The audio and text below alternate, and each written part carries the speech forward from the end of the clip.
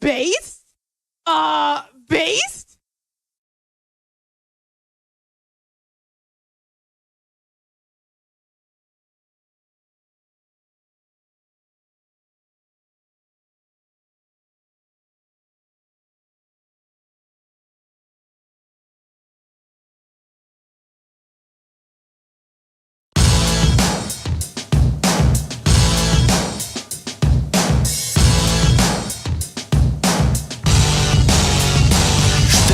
George Washington, but it's the general to you. Or you could call me President 1, not 3 or 2. And you probably heard a lot of silly stories about me, but let me lay it down how raw I really used to be. I got a hemp operation back at the plantation, selling the stickiest shit around the new nation. So come run and find me if you wanna get high, cause honestly I got the bombest, I cannot tell a lie.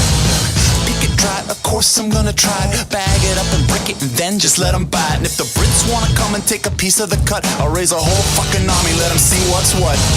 The king's like, yo, I gotta get paid. I'm like, tough titty, cause y'all's a whole ocean away. And you can try to send some ships to come and make me pay up, but that's an awful long way just to suck these nuts.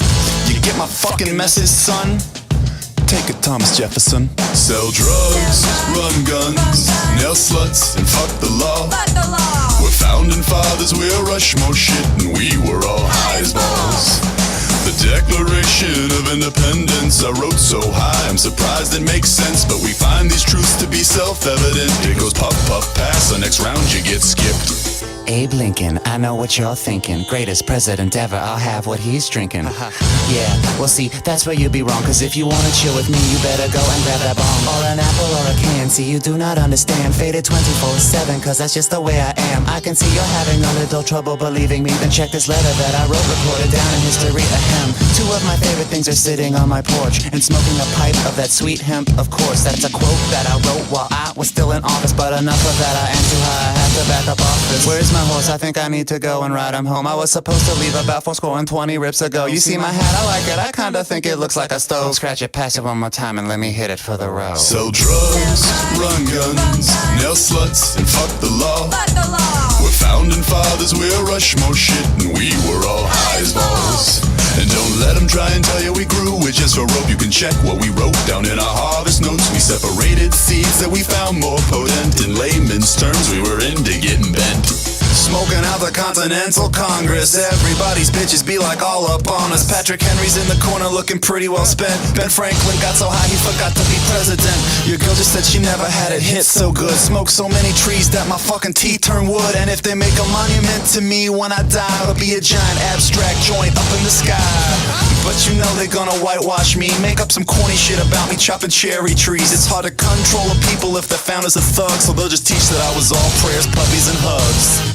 But that just ain't the way it was. We set this whole place up with a hell of a buzz. So next time they try and tell you that this stuff is wrong, look at a dollar, light a blunt, fucking sing my song. Sell drugs, run guns, nail sluts, and fuck the law. We're founding fathers, we're Rushmore shit, and we were all high as balls.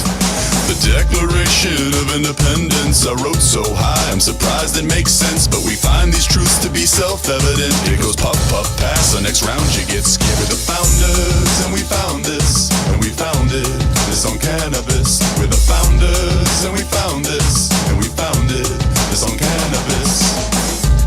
Mount Rushmore crew, stone monument to some monumental stoners. G. Washington, T. Jefferson, and A. Lincoln. And fuck that other guy.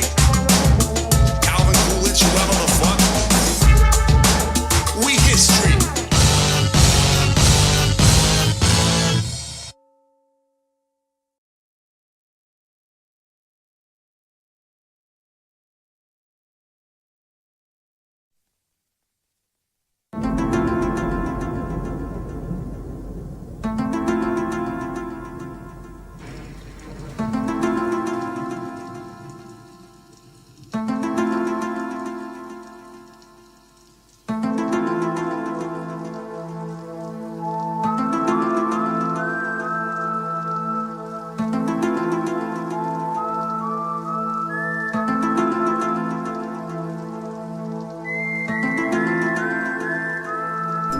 Suspicious.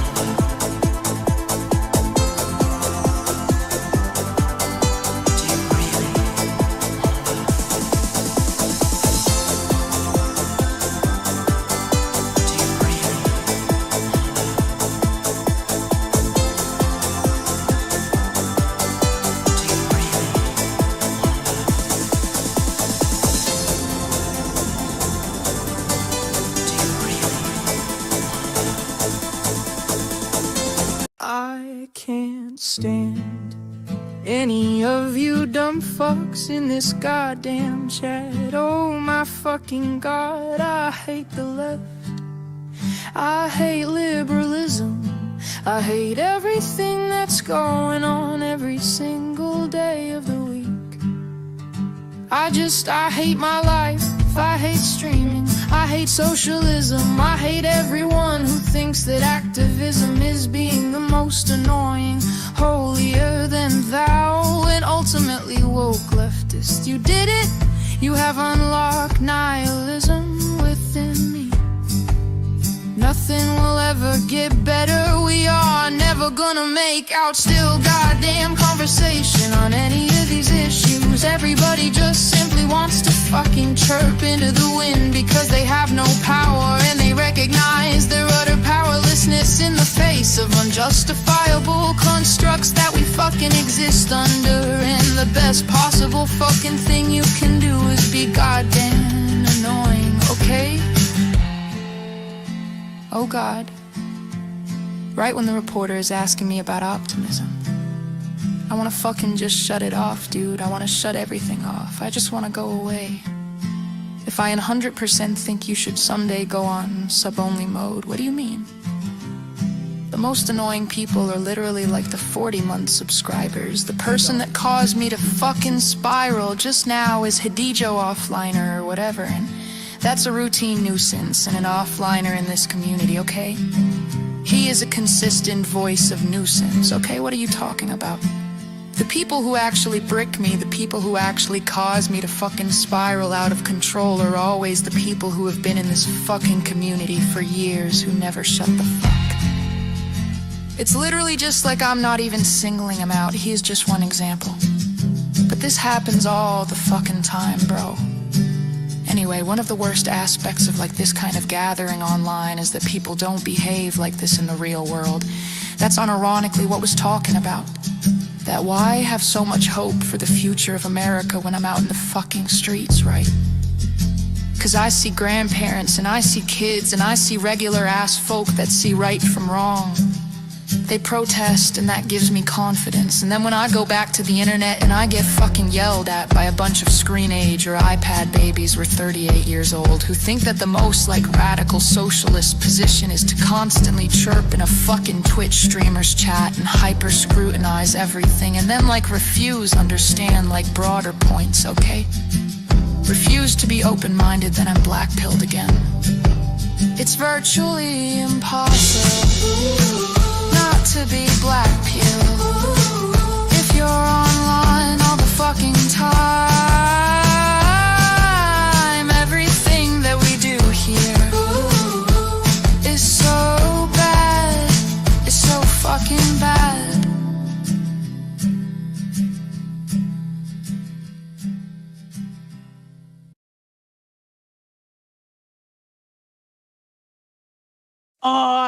Based? Based?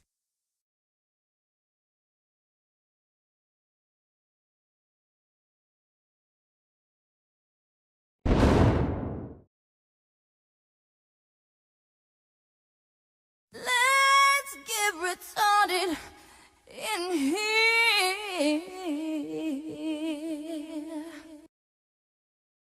Whoa. You guys, I said Undertale. We only have one, we have the finale of that. We do. It's true, but I don't know, might take a break from the usual schedule this week. I've just been distracted. I'm scared. After I just did a stream to show C-SPAN to show why you shouldn't be scared of politics, something fucking terrifying has happened. If you are a US citizen, please be on alert and let me explain why. This is one of those Canadian papers, not our evil American slop. So, you know what this is? This is Albertans, Ottawa. Let me see if I can get what the deal is here. You see, in Alberta, they don't think that Ottawa appreciates them enough, so they want to succeed from the Union of Canada or something.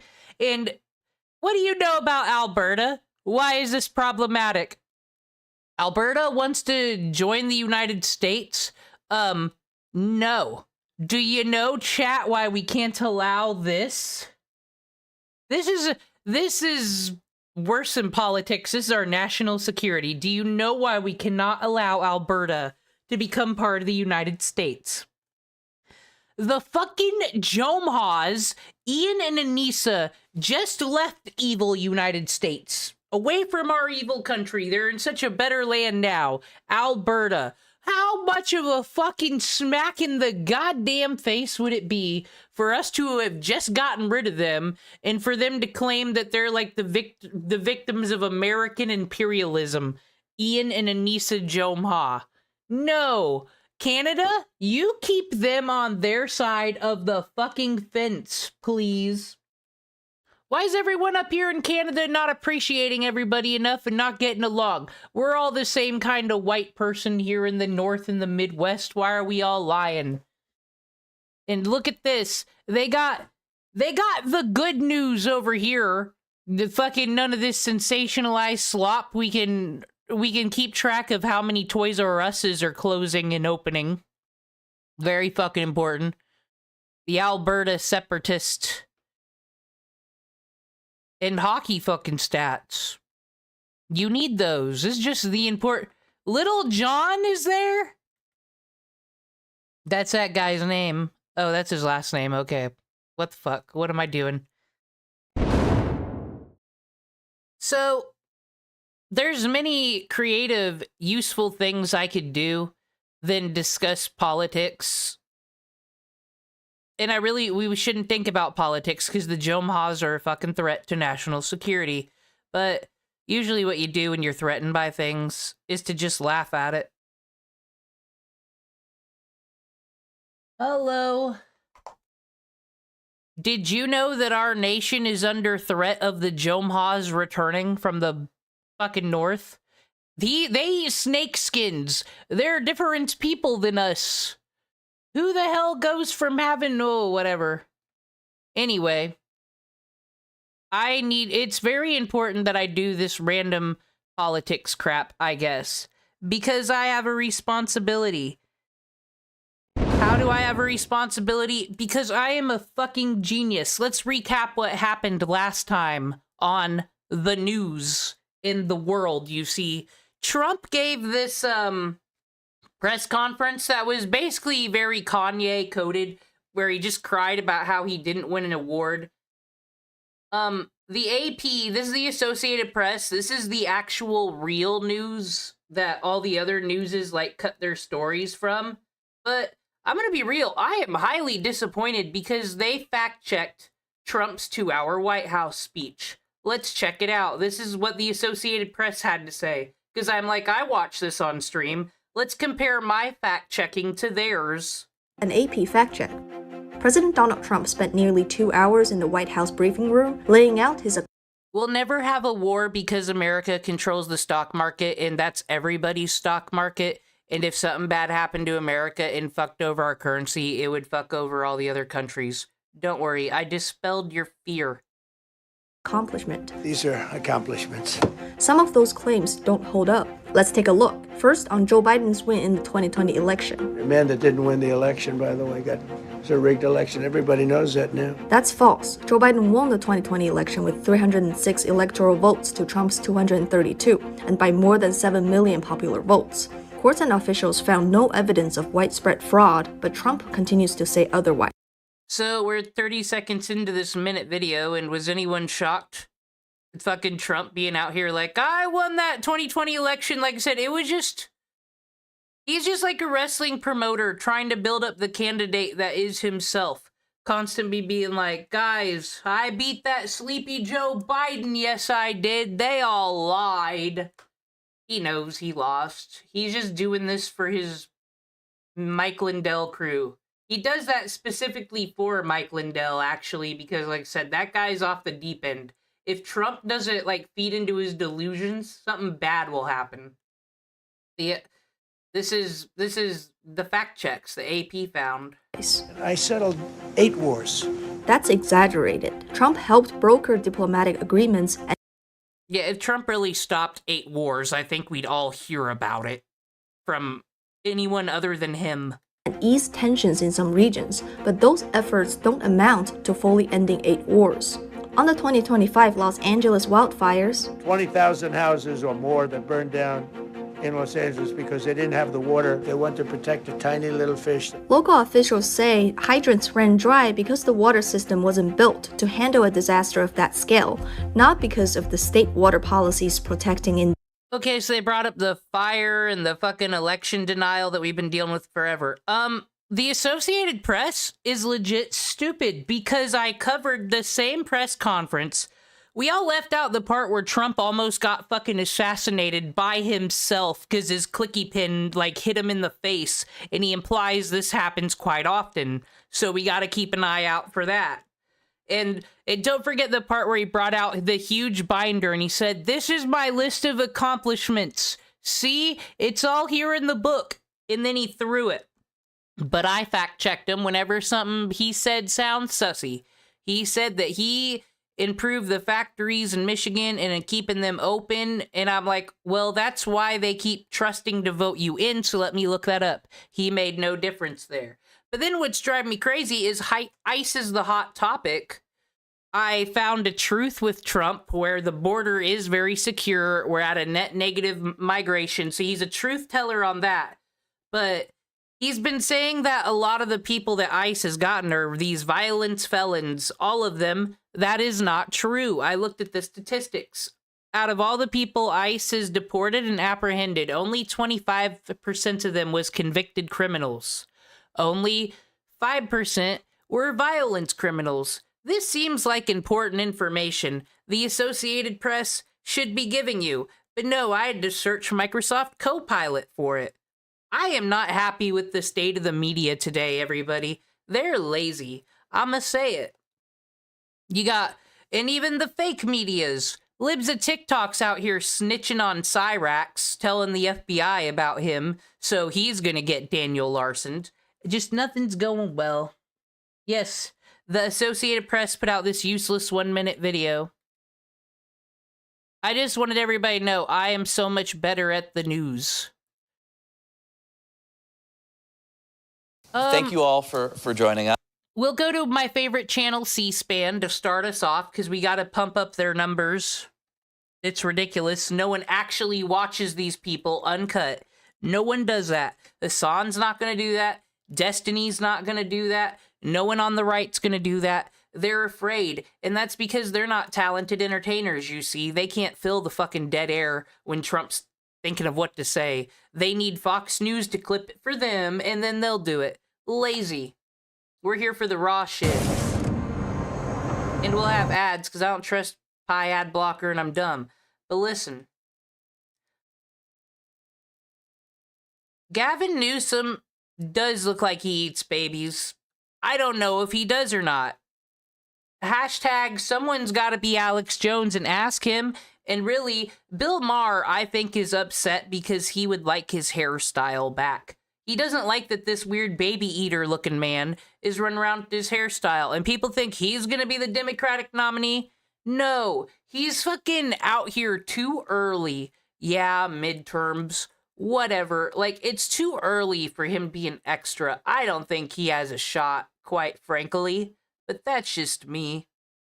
But, you know, he's got this rivalry with Trump. But as we learned from the press conference during the, you know, me watching my favorite lolcow, Donald Trump, Trump said, "Gavin, when I was president last time, he was my friend and governor of California. But this time, he's not my friend. I don't know what I did." Sad, guys, sad. So maybe Gavin Newsom will tell us what's up with his relationship with Trump here. All for joining us. And I actually wanted to start. You tweeted last, or posted last night. All right. That this was the tweets. The conversation. And yes, thank you for joining us, Governor. And thank you so much for the web. How are you all not fucking terrified by him? I'm sorry. I'm scared. Fucking make this proper, please. for hosting this. This is the conversation that Donald Trump tried to cancel. Don't miss it, 11:30 Pacific. Thank you to our Pacific time viewers. In fact, this is a different conversation in the West's defense. It was the privately run USA House, which is endorsed by the State Department. Well, I wonder, the government owns C-SPAN, right? Like, so someone's getting paid every time these cameras gotta go to something in all these conferences and all these interviews. Has anyone ever thought maybe people try to cancel shit to save the fucking media budget?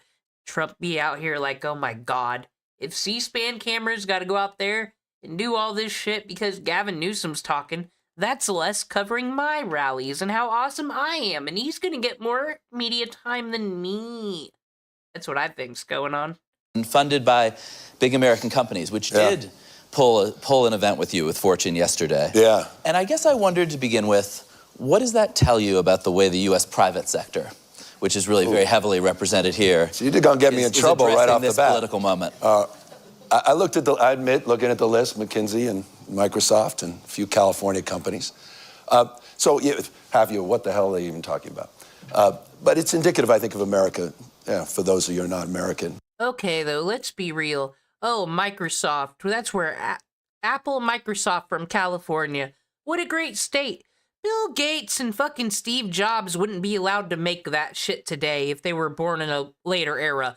They'd be like, oh my god, you are not zoned to build this thing in your garage and your carbon footprint, and this is like fucking, so I don't know if that's a bragging point. It gives you a sense of what we're up against and what's happening across my country and what happened here in Davos. I was going to speak last night. It was a well-established event at the USA House, simple conversation, discussion.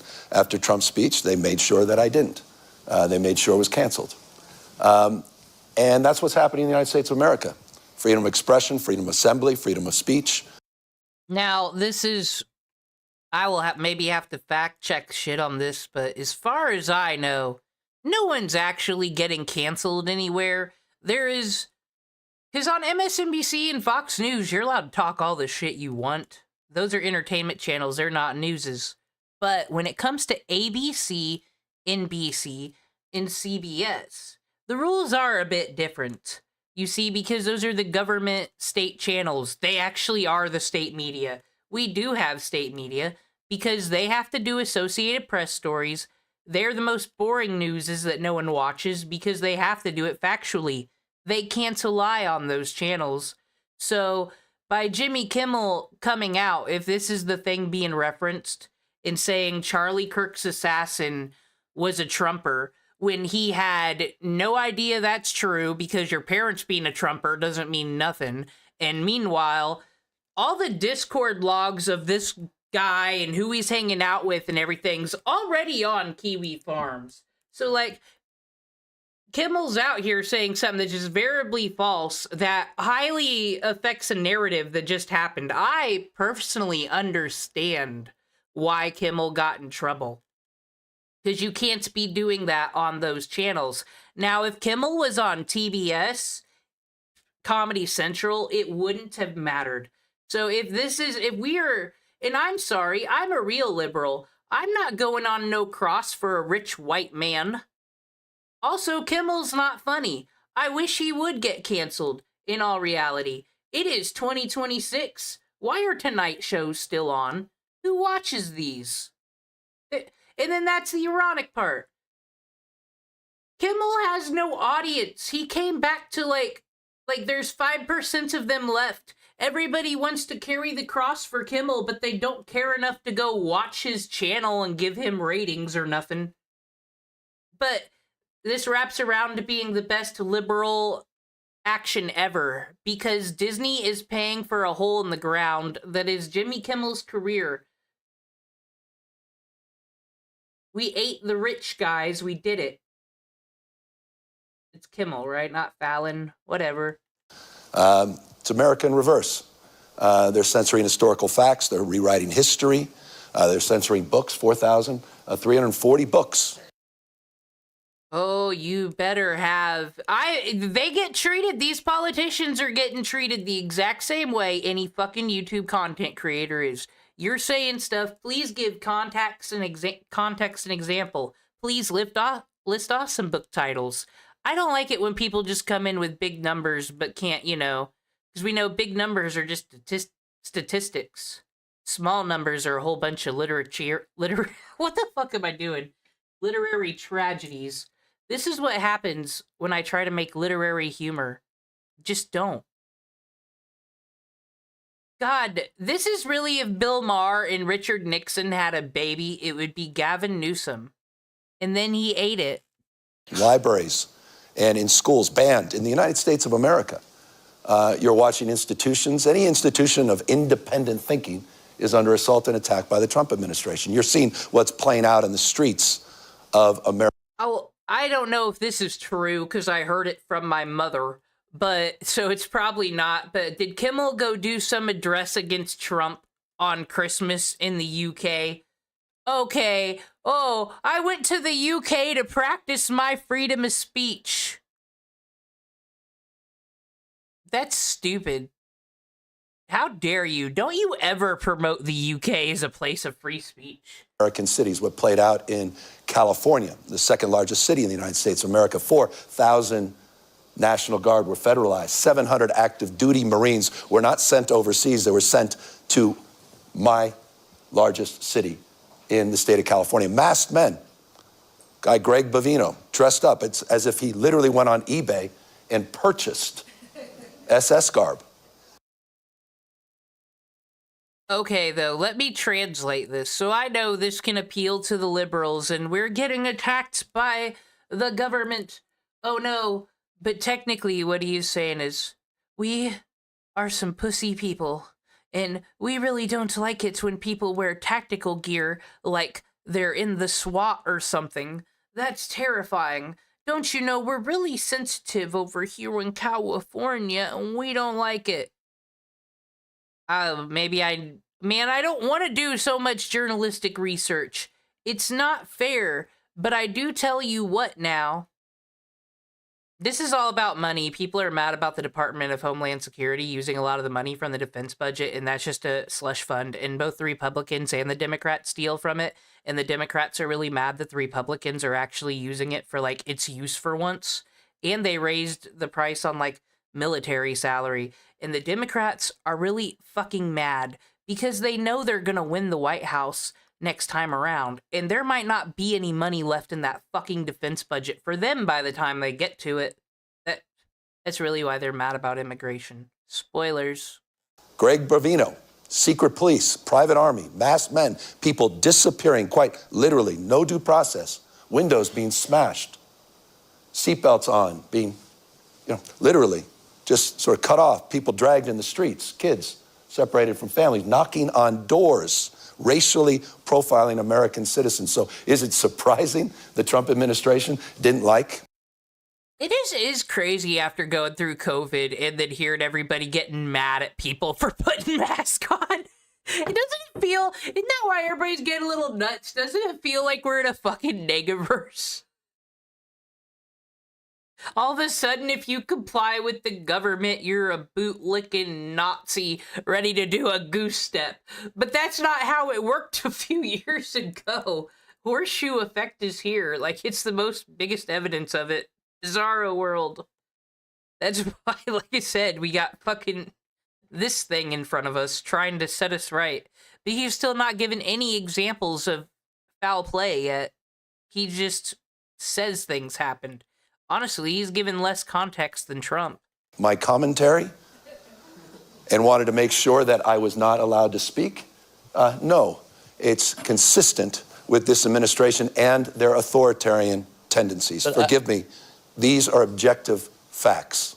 But I would say this was not, just to be clear, this was a private enterprise endorsed by the State Department, but... See, this has been my issue with the Democrats, is why aren't we making, I do need more context, because by your clarification here, every time the FBI, arrest, the FBI or the DEA arrest somebody who's, trafficking drugs or prostitutes across state lines, that would technically be an authoritarian regime, by the way you put it down. You need the fucking federal government I don't know, hold everyone's hand to do something. And that's not how it works most of the time. These are a lot of decisions are being made by private companies right now. This is, this is a capital. This is probably the... Also, all those places the National Guard went to, out of all of them, these huge metro cities, like 120 people got arrested. Most of them probably got thrown in drunk or you're crazy tanks or got sent to behavioral health and were out in 2 days. So really, yeah, if I were a Democrat, I'd be mad about the defense budget getting wasted for all this shit too.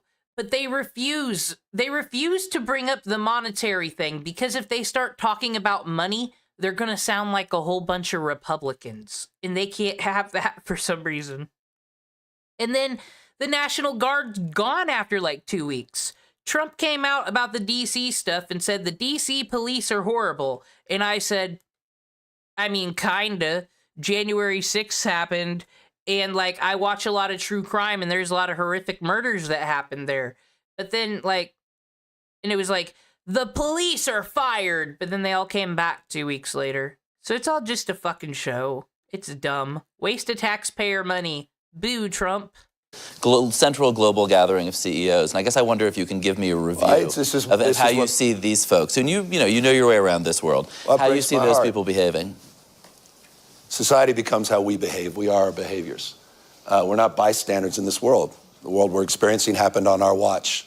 If you're an influenced little fucking sheep, actually, Gavin Newsom thinks you're dumb, people. So, in the relationship to your question, yeah, they're complicit in some respects to this moment. You know, and forgive me, you brought up a tweet, but part of...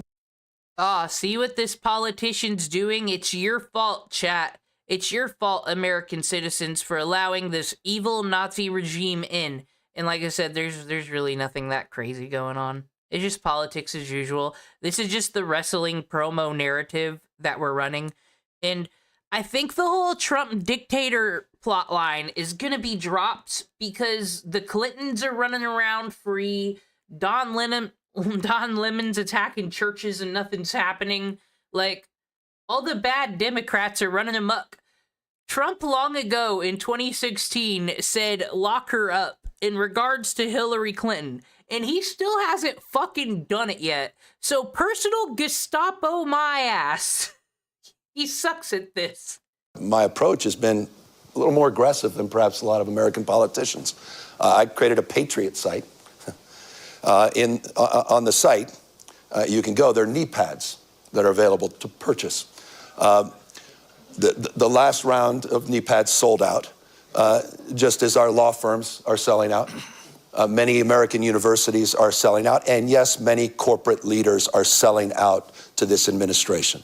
Selling out our values, selling out our future. Selling out what makes America great. And it breaks my heart. And people need to stand up.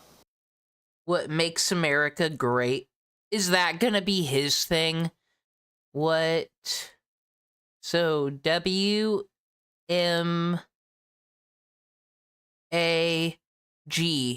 No, that's stupid. Please, guys, not this one. He's being a real Hassan Piker. Let's just steal all the right wing's fear-mongering fucking tactics. I'm sorry. It's like Coke and fucking Pepsi. So the Republicans got a fear-monger for the last goddamn 4 years about the immigrants are gonna burn your village down. And the evil radicals, and they kind of made their own fucking enemy, really. Because now the left thinks they're stupid, and now they're being a whole bunch of smug assholes, and now it's their turn to fucking fearmonger. Everything's Hitler and the SS all the time. Is it because the right is out of money? Because here's the problem. Here on the left, people are not financially responsible. The only thing you can do here is doom scroll and watch and get big corpos advertising dollars. Because let's be real, unlike the Alex Jones audience, you all ain't gonna buy a tactical bath. You don't really believe in the end of the world that much, do you? If you all did, you'd have bomb shelters. Why does everybody want to spend all this money to flee the country? Just build a bomb shelter. And then bury it. They won't find you. People need to, courage of their damn convictions. We're the 250th anniversary the United States of America this year. It's a 250th anniversary. The best of the Roman Republic, Greek democracy, co-equal branches of government, the rule of law, popular sovereignty. Tell me that that reflects the America you read about today. There's no rule of law. It's the rule of dawn. I hope it's... What? He is not... Okay, like I said, politician talk. I can read it. Gavin Newsom's talk isn't even good. It is fucking cold reading, praising to the choir. He has not given context for any of his claims. He is just using buzzwords. That means this politician has really got nothing going on. He's being a real, what Papa Gut accused Caleb Hammer of being. He's being a real people pleaser. He just wants everybody to like him on the left. But you shouldn't let a Californian into the White House, period, point blank, anyway. They're all self-centered people. We know this. Hope for Europeans, it's dawning on you. It's not the rule of law. You don't have co-equal branches of government. You have a supine Congress. You don't have a Speaker of the House. It doesn't exist. Popular sovereignty being challenged every single day by voter suppression, trying to rig elections. I mean, heck, Donald Trump tried to steal the election, the last election, tried to light democracy on fire, and then pardoned everyone that participated in that. Is anyone paying attention to what the hell is going on in the United States of America? So my state of mind is a little different, perhaps, than many others. I won't be complicit at this moment. I won't. I can't. I can't look my kids in the eyes. And so I'm just blessed that I get to represent a state that's larger than the size of 21 U.S. states combined, where 27% of us are... This is the World Economic Forum. This is just Gavin Newsom on the Trump administration, but that was a whole bunch of nothing. It's fucking Donald Trump. He's a liar. There are so many things to attack him for. Why did he do like a fucking... Like, this is bad, really. This is the problem. This is why they fearmonger and why the media sucks. Because all the candidates suck. They do. On the left and the right. No one has charisma anymore. They need some actual fucking actors. I actually think a good California representative would be Fran Dresser. Like, Ronald Reagan this up, because she got AI the fuck out of Hollywood. So maybe she could actually have some AI change here in the government. South Korea passed some laws. They're the first government to put, like, actual laws on the books about this fucking AI shit. Because they don't want dumb fucks in their country. I approve. Foreign-born, we practice pluralism. That's a word you haven't heard in America in a year. Where we dominate in every critical category in terms of energy and daring and entrepreneurialism and innovation. Look, give me a category. In California, outperforms, fourth largest economy in the world. And so we can punch above our weight. We can come here with formal authority and a little moral authority. I also think it was a real genius move for Gretchen Whitmer to go on Financial Audit. Like, she's a politician, so she's probably a liar too, but I am very suspicious about that ballet lobbyist money. And the Special Olympics, quite frankly. But she is given more in-depth information than any of these other states have, and then that's something she can use if she runs. Like, I went on a YouTuber thing. You guys wouldn't, because you'd get fucking canceled, probably. What pussies. Also, if it snowed, Gavin, you'd cry. I'm Whitmer 2028 up in this bitch. And I tell you, we need a little moral authority in our body politic in the United States of America today. Governor, how do you balance... Good morning, everybody. Sorry. I figured we would...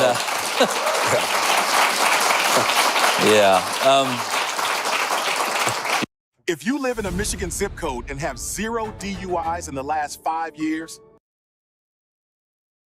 I don't. So, I don't like that Gavin Newsom. But a thing happened. That's how I introduced the news. Now, and it's definitely on the top 10 despairs. So, in real life, this is the problem with the media fucking ruining politics and making everything 50-50 and black and white, is all the public fights, and everybody's got a different echo chamber and a different news source, and it's just bad all around. Here's an example of it. So his move should have been to go like this if he was really afraid. Your job as a police officer is to de-escalate. A split second. No, he had, no. Yes. No. Yes. She was not, I'm not gonna argue with you. You're arguing right now.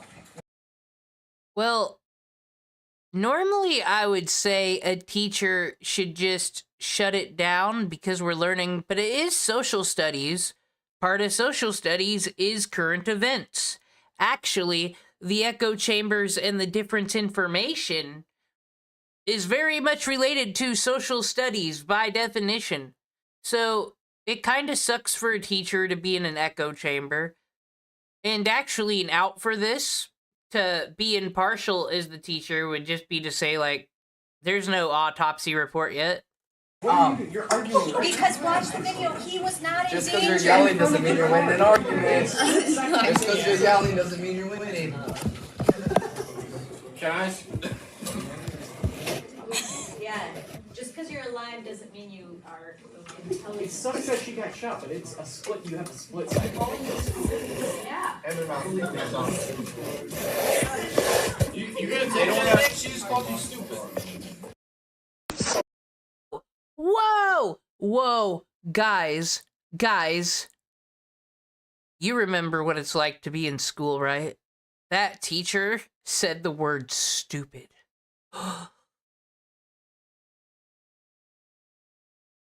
Savagery. Is a thing happening right now? Is DJT live? Did you guys know that he just records himself doing his stand-up on the plane as well? Said, there's a wealth of user content on that gosh dang C-SPAN. Ooh, like I said, I'm sorry, I got the ADD. But let's do old C-SPAN to get us in the mood for the new stuff. You guys want to see what used to go down at Congress in 1991? This is a drama. Professor, do you swear to tell the whole truth and nothing but the truth, so help you God? I do. Thank you. Professor Hill, please make whatever statement you would wish to make to the committee.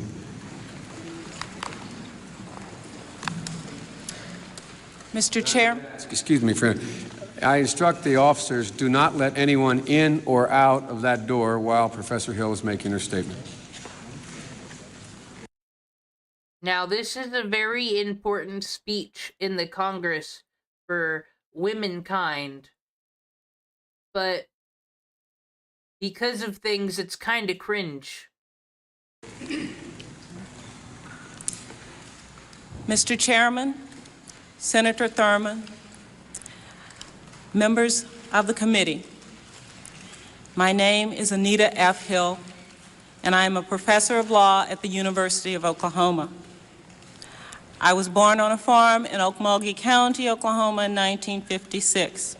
I am the youngest of 13 children. I had my early education in Okmulgee County. My father, Albert Hill, is a farmer in that area. My mother's name is Irma Hill. She is also a farmer and a housewife. My childhood was one of a lot of hard work and not much money, but it was one of solid family affection as represented by my parents. Now, this is how testimony usually works. Nick Shirley and the cool influencers they bring in don't get time, but we need the backstory. They didn't have YouTube videos. They didn't have no Twitter in 1991. You had to sell yourself to make change in this White House. It doesn't matter if it's old or new, it's C-SPAN. It's the true drama, unfiltered, unedited. I was reared in a religious atmosphere in the Baptist faith, and I have been a member of the Antioch Baptist Church in Tulsa, Oklahoma since 1983. It is a very warm part of my life at the present time. For my undergraduate work, I went to Oklahoma State University and graduated from there in 1977. I am attaching to this statement a copy of my resume for further details of my education. Thank you. I graduated from the university with academic honors and proceeded to the Yale Law School, where I received my JD degree in 1980. Upon graduation from law school, I became a practicing lawyer with the Washington, D.C. firm of Wald, Harkrader, and Ross.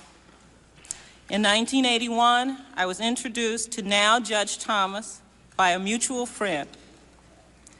Judge Thomas told me that he was anticipating a political appointment, and he asked if I would be interested in working with him. He was, in fact, appointed as Assistant Secretary of Education for Civil Rights. After he had taken that post, he asked if I would become his assistant, and I accepted that position.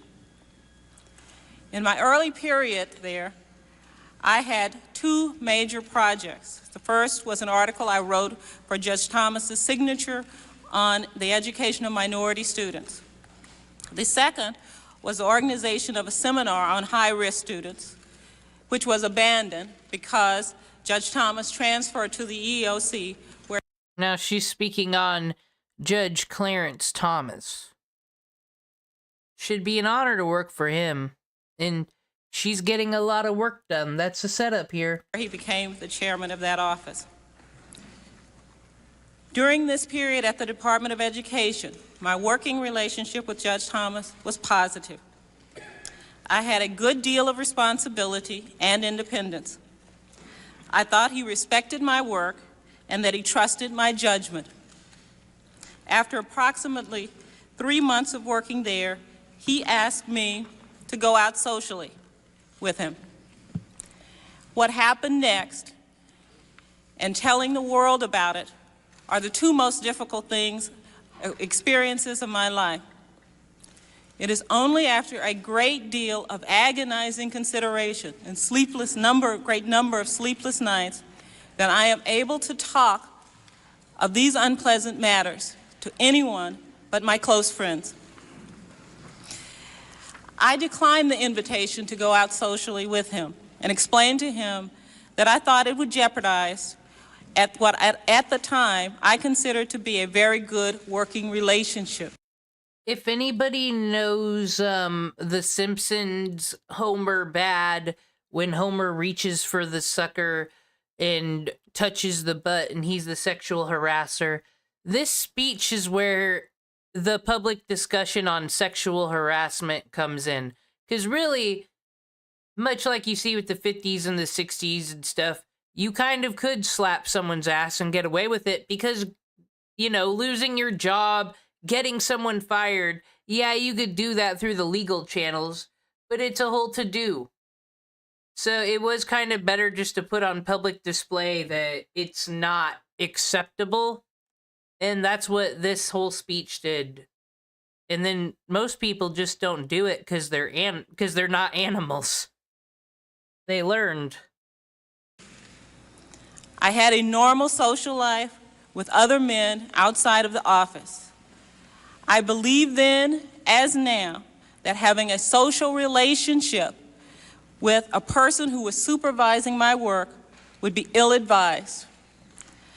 I was very uncomfortable with the idea and told him so. I thought that by saying no and explaining my reasons, my employer would abandon his social suggestions. However, to my regret, in the following few weeks, he continued to ask me out on several occasions. He pressed me to justify my reasons for saying no to him. These incidents took place in his office or mine. They were in the form of private conversations which would not have been overheard by anyone else. My working relationship became even more strained when Judge Thomas began to use work situations to discuss sex. On these occasions, he would call me into his office for reports on education issues and projects, or he might suggest that because of the time pressures of his schedule, we go to lunch to a government cafeteria. After a brief discussion of work, he would turn the conversation to a discussion of sexual matters. His conversations were very vivid. He spoke about acts that... Now, Here we go.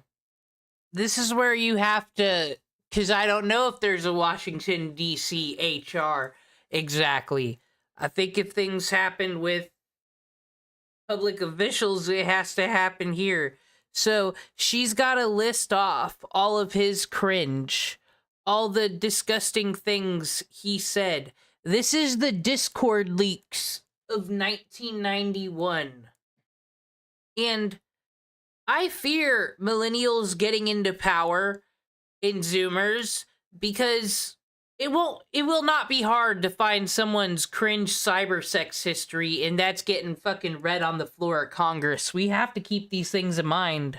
It's seen in pornographic films involving such matters as women having sex with animals and films showing group sex or rape scenes. Clarence Thomas is literally the Discord groomer with the weird shit. That is the accusations being made here on the floor. He talked about pornographic materials depicting individuals with large penises or large breasts involved in various sex acts. On several occasions, Thomas told me graphically of his own sexual prowess. Because I was extremely uncomfortable talking about sex with him at all, and particularly in such a graphic way, I told him that I did not want to talk about these subjects. I would also try to change the subject to education matters or to non-sexual personal matters, such as his background or his beliefs. My efforts to change... See, this sucks. She really... Everybody nowadays would be like, oh, you need to do something. You need to signal boost this on Twitter and get a lawyer and start a GoFundMe. She just wanted it to stop and go away. And this guy is a politician, so I do not understand what the fuck. The subject were rarely successful.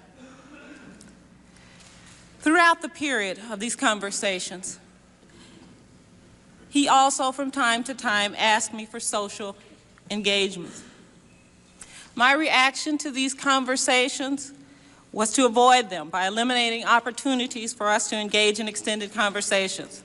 This was difficult because, at the time, I was his only assistant at the Office of Education, or Office for Civil Rights. During the latter part of my time at the Department of Education, the social pressures and any conversation of his offensive behavior ended. I began both to believe and hope that our working relationship could be a proper, cordial, and professional one. When Judge Thomas was made chair of the EEOC, I needed to face the question of whether to go with him. I was asked to do so, and I did. The work itself was interesting, and at that time it appeared that the sexual overtures which had so troubled me had ended.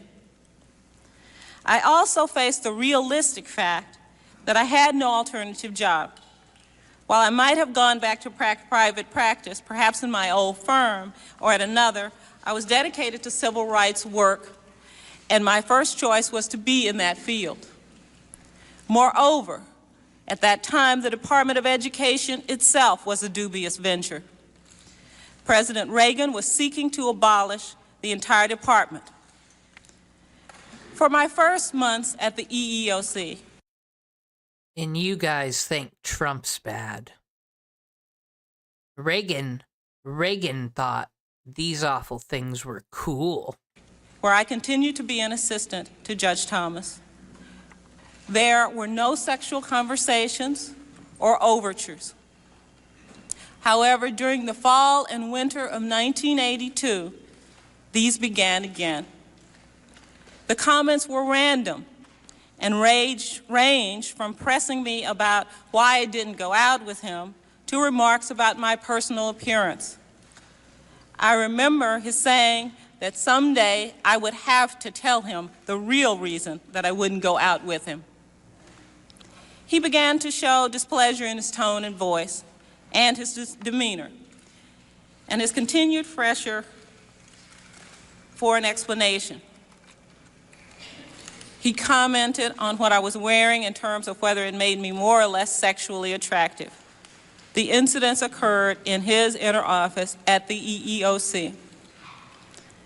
One of the oddest episodes I remember was an occasion in which Thomas was drinking a Coke in his office.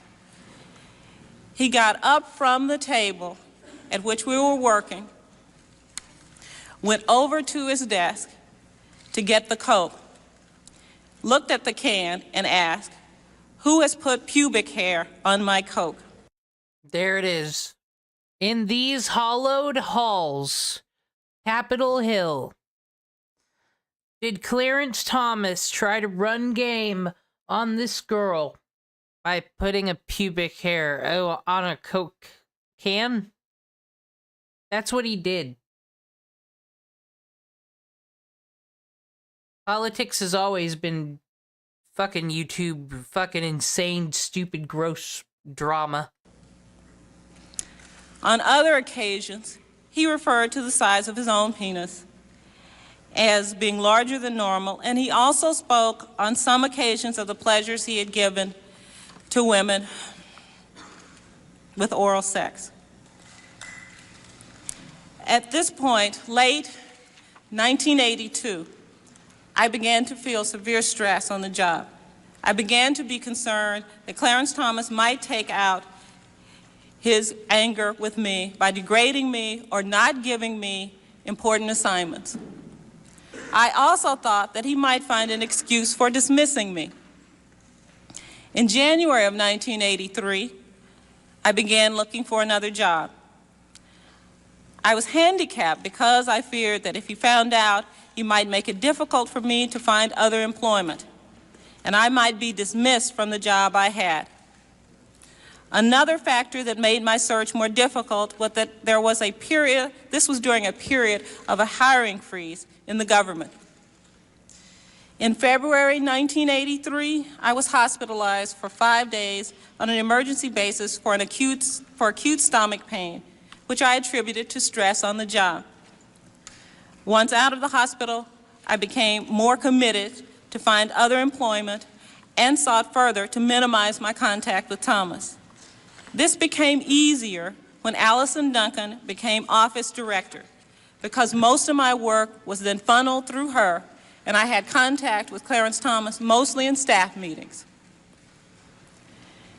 In the spring of 1983, an opportunity to teach at Oral Roberts University opened up.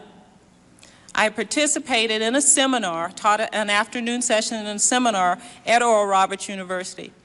The dean of the university saw me teaching and inquired as to whether I would be interested in pursuing a career in teaching, beginning at Oral Roberts University. I agreed to take the job, in large part because of my desire to escape the pressures I felt at the This is gonna be fucking Denham's when she fights that case against Ethan Klein and the lawyers have fired her because she's dumb and won't listen and won't settle and fucking not knock it off. She can be like,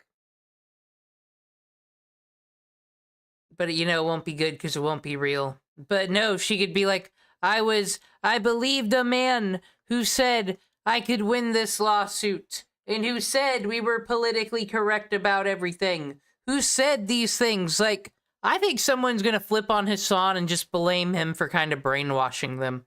I could see one of them doing that in the orbit. EEOC, due to Judge Thomas. When I informed him that I was leaving in July, I recall that his response was that now I would no longer have an excuse for not going out with him. I told him that I still preferred not to do so. At some time after that meeting, he asked if he could take me to dinner at the end of the term. When I declined, he assured me that the dinner was a professional courtesy only and not a social invitation. I reluctantly agreed to accept that invitation, but only if it was at the very end of a working day. On, as I recall, the last day of my employment at the EEOC in the summer of 1983, I did have dinner with Clarence Thomas. We went directly from work to a restaurant near the office. We talked about the work I had done, both at education and at the EEOC. He told me that he was pleased with all of it, except for an article and speech that I had done for him while we were at the Office for Civil Rights. Finally, he made a comment that I will vividly remember.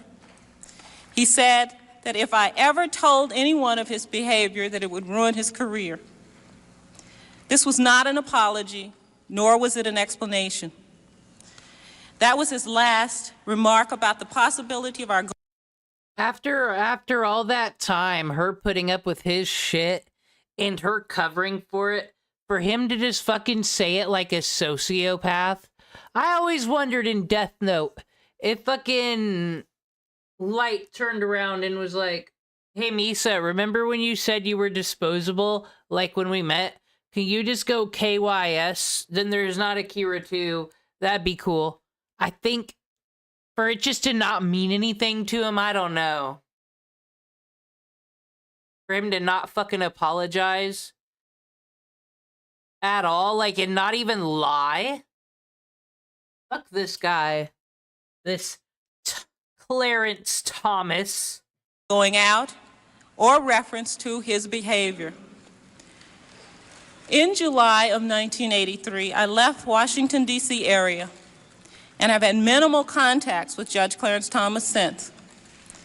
I am, of course, aware from the press that some questions have been raised about conversations I had with Judge Clarence Thomas after I left the EEOC.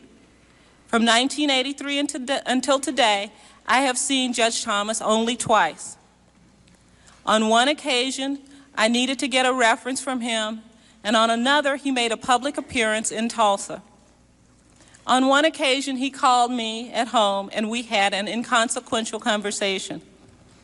On one occasion, he called me without reaching me, and I returned the call without reaching him, and nothing came of it. I have, on at least 3 occasions, been asked to act as a conduit to him for others. I knew his secretary, Diane Holt. We had worked together at both EEOC and education. There were occasions in which I spoke to her, and on some of these occasions, undoubtedly, I passed on some casual comment to then Chairman Thomas. There were a series of calls in the first 3 months of 1985, occasioned by a group in Tulsa, which wished to have a civil rights conference. They wanted Judge Thomas to be the speaker and enlisted my assistance for this purpose. I did call in January and February to no effect, and finally suggested to the person directly involved, Susan Cahall, that she put... And this is before the Monica Lewinsky stuff, so there'd be sexual harassment all over this 90s White House, quite frankly. That she put the matter into her own hands and called directly. She did so in March of 1985. In connection with that March invitation, Ms. Cahall wanted conference materials for the seminar, and some research was needed. I was asked to try to get the information and did attempt to do so. There was another call about another possible conference in July of 1985. In August of 1987, I was in Washington, D.C., and I did call Diane Holt. In the course of this conversation, she asked me how long I was going to be in town, and I told her. It is recorded in the message as August 15th. It was, in fact, August 20th. She told me about Judge Thomas's marriage, and I did say, congratulate him. It is only after a great deal of agonizing consideration that I am able to talk of these unpleasant matters to anyone except my closest friends. As I've said before, these last few days have been very trying and very hard for me. And it hasn't just been the last few days this week. It has actually been over a month now that I have been under the strain of this issue. And remember, a pubic hair on a Coke can is really the domino that got us here. Telling the world is the most difficult experience of my life, but it is very close to having to live through the experience that occasioned this meeting. I may have used poor judgment early on in my relationship with this issue. I was aware, however, that telling at any point in my career could adversely affect my future career. And I did not want early on to burn all the bridges to the EEOC. As I said, I may have used poor judgment. Perhaps I should have taken angry or even militant steps, both when I was in the agency or after I left it. But I must confess to the world that the course that I took seemed the better as well as the easier approach. I declined any comment to newspapers, but later when Senate staff asked me about these matters, I felt I had a duty to report. I have no personal vendetta against Clarence Thomas. I seek only to provide the committee with information which it may regard as relevant. It would have been more comfortable to remain silent. It took no initiative to inform anyone. I took no initiative to inform anyone. But when I was asked by a representative of this committee to report my experience, I felt that I had to tell the truth. I could not keep silent.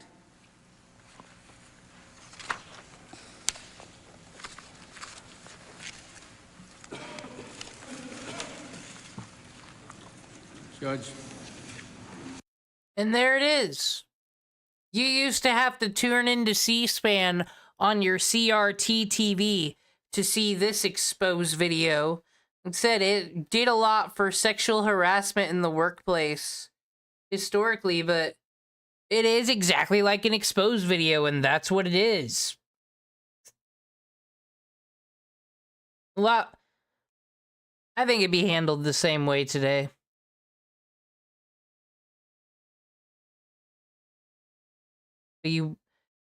We gotta watch a modern day drama, though, to balance that out. Because, reminder, our country's under threat. The Jomhas are in Alberta, and Alberta wants to secede from Canada or something so it can be part of the United States, which would bring the Jomhas back. We don't want that. That's awful.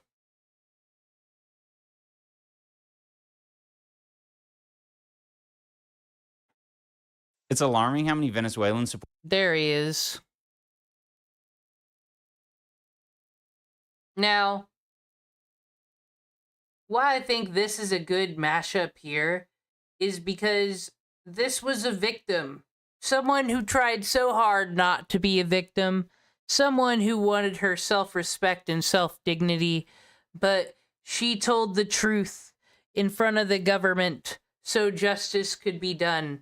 Now, Anissa knows a lot of things about a lot of victims because she herself is one quite often, and everyone in America is one. So I want to see if there's any dramatic speeches here. Soon we'll be telling the whole stadium how off Liberty Mutual.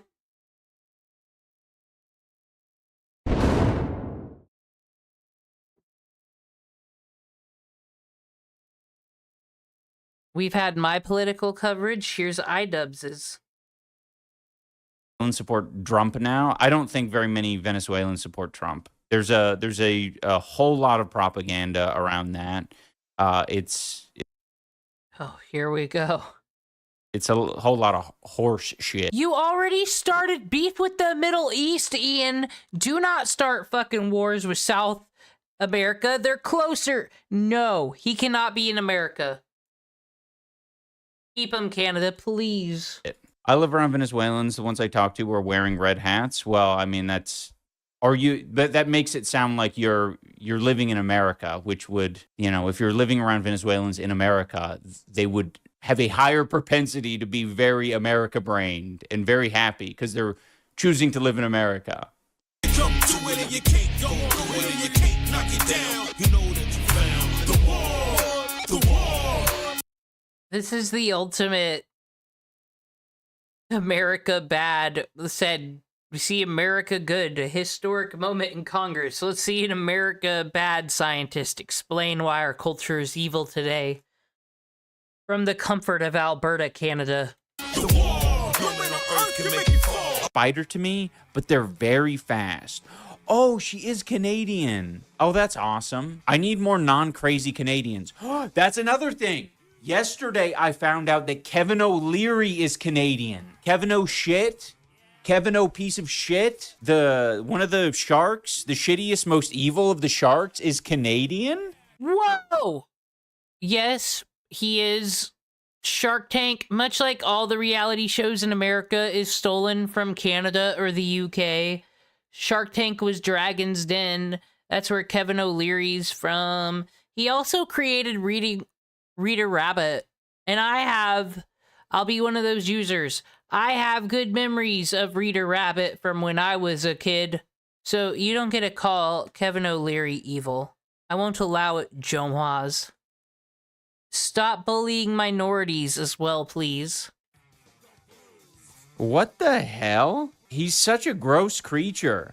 And then he's like, I caught the acting bug. I really want to be tailless whip scorpion. You're absolutely right, Pineapple. Vaguely have heard that name before. Oh, okay. We got a spider-obsessed fellow here. You will know. He's Canadian. I feel like a lot of people who are obsessed with spiders and reptiles are Canadian, to be honest. That's the path you take as a Canadian, is you either become the most obnoxious, conservative American grifter, or you collect spiders and reptiles. Less wronger is more better. It turns out cranberries are grown right here in Nova Scotia, and I serendipitously happened to befriend someone who just happened to have it. I would have guessed cranberries would be grown in like a much more equatorial region. Strange. So you think I could have a cranberry bog in Edmonton? Oh my gosh, IDubbbz is resorting to making a cranberry bog for money. Oh man, he must be desperate.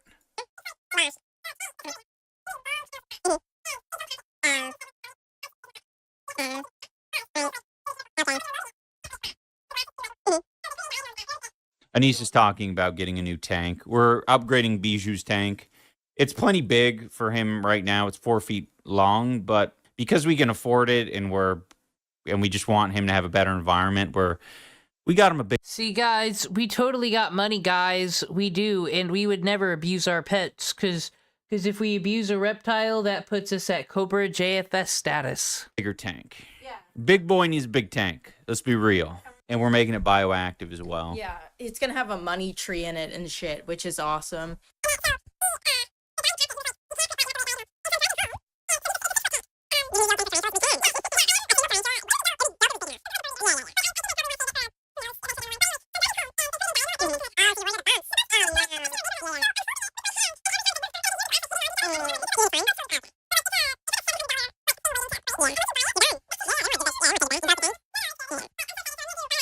Okay, you're doing that. You're doing bioactive for Bijou. We've come up with our own new scheme. Shut the fuck up. Capitalism scheme. Oh no. We're making a cranberry bog. No. Yeah. No.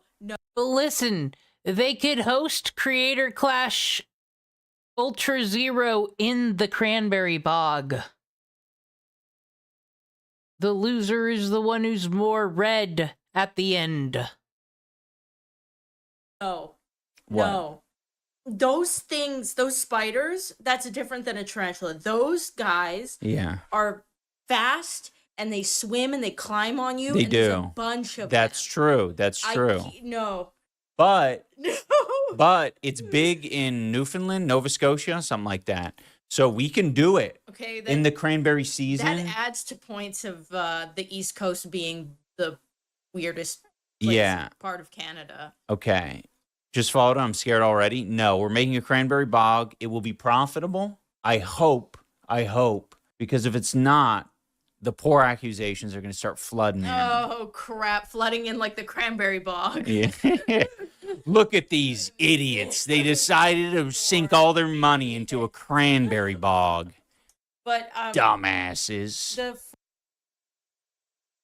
Don't freaking be too jealous. I'm a Big Al VIP now. Oh, nice. A VIP. It's on my keys. Dude, I didn't know they gave that out. Woo! What era are we in? Big Al VIP, baby. Damn. Yeah.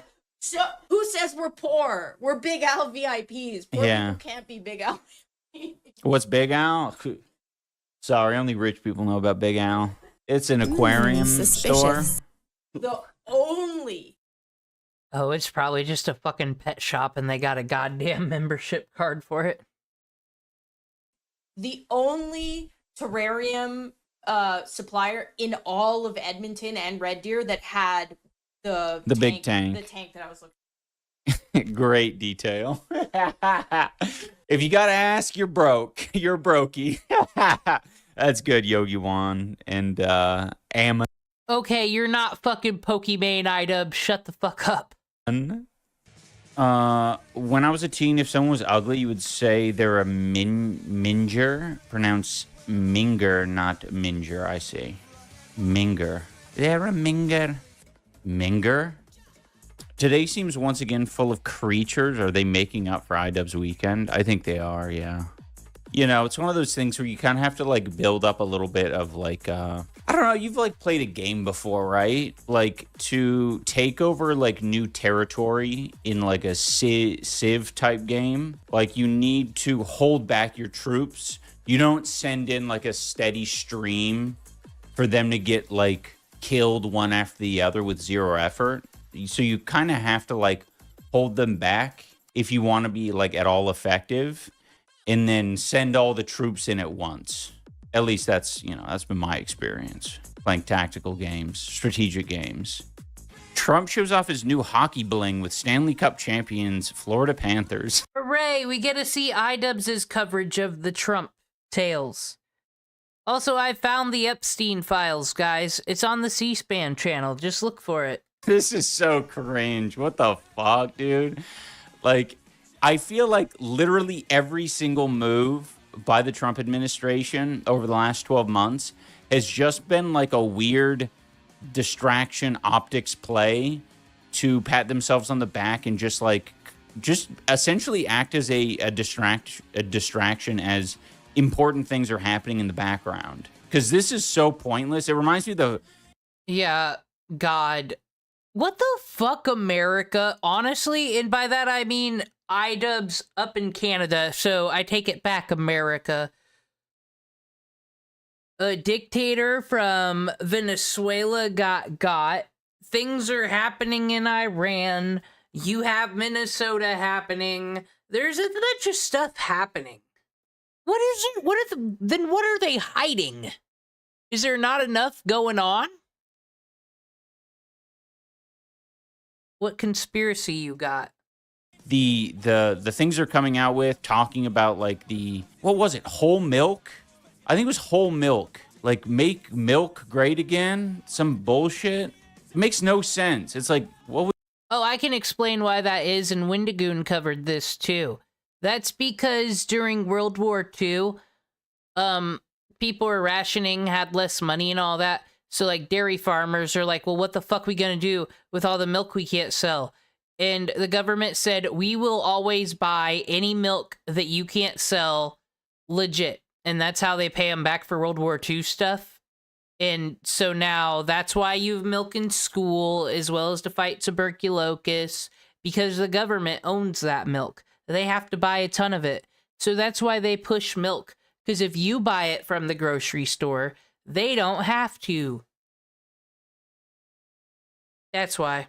Was milk woke? I have no idea what even... I know that there are a lot of weird eco-fascists, granola moms and shit, who are like, oh yeah, I want unpasteurized milk. I don't think that's what they were talking about, though.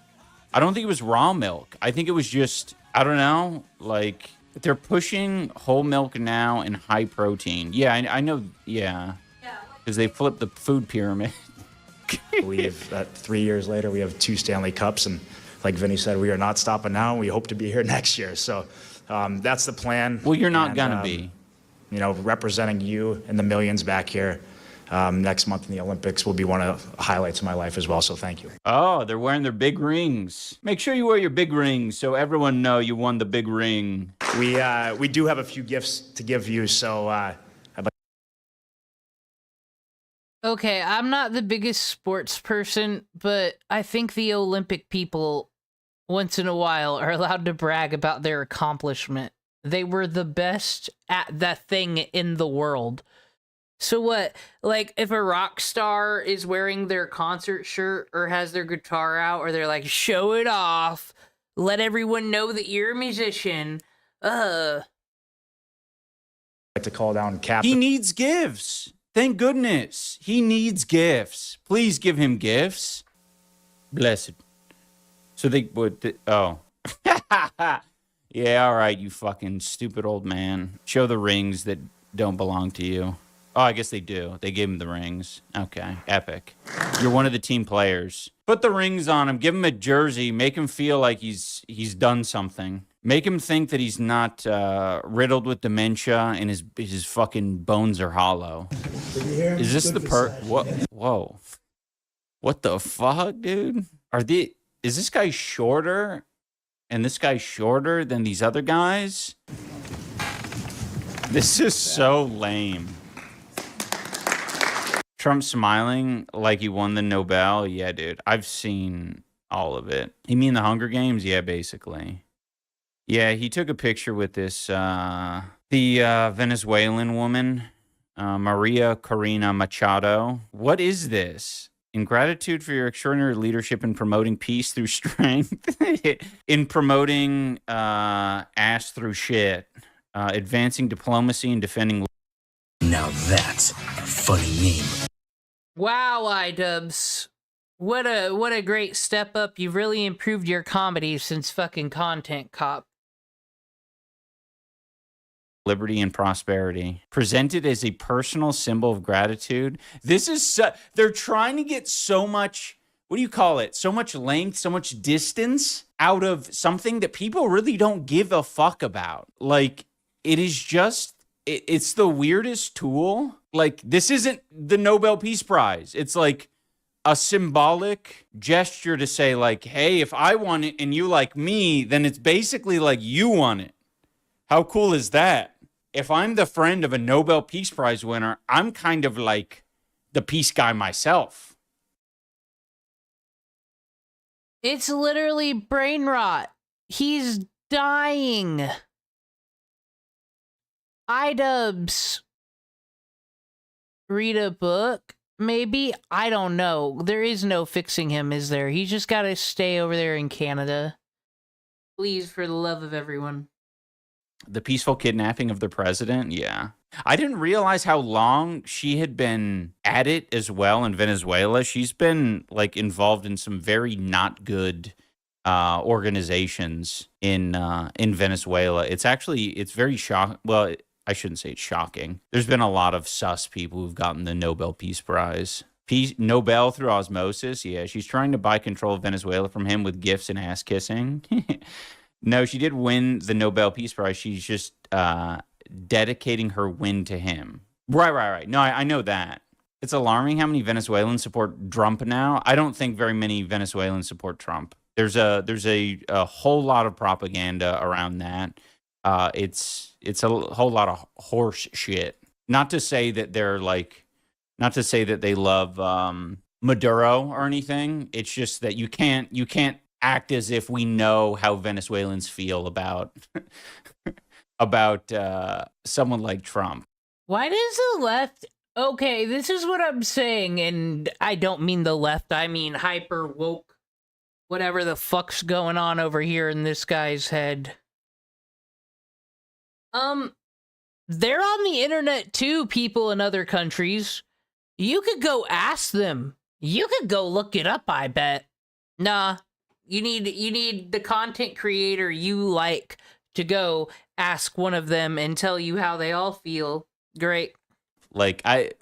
Just imagine the inverse and I think you can put the pieces together. Like if any of this shit was happening to us in our country. I live around Venezuelans. The ones I talk to are wearing red hats. Well, I mean, that makes it sound like you're living in America, which would, if you're living around Venezuelans in America, they would have a higher propensity to be very America-brained and very happy because they're choosing to live in America.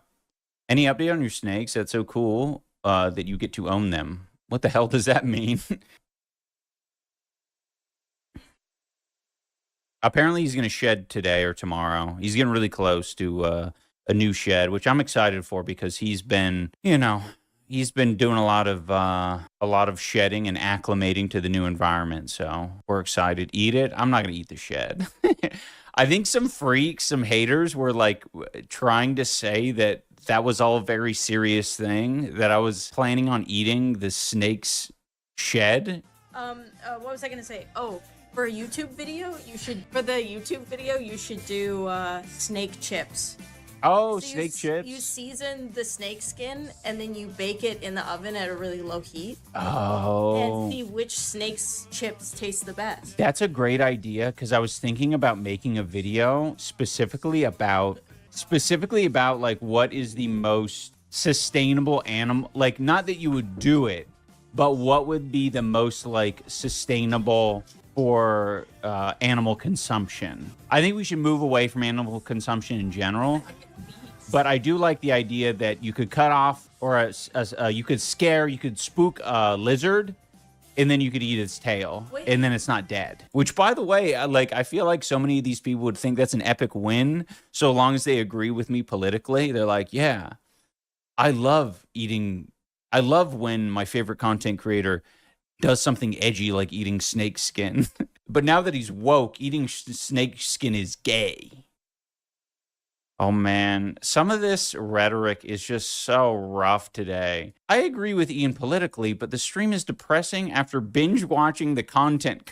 Well, I was watching some C-SPAN and then I watched a historic Congress speech from Anita Hill about the sexual harassment. It was a YouTube expose video on Clarence Thomas. So I already compared myself to AP, and I'm the best journalist ever, but I have to check to make sure iDubbbz is up to snuff.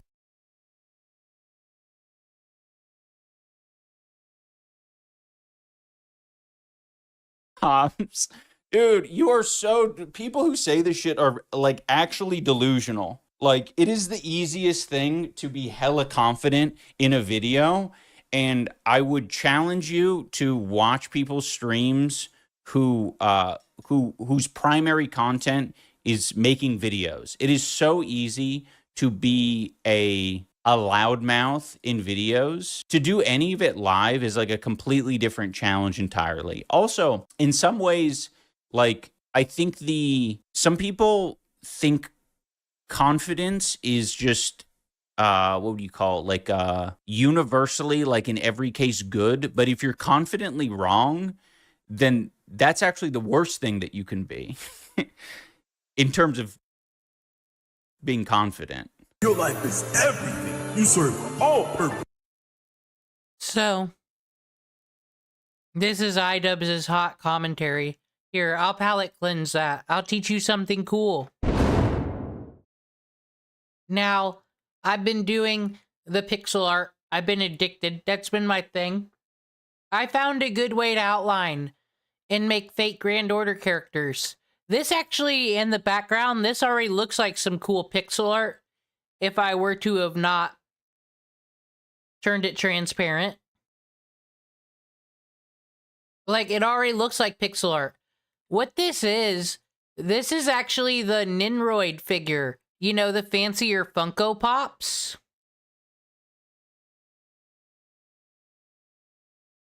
It's just, like, that could already be pixel art on its fucking own, I think.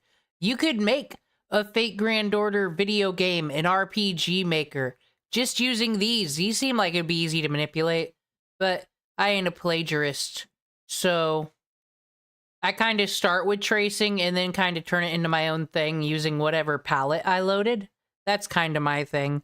I think it's cool.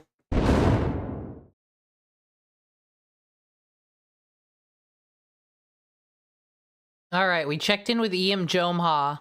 Hello, everybody. Let's check in with Donald Trump.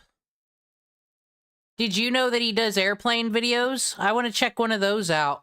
We had fun with him last time when he threw the binder on the ground and then probably wished he had the binder. If he had the binder, it would have been easier to list accomplishments than listing the same 5 things over and over again. But nah. Hello, everybody. He's such a busy man, he's got to do it all on the plane, too, these press conferences. I want to see if they're any different on a plane. He's got any more tales to spin. So we have a nice calm flight. I think the trip was great. We had a lot of good response, even from the fake news. And I think Greenland's going very well. It's in negotiation. And I think what we did today was great. It was great. That's going to be a great board. That'll be a board, I think, like no other. Right? That's a board like no other. A lot of people joining. We just went out with the letters, and a lot of people are joining. Now we have a flight back, and we'll be landing in 4 hours and 45 minutes. And I'm going to be very late for dinner, but that'll be okay. What are some of the elements of the Greenland concept that Look at the sacrifices this fucking president of ours makes for you. He is going to be late for fucking dinner. But that's okay. He's learned how to tolerate these things. you can tell that there was a Really a negotiation, but it's infinity. The time limit is infinity, meaning there is no time limit. It's forever.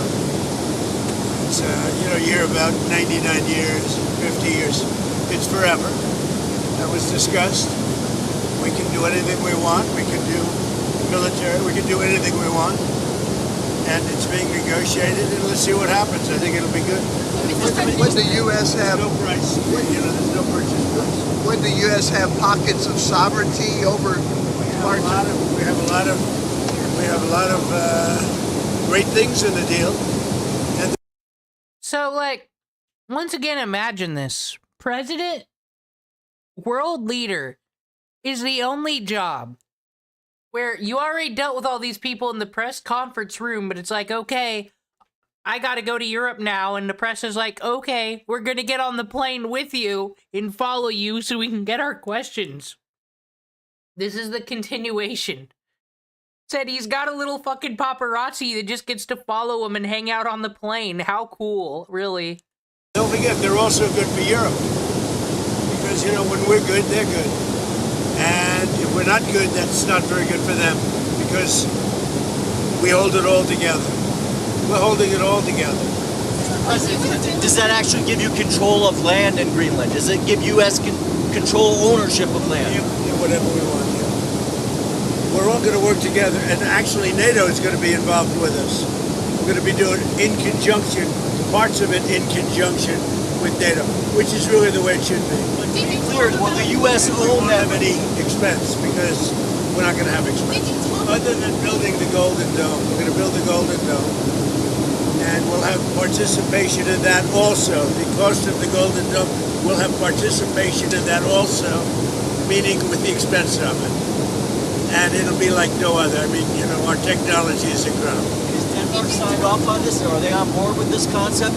Is Denmark on board with this concept? I think everyone likes it. I mean, I think. I'll let you know in about 2 weeks. Have you spoken with Denmark about this plan? The Secretary General, Mark, is a great guy. Ruta. He's a great guy, and he's spoken to everybody. And when you spoke with the NATO Secretary General, did you talk about U.S. military presence in Greenland? About military We presence? talked about everything, and you saw him yesterday. He was interviewed on Brett Baer, and he was very happy. He was very convinced this is a good deal for everybody. I think this is why Trump makes everybody so fucking mad. Because he is just... How do you get any answers out of him, honestly? You have to be a genius press person to figure this out. Because he will just Everybody's gonna like. Will this person like this? Are they mad at you? Everybody should like it. It's cool. Mr. President, Mr. President. Will Greenland enjoy being part of the, like, are you gonna put military there? Are you gonna do occupation? Are you gonna blow it up? We can do whatever we want with it, actually. How long is this contract for? Forever. You know, 10 years, 50. He actually, this is what I don't understand. He's actually horrible for the media because what plot lines are there? President Ukraine, how did your conversation go with President Zelensky? We had a conversation. I've had numerous conversations on Ukraine. It'd be nice to end that war. You know, it costs us nothing. We make money. I don't want to make money, but we make money. Whereas Biden spent $350 billion. Whoa! Shittiest president of all time. He doesn't want to make money. Boo! Stupidly, and lost a lot of money, but it's not about the money. It's about 25 to 30,000 soldiers a month, mostly soldiers. Are you ready to A month of being killed. Do you think that can you sign the security deal? Are you able to sign that? Rykov and Jared are right now on the way to Moscow, so we'll see how that works out. What kind of I had a good meeting, but I've had, numerous good meetings with President Zelensky, and it doesn't seem to happen. You know, it's funny, I put out a 35-year war in a day, a 32-year war in 2 days, and other wars, the worst was like 4 days, and this one goes on and on forever, and actually they may have been more complex. Do you think that trilateral that the U.S., Russia, and Ukraine... Once again, being a real Hassan Herbie Hops right here. We've already fact-checked this. He really has not. Israel, Palestine, yes. Everything else, we be signing treaties into violence is the next day. He's taking credit for Rwanda, and that is just not true. So he's continuing the lies even today. They're having in Abu Dhabi this weekend leads to a trilateral between you, Putin, and Zelensky. Look, it's all good. Anytime we meet, it's good. If you don't meet, nothing's going to happen. I mean, for the first 3 years, nobody met. Under Biden, nobody met. And you know one thing, if you don't meet, nothing's going to happen. So, well, I don't even need to fact check that.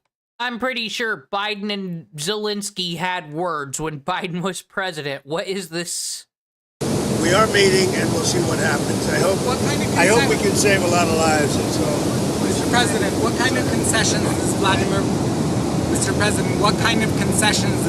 Putin need to make at this point? He'll make concessions. Everybody's making concessions to get it done. Europe is going to be a part of it. It's got to be a part of it. Look, it's more for Europe than for me. I mean, I'm doing this more for Europe than for me. I'm doing it to save lives, number one. I'm doing it secondarily for Europe. I'm not doing it so much for the U.S. It doesn't affect us very much. Other than the loss of lives, we're not affected by this. It's thousands of miles away. We're separated by an ocean. But I have an ability to get things done like this, and we'll see if I can get it done. I mean, it would never have gotten done. I thought Putin wanted the whole thing. Maybe he does, but he's not gonna be going there unless we don't make a deal. Trump. Okay, here's Trump, Putin's puppet. Astonishing commentary. Maybe he wants it. I don't know. Whatever. We had a good meeting today with President Zelensky. I think a very good meeting. What's the main holdup? What's the main holdup to getting a deal? The main holdup is the same things that have been holding it up for the last year.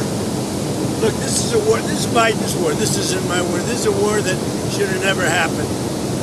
But it's complex because you have beats and bounds. You have streets. You have rivers. You have everything. Where does it end? So it's a little bit complicated. But I've had that in.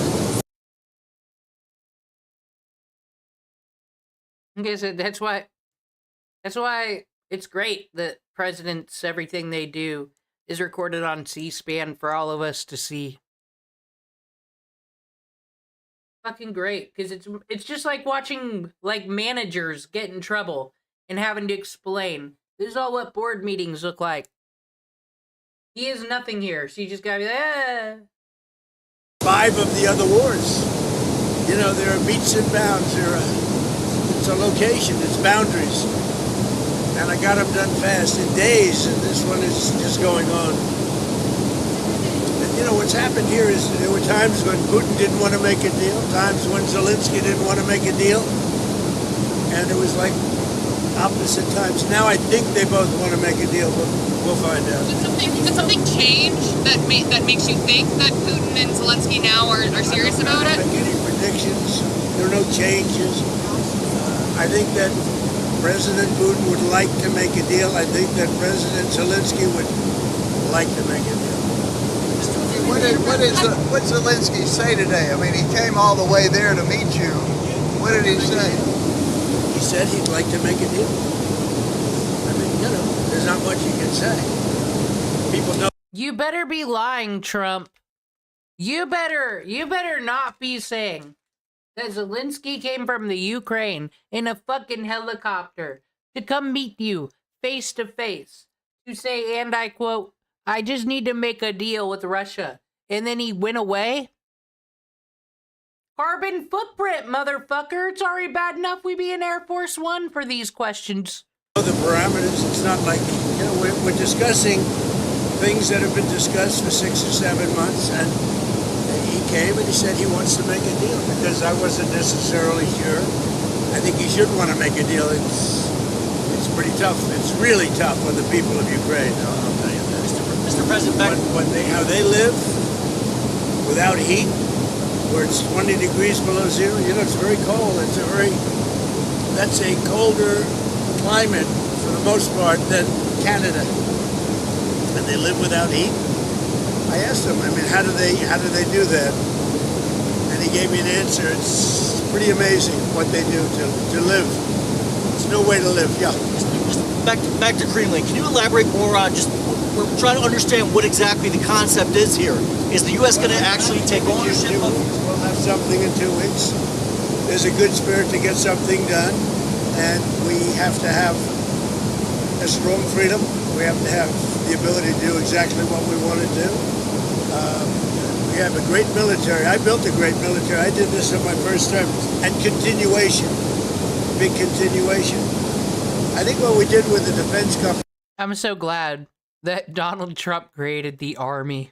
It started in 2016. Nice that Biden kept it going while he was out. Was very important too, because we need things faster. We have the best weapons in the world by far. We showed that last week with Venezuela. We have the best weapons in the world. We have to make them faster. How would it be any different than the current situation? The U.S. can... Much different, much more detailed, much more generous to the United States. It's a much more generous deal. It has to be. And we're building a Golden Dome, and you see the way it works. That is so much better for us and for Europe to have that piece of ice covered by the Golden Dome. You mentioned Venezuela. You've expressed optimism in your relationship with Delcy Rodriguez. Are you inclined to let her stay in power? Well, right now they're very strong leadership. I mean, they're showing very strong leadership. I also spoke with Maria today, and you know who I like a lot. But Delcy's shown very strong leadership so far, I have to say. And we're moving in, you know, to the United States, millions of barrels of oil as we speak. You know that. You see it. You see what's happening over. So, it said I've heard that that oil is like dirty and we always had to clean it anyway. So like all those barrels always came in anyway. Do not be fooled by fake Trump statistics. These are things we've already fact-checked. 50 million barrels of oil is already moved or moving into the United States, and much more to come. And we're working with them, and they'll get some of that, and we're going to get some of that. And it'll be. But even his fake cold read over explanation talk here, still miles better than what Gavin Newsom gave, quite honestly.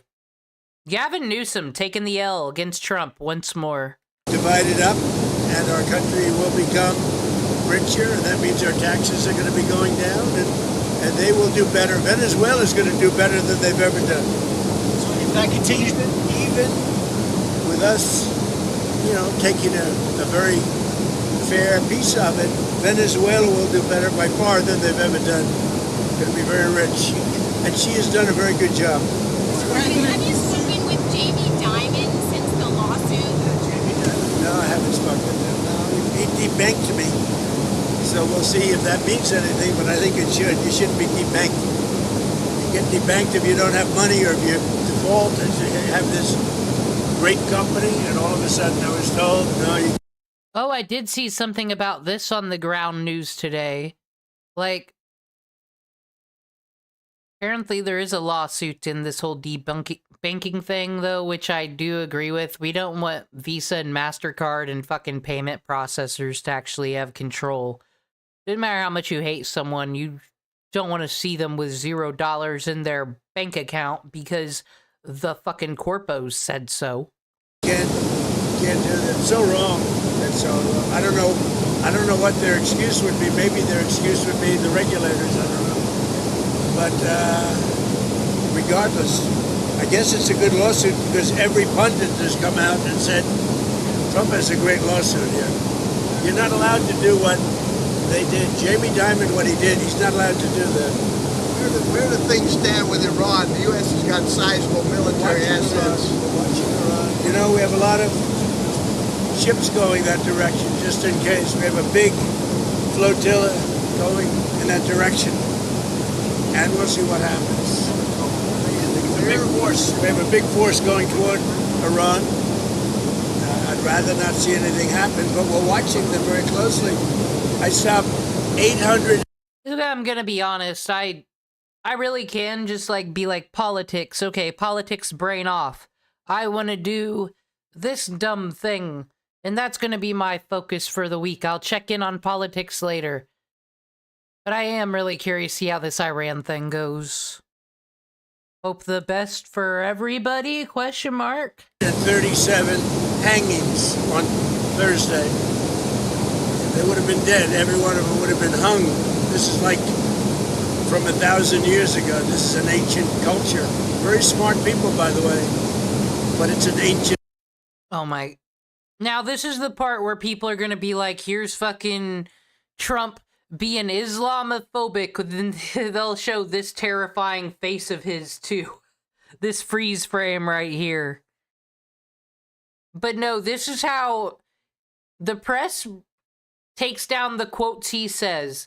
The words he's saying is for the old people that vote for the Republican Party, you see.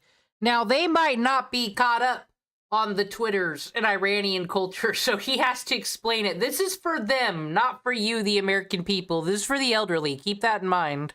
Culture. 837, mostly young men, were going to be hung on Thursday. And I said, if you hang those people, you're going to be hit harder than you've ever been hit. It'll make what we did to your Iran nuclear look like peanuts. And an hour before this horrible thing was going to take place, they canceled it. And they actually said they canceled it. They didn't postpone it. They canceled it. So that was a good sign. But we have an armada. We have a massive fleet heading in that direction. And maybe we won't have to use it. We'll see. You said would you like the supreme leader to step down or to go into exile? I don't want to get into that. Because it is hard, because I lived in, Bush era. This is not what the Democrats wanted. So liberal sensibility should be like, nah. But it doesn't seem like the Iranian government wants to save human lives today. I've argued that we should just defund the UN and defund a lot of American police. And this will be possible because we're going to superfund Interpol. And then they can be the good guy police and go around and save the people. And then when people are like, America imperialism being world police, boo, as they often do, it'll be like, no, that's Interpol. That ain't us. We just pay for it. But do you this evil person has a Netflix special. Do you support them because you pay a Netflix subscription? We just pay the Interpol subscription. God, that'll be argument. We can make it work, this policy. But they know what we're looking for. You said today that they want there's a lot of killing going on. You said today they want to talk and we'll talk. So if you set something up and they asked you to... Yeah, I do. I would. But, you know, we've talked to them a lot. They should have made a deal before we hit them with the nuclear, because we really, that was a devastating hit. That whole area is out of play. And if they try and do it again, they're going to have to go to another area. We'll hit them there too, just as easily. I mean, Trump be saying shit, but this is true. You already did it once. Okay, I don't want to look into it because it's old news. Trump shouldn't even be bringing it up. But what the hell is up with the people, like, denying that happened? Because what happened in your reality then? The U.S. just making a show? Okay, maybe that's possible. Kind of like with all the National Guard stuff. But listen, I just do not see the benefit to doing Top Gun shit in the desert. Like I said, this shit's not unheard of. This is the plot of the Top Gun Maverick. You go to the Middle East if they make nukes and you blow up the nuclear plant. And they did. What is the benefit? Why is the left sounding like a bunch of Alex Joneses? Everything's a false flag. Because that was very advanced. They were building that for 10 years.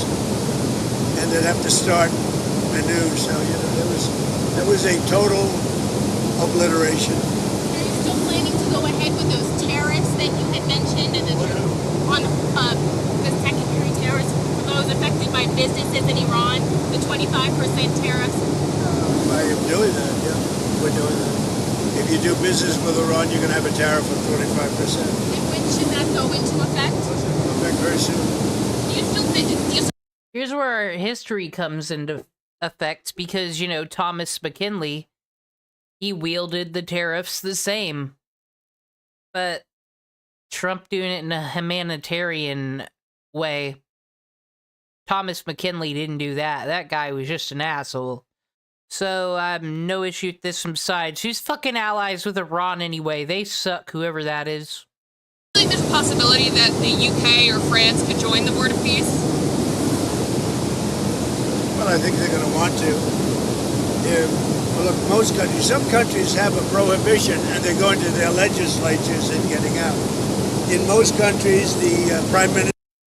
I wish that no matter what, we could make like a forever best friend peace contract with France as well, saying, France, we know that you say things about us on the TV and your press conferences. Maybe we could find some of those on C-SPAN. But like, you are our original friend, and because of that, we will never tariff you. And then surprise France with it when all the tariffs on the EU are like finalized. England would go to fucking war with them. If you, like, well, one, everyone would be pissed because France would just get favoritism, and then Trump would be like, I have a special announcement. But, like, France would be so fucking happy. Something bad would happen from that. Or the president can sign. You saw a lot of them today. Don't forget, the letter only went out 2 days ago. We had almost 30 people already at very important countries. But there are some countries, like Italy, who told me she wants to sign, she wants to be desperately, but I think she has to go back to her legislative branch. And we have that with Poland, too. He said we want to, I mean, I was the one that endorsed him. He's great, by the way. He's doing a great job, Carol. But he has to get an approval. Some have to get an approval, some don't. Most don't. But some do. They have, I mean, a legal requirement to get an approval. Do you envision being chairman of the Board of Peace past your second term in office? I have the right to be if I want. I mean, I'll decide. We'll see what happens. But they'd like me to be. It's in theory for life. But I'm not sure I want that. But hear that, guys? What is this Trump fucking king ruling forever? Are we all just admitting as the American people that there are nobody everybody sucks, and who the fuck is the Republicans gonna run? What was wrong with Nikki Haley, by the way? I still think she got screwed over. She went to all the debates. Trump didn't. And I think she did pretty good. Why can't she run? Why the fuck? But anyway, Trump said he doesn't want to. He probably wants to go back to Mar-a-Lago and stay there. That's what he wants, I think. Why'd you all vote him in again? Elder abuse. But it's going to do great work with Gaza and maybe other things, you know, it could be beyond Gaza. And we'll work in terms of the with the United Nations, who I've always said the United Nations has great potential, but they have not lived up to them. And I say 8 wars and I never spoke to them. You'd think I would have spoken to them a lot. But the United Nations has great potential. Oh, United Nations getting shit talked on the C-SPAN. Woo! Yeah, how many wars and how many years and what the fuck do they do? Good question. Got him. I think working with the Board of Peace is going to be a good thing for the United Nations. Will you tell us who your Fed pick is? Said a couple of days ago that there would be something in the works where you can take money out of your 401k to help on purchasing a home. Is that something that the administration is working on? I'm not a huge fan of other people like it. They're talking about taking money out to put a deposit down on a home. And one of the reasons I don't like it is that their 401ks are doing so well. You know, 401ks are up 80, 90% in some cases. And, you know, you're talking about a lot. How do I fact check that? Because a 401k is just worth the value that your company matches in how the stock market's doing, right? Have 401ks, here we go, fact checking, have 401ks gone up 80 to 90%? Parentheses, in some cases. We'll be charitable to Trump here. Charitable for Trump. 401ks gone up 89%, parentheses, in some cases.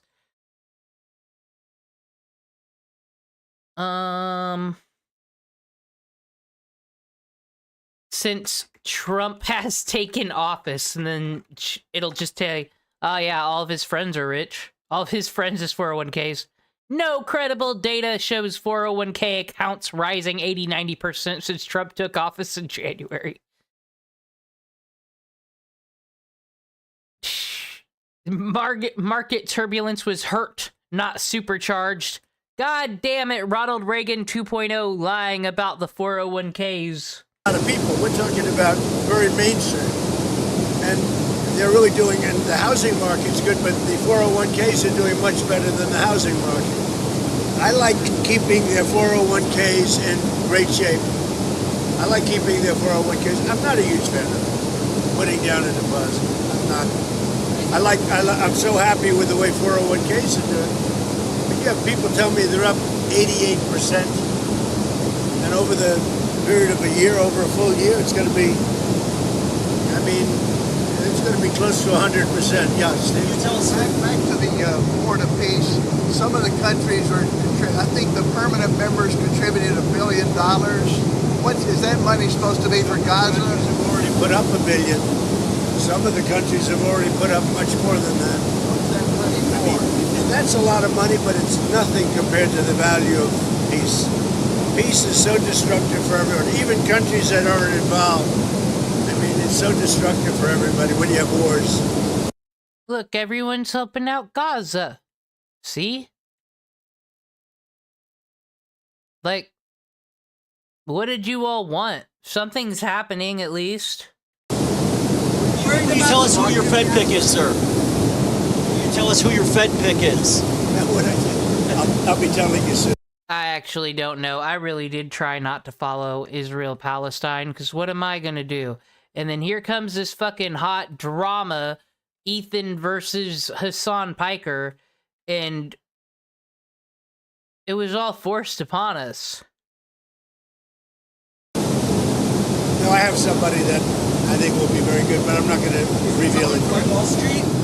Someone from Wall Street? Somebody that's very respected, very, very well known, and will do, I think, a very... Better not be someone from Wall Street, Trump. You said you were going to drain the swamp. President Putin has said that he may use frozen Russian assets to pay for his entry to the Board of Peace. Are you inclined to let him do that? I don't know about that. I mean, I've heard that. Who said that? President Putin. It's very interesting. But he said he's going to use his money. His frozen assets. If he's using his money, I think that's fine. Yeah. You're talking about where he said this morning. Yeah. He's going to. Well, fucking Trump's wasn't raised to be rude. He's not going to count fucking Putin's dollars for him. What is America the goddamn Caleb Hammer fucking Dave Ramsey? No, Russia, you can't buy no taquitos today. What is this question? Probably bad on me for not paying attention. Join the Board of Peace, and he's going to make a contribution of $1 billion. Yeah, by using his money. I mean, if he's using his money, that's great. I think it's important to have everybody in. Are you concerned about the investigation into Jay Powell, making Jay Powell stay longer on the Fed? No, I'm not concerned. I mean, we'll have to see what happens. He's too late, just always too late. Despite that, we have interest rates going down. And also, he's, building a small complex, the Fed building, and they're going to be close to $4 billion. It's the most expensive job, and it's a renovation. It's the most expensive job per square foot ever built of any kind. It's either gross incompetence or it's worse. Are you done with the interviewing people for the job? Bro, he has to do job interviews? I would think that's what chief of staff's for. Does the president really have time to do that? Wonder how those go. Think he actually reads resumes and shit? Well, I mean, yeah, that's vetting. I would say all the resumes get read, but I would just, love the idea of him just, using a job application from Trump Tower, fucking the Trump chocolate, some kind of bullshit business he used to have. Are you worried about the market reaction to your tariffs on Monday and Tuesday? The market reaction's been good. It was up very big today. It was up big yesterday. It's where it started. It's very close to 50,000 on the Dow. And nobody thought you could be breaking 50,000 during the first year. So we'll see what happens. No, pretty much even, right? Just about even. The market came up only after you backed away from your threats. As of yesterday, the market came up very nicely. On that 10% cap with the credit cards, is that an end goal? Is it a negotiating point? And are you speaking with certain lawmakers? People, the credit card companies are getting 28% interest. So a guy goes out, they don't even know it. These are people, regular people. They don't know that they're paying 28%. And then it's a little bit overdue and they end up having to file for bankruptcy. Oh, so breaking news, Caleb Hammer did get invited to Washington, D.C. It does seem like, as far as human enrichment and acknowledgement goes for this administration, it looks like we're doing the whole Reagan fucking fiscal responsibility, take care of your 401k and, actually explain this shit. I'm honestly down for whatever administration in the future to just fucking get education reform fucking done. Okay, science, English, math, your arts, you need those. But we need to get, an internet etiquette class. So, one in that, in middle school, in elementary school, that can be used to teach you to keep the fuck away from strangers. But then, learn how to talk to each other, how to suss out evil people. You don't have to take pictures. Like I said, a whole bunch of important shit like that. And I think that would be great. And then actually make journalism some kind of activity required, because I learned so much. Maybe I would fall for all this fake news. I used to fall. I fell for Bonsai Kitten out of all fucking things back in the day. I got so rage baited by that bullshit. But I think just a journalism class just to explain the AP and then the media bias and how all that works, that'd be great. They should just change the schools and also teach the kids how to read. That'd be helpful as well. I'm not going to let that happen. So it's a 1-year 10% cap one credit cards. We have to get that approved by Congress too. So, that's not a no-brainer. Did you say that you should be a no-brainer? But it's not. Sir, did you say that you spoke with Maria Machado today? Yeah, I told her. Can you tell us about that conversation? We have a very good relationship, just to say. She's a good woman, a very nice woman. She's been through a lot. And at the same time, I'll tell you, they're doing a very good job in Venezuela. So it's interesting. I get along with both sides. I get along with everybody but the media. You know, the fake news and I don't get along, but I get along with everybody. So what point will you pivot, sir, to? At what point will you pivot? And it sucks because the media is a fucking betrayal, really, because we saw his press conference last time I did this. They all do this every day. Everybody gets along. It's fucking Trump's Jay Leno goddamn speech. And they're all having a good time, but then their job is to turn around and write terrible things. And we need to watch some more press conferences, but it does seem he favors picking people from other countries for their foreign press, which actually matters more and has more truth in it, because, you know, we don't have standards in this fucking country. I noticed that, like, unless they're mentally ill, like a Mike Lindell's reporter, he doesn't want to give the American press anything, and I think it's because they've all built him up as a character. I kind of do feel bad for Trump. What's the song from Eminem? The I am whatever you say I am. If I wasn't, then why would I say I am? In the paper, the news, every day I am. I don't know, it's just the way I am. That is why I'm kind of just like feeling kind of bad for Trump. I'm not gonna lie. He still sucks though and is a liar and could do better. But I feel bad, man. In Venezuela to say we should have an election there. I want to see how they do. First of all, they have to, we have to take in a lot of money. We have to get that back. Right now, they're not living well because of what's gone on for years. It's years of socialism and worse. It's really, worse than socialism. But we're going to start drilling very soon. We have the biggest companies in the world. We have them. And they're going to be going in. They're all negotiating right now. And we're representing the nation, and the nation is very thrilled by that because we're really good at this. And they'll be taking in more money than they ever have, but we'll be taking in a lot of money too. That's going to do two things. It's going to make the United States a lot of money, and it's also, it's going to make Venezuela a lot of money, but it's also going to bring down oil prices even further. We have oil prices down, in many cases, to $2.30 a gallon, and in also numerous cases $1.99 below $2. There was $4.50, $5, $3.90. Gasoline prices will never appease the people. We shouldn't care. Don't listen. You won't be happy. Prices are coming down very rapidly, including groceries, including just about everything, and they're starting to come down even more. We're getting them low. I inherited very high prices. When they talk about affordability, they caused it. I inherited very high prices, and we've done a great job. Prices. I would like to say, I almost need to just stalk Trump, be a Trump A-logger. I think they call that being a press secretary. Because can he go one fucking day without mentioning the Biden administration and how something's their fault? I understand this works with every fucking politician, but I actually don't think the liberals do this at all as much as Donald Trump does.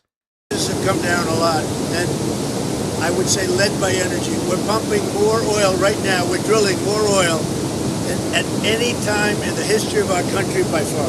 One more on the Fed, if you will. When you add Venezuela to it, it's a tremendous part of the market. One more on the Fed, if you will. The Supreme Court seems skeptical of your power to remove Lisa Cook from the board. Your reaction to that? We'll see. I listened to some, I read some of it, and I didn't get that impression other than they thought maybe it should have gone through a more normal court system. But nobody was saying... I'm sorry, I'm just still chuckling at the fact of wherever Trump goes, his reporter friends all just get on the fucking plane with him and Mr. President, Mr. President. And then it's like, off to Iran. Ooh, doo, doo, doo, doo. And they just load in with him every time.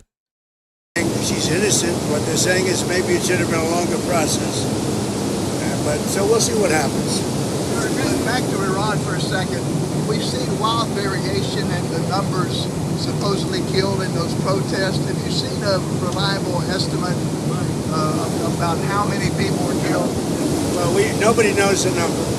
I mean, it's a lot no matter what. Hey, if it was one person, in this country, if it's one person, it's, front page news. Oh man, Trump, I do want to see what your point of view on this, because it really is that way, and I don't know how we can ever fight that psychology and make the decision on one death is a tragedy, like 12 to 250, whatever, that's just a statistic, but what is this fucking leftist empathy? Why are you acting like a Democrat, Trump? Oh yeah, because you are one, you motherfucker. It's a lot of people. But there's a difference between a lot and 20,000 people. So we'll find out what it is. We're going to find out exactly what. So let me break down the math. He was doing that whole statistic thing that I just broke down. One's too many. And then there's a lot. But this many, that definitely is a lot. And he ain't wrong on this. No debate here. With health insurance executives, you had mentioned you would have. When will that be taking place? With the biggest company, yeah. We have. I mean, what I'd like to see is that the money is paid not to the health insurance or not to the insurance companies, directly to the people into a healthcare account, savings account. And the people buy their own healthcare. I think this is going to be what people on... Well, like, if you're on Medicare or Medicaid, I think this is what you already do. Like, the state says, yo, what plan do you want to be on? And you pick one. I think that's what he's saying he wants all the American people to do. So that would just bypass your employer the way he's breaking it down. And it's just available to you. You can already do that, by the way. But I guess... I don't know. This seems like some socialism, too, by the way. Democrat.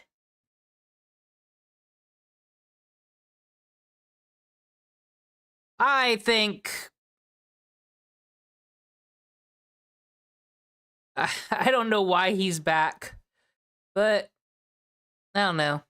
I'm still optimistic of the future, though. Now, the Democrats don't like that because they're owned by the insurance companies.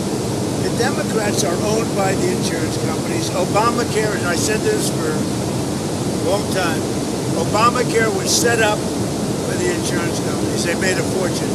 1,000 points.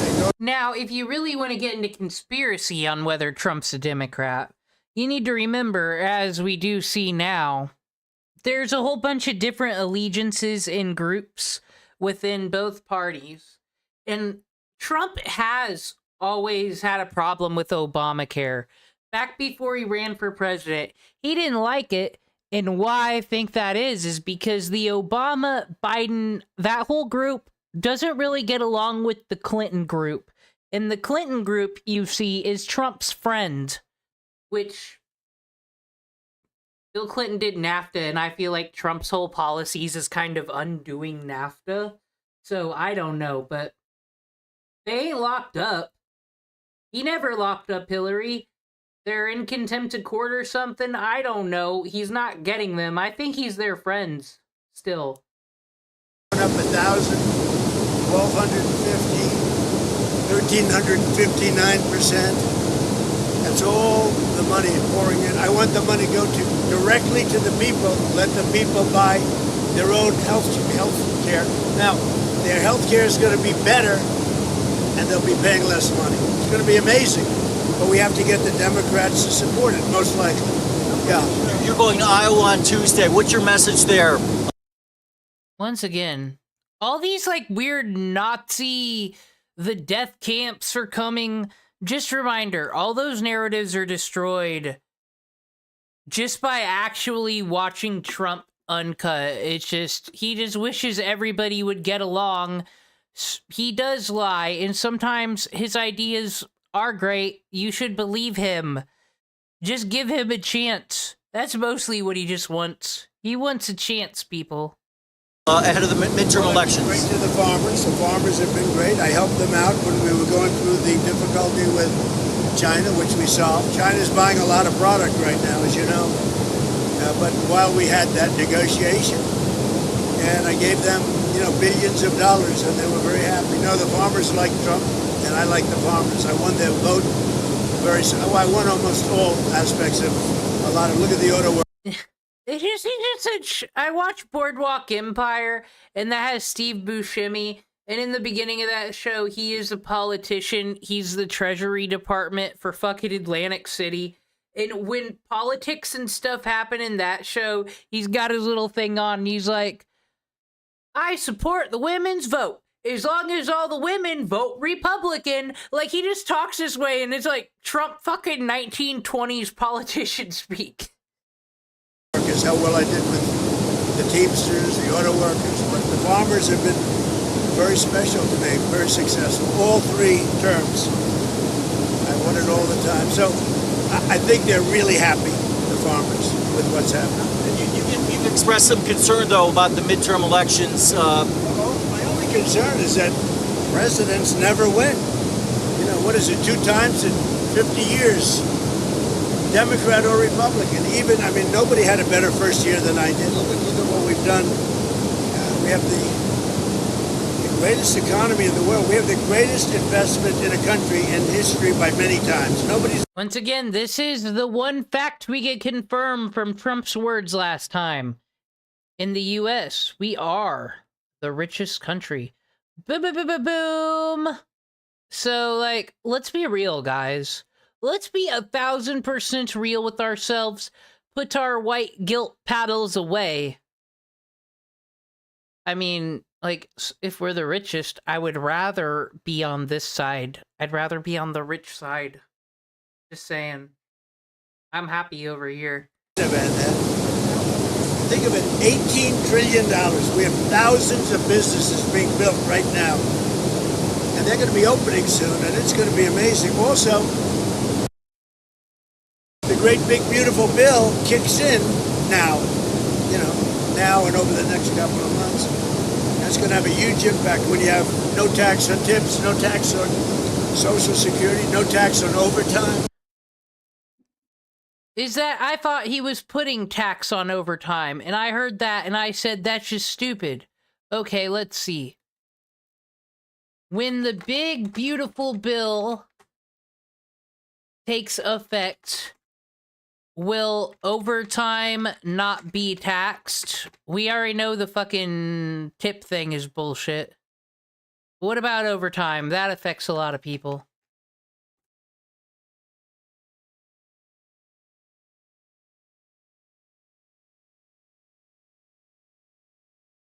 Short answer, overtime will not become fully tax-free, but a portion of it becomes deductible. This is bullshit. Oh, I'm taking it all out of taxes and tips. It's a fucking mail-in rebate.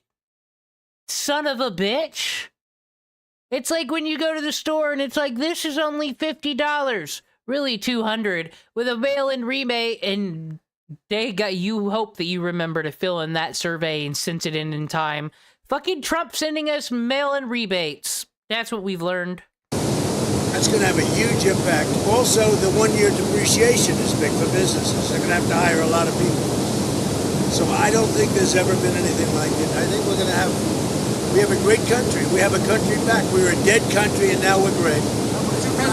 How much travel are you going to do this? What? Actually, all these president candidates are negative, really. We were an awful country. Dead country. Make America great again is kind of depressing, because, well, are you saying shit sucks?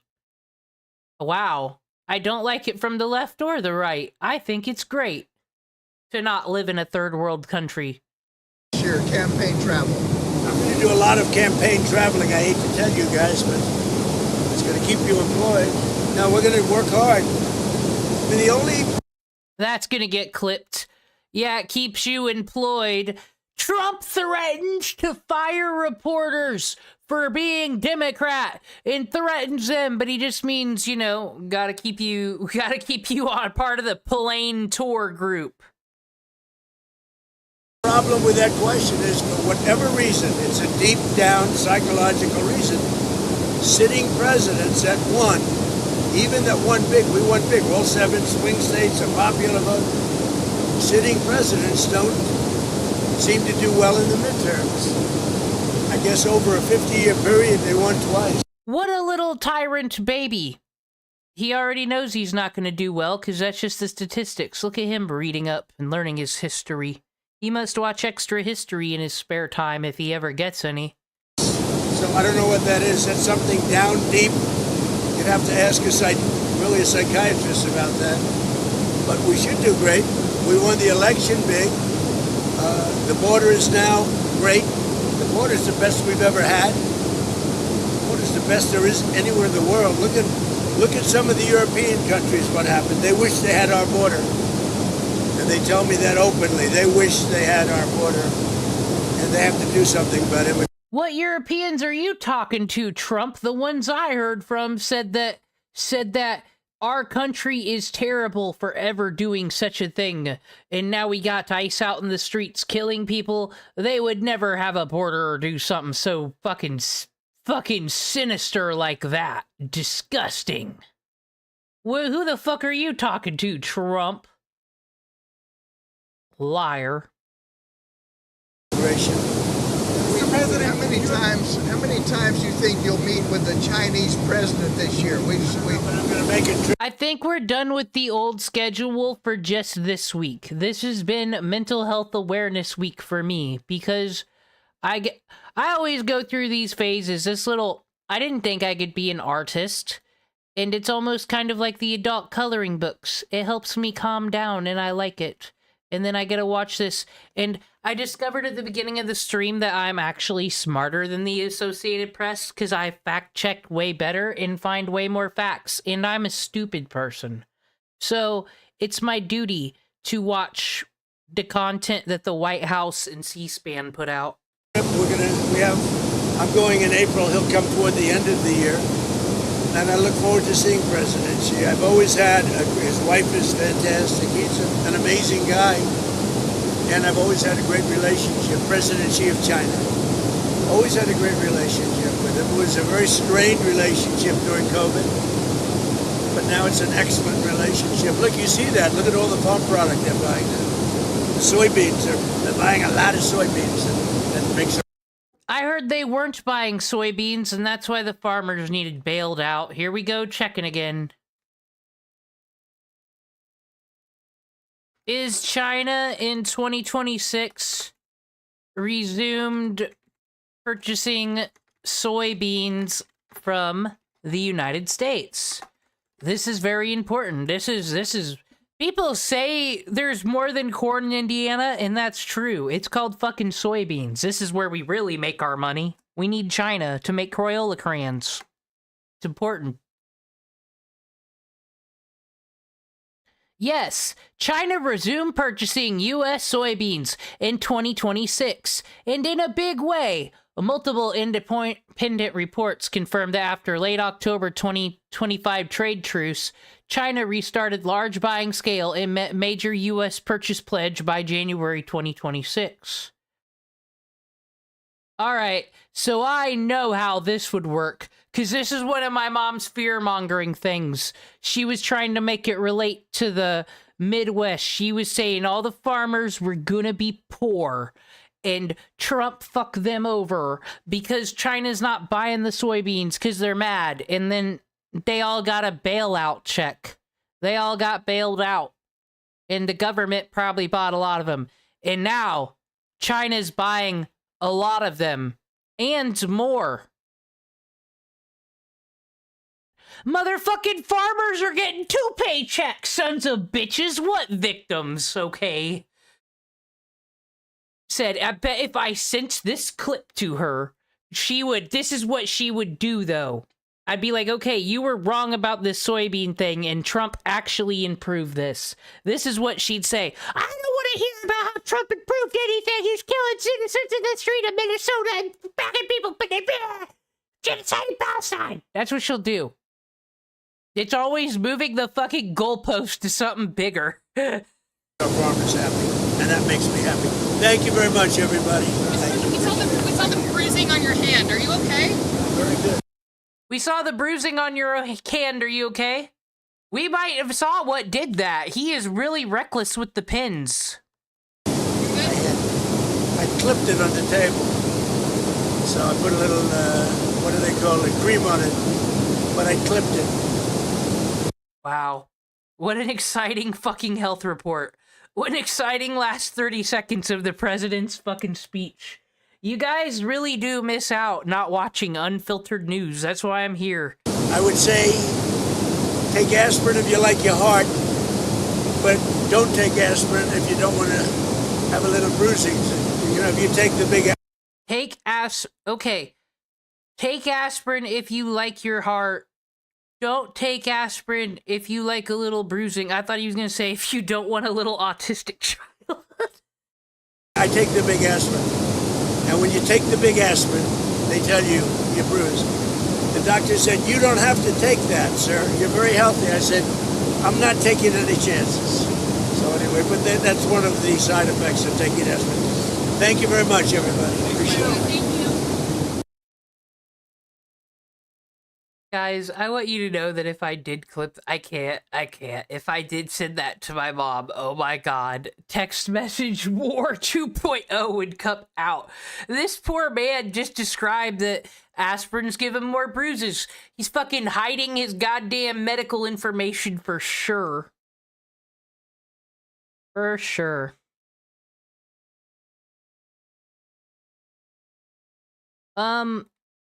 Let's see what else. I have a whole bunch of tabs of things of the news that looked interesting. And maybe some clips. But you always gotta check on Trump. I think his airplane questionings, he gave way more, actually, than his year of accomplishments. Still half of them lies. We need to check on Paris Hilton. Now, X Bounty is in the chat. And he's one of those AI derangement syndrome people. He sees AI wherever he goes. He thinks that it's the fucking singularity and Skynet's gonna happen, and it's all because you commit plagiarism in art. You better not even use AI to even trace a thing for you. I swear to God, it'll be the end of the world. But he predicts it's a scam, the bubble's about to end, and what will really end AI is rich women getting mad about porn. Pokemon's mad, and Paris Hilton is here to do something. She's on the White House. The Queen is coming to talk. Yeah, I gotta get my stuff. 30 minutes of Queen Paris!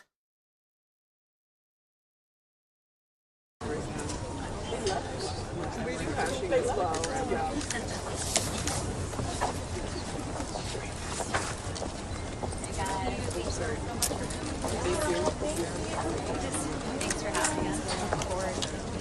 How are you?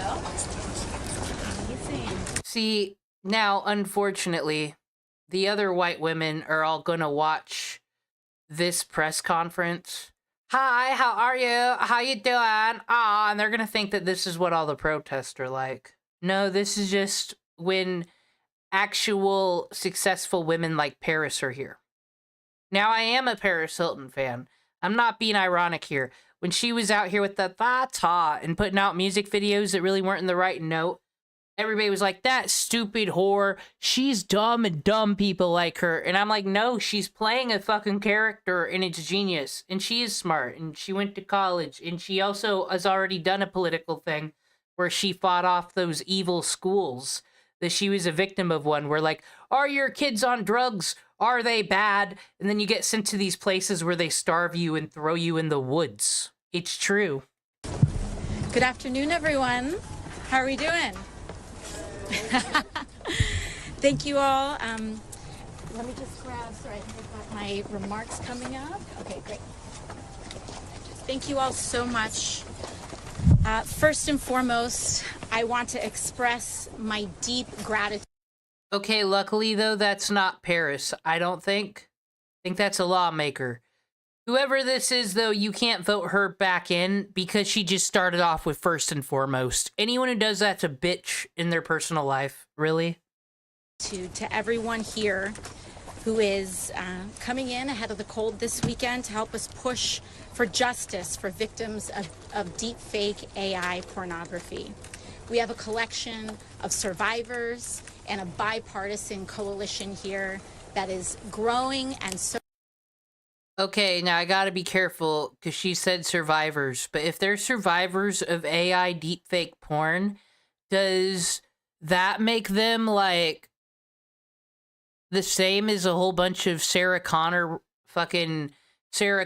and soldiers fighting off the Terminators? Veterans of war. Oh, this AOC. Is this the AOC I've heard so much about? She gets to meet Paris on the taxpayer's dime? Fuck. So strong as we continue to fight for justice for survivors of deepfake AI pornography. I want to give a special thank you to my Republican co-sponsor, Laurel Lee, who has helped us push this across the line. And as we move this forward after unanimous passage in the Senate, hoping to... Uh-oh, radical PAC leader AOC working with a Republican to get this passed. Uh-oh, women working together to stop your deep fake porn. And you all let this fascism happen while you are fighting about things like immigration. Take that, gooners. To get this across the line here in the House. And of course, I want to give my deep, deep gratitude to Paris Hilton, who is also here today, who came all the way from Los Angeles after a busy flurry out there to help push for the passage of the Defiance Act here today. I also want to recognize the courage and bravery of a young survivor, Francesca Manni, who is here with her mother, Dorota, who is consistently advocating on behalf of young victims across the country. I also want to give one more shout out to Omni Miranda Martinez. Now, if it's like an Amanda Todd thing, Victims Indeed, where people like I think there's two different types of revenge porn. There's you sent nudes to someone and they shared it and now it's everywhere. You know better, kind of, but like kids getting fucking trapped and manipulated into shit, that is a problem. Tone, founder and CEO of the Sexual Violence Prevention Association, who has been essential in crafting and advocating for this legislation. Since the public release of AI tools, we have seen an absolute explosion in AI-generated images used to sexually harass victims and children. Out of all deepfake images that AI has generated, over 90% have been non-consensual pornographic deepfakes. And out of those images... Like, Children Indeed, like, if these were available in 2008, you bet for fucking sure your male classmates would be doing this to the Hannah Montana.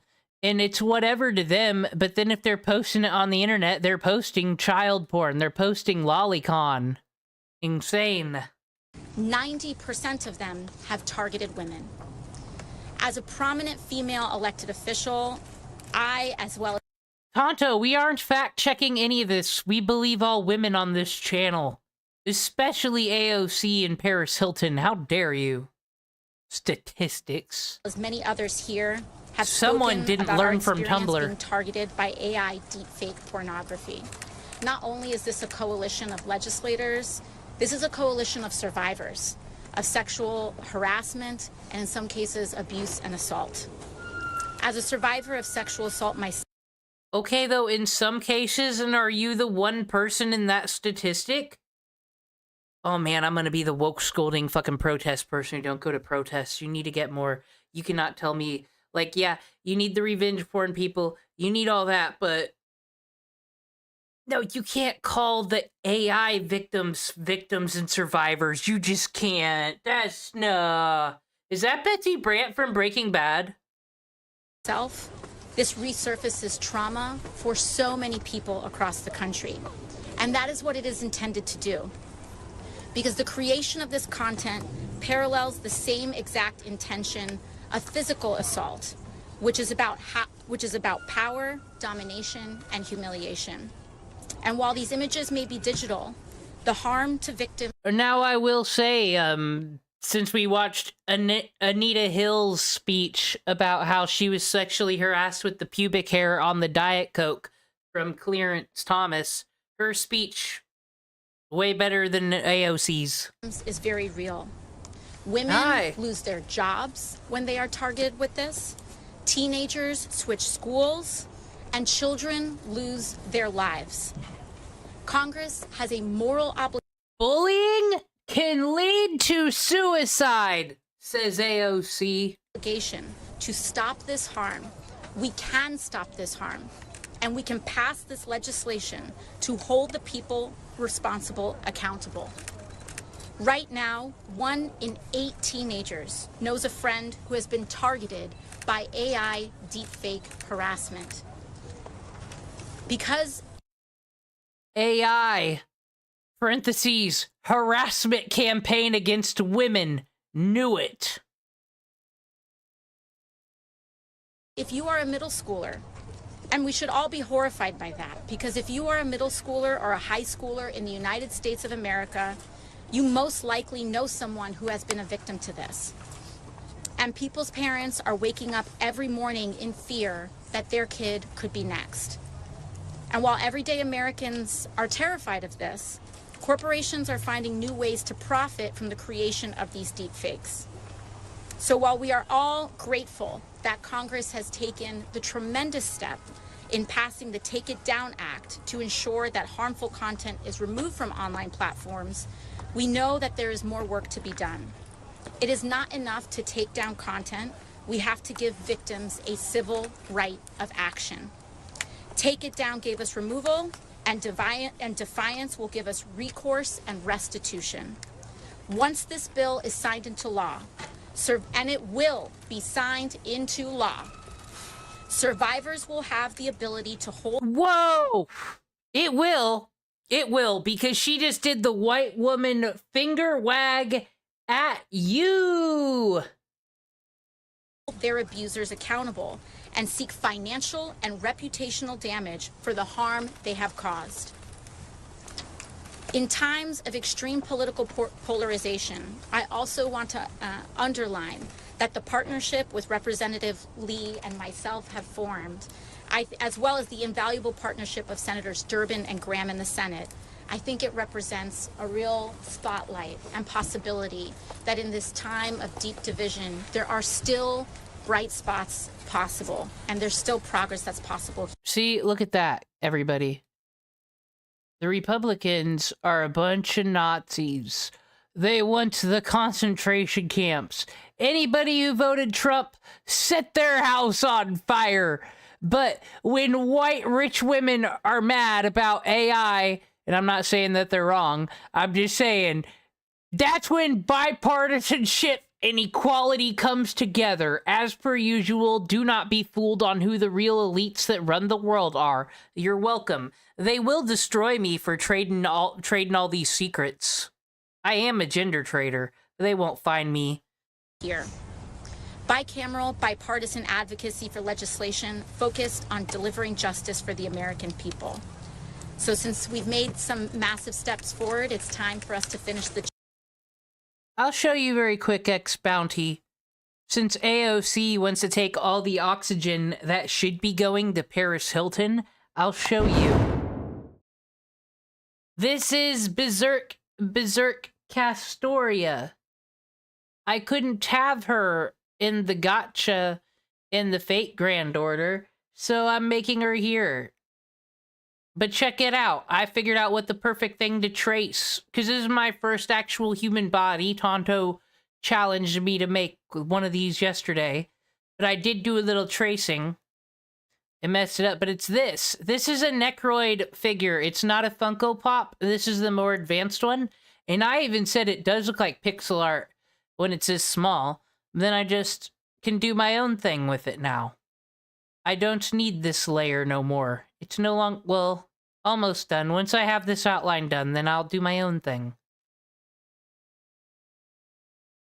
That's all. I like doing my pixel art.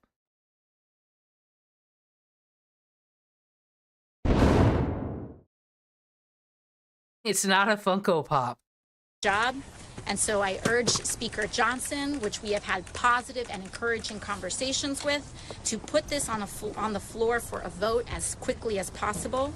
I want to thank you all again, and I am now proud to introduce the co-lead of the Defiance Act, Representative Laurel Lee. Thank you.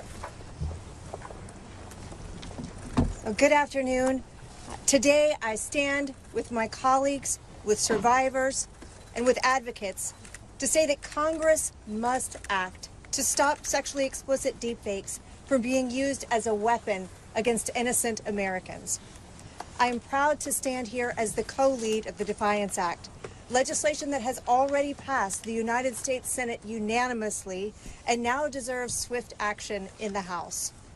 This bipartisan effort sends a If AOC really did care, though, about saving the children from the internet, why did she vote against the TikTok ban? Powerful message. Congress recognizes the real harm caused by non-consensual, sexually explicit deepfakes, and we are committed to holding perpetrators accountable. I want to recognize a few of the people who are standing here with us. First, my colleague and partner in this legislation, Representative Alexandria Ocasio-Cortez. This has truly been a bipartisan effort from the very beginning. Her leadership has been essential. I also want to thank our other co-sponsors who stand here with us today in the House of Representatives, who will help us advocate to get this across the finish line.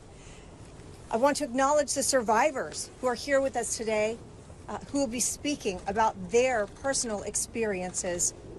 Your courage, your voices, your willingness to help us shape this. Oh man, this one's for Nick DiOrio. But I just want to get to Paris. She's here looking fantastic. And I'm pretty sure that is Betsy Brand back there. That has to be. Legislation are the reason that we are here. And I also want to thank Paris Hilton for her advocacy and for using her platform to shine a national light on this issue. Your leadership has helped bring long overdue attention to the harm that victims face. Deepfakes are not harmless, and they are not victimless. They are deliberate digital forgeries, often sexual in nature, created to exploit, harass, and humiliate. The technology to make them is becoming more accessible and more widespread. And while the images and the videos may be fake, the harm they cause is very real. Victims have seen their reputations destroyed, their careers derailed, their mental health profoundly affected. And for too long, our laws have lagged behind this technology. Victims have been left without clear, consistent legal tools when their likeness is stolen and weaponized without their consent. The Defiance Act closes that gap. This legislation creates a clear federal civil remedy for victims of non-consensual, sexually explicit digital forgeries. It allows victims to hold accountable those who knowingly create, distribute, or solicit this material, or who recklessly disregard the lack of consent. It provides a meaningful statute of limitations for victims who might not discover this abuse right away. And it includes strong privacy protections, so survivors are not further traumatized simply for seeking justice. Passing the Defiance Act is about something very simple. Well, this is actually Forbes breaking news. They don't put the good Paris Hilton clips on C-SPAN, unfortunately. And very important. Restoring dignity, restoring accountability, and restoring justice. It draws a clear line. Those who create and spread this material will be held accountable, and victims will finally have real protections and real recourse under the law. This bill shows what is possible when we put victims ahead of politics. I am committed to working with my colleagues in the House to see this legislation enacted so perpetrators face consequences for their actions and victims across the country finally have the protections they deserve. It is my great pleasure to introduce. Destiny's getting in trouble. Uh-oh. when this passes through. Introduce one of our strongest advocates. We are so grateful to have her with us here today, Ms. Paris Hilton.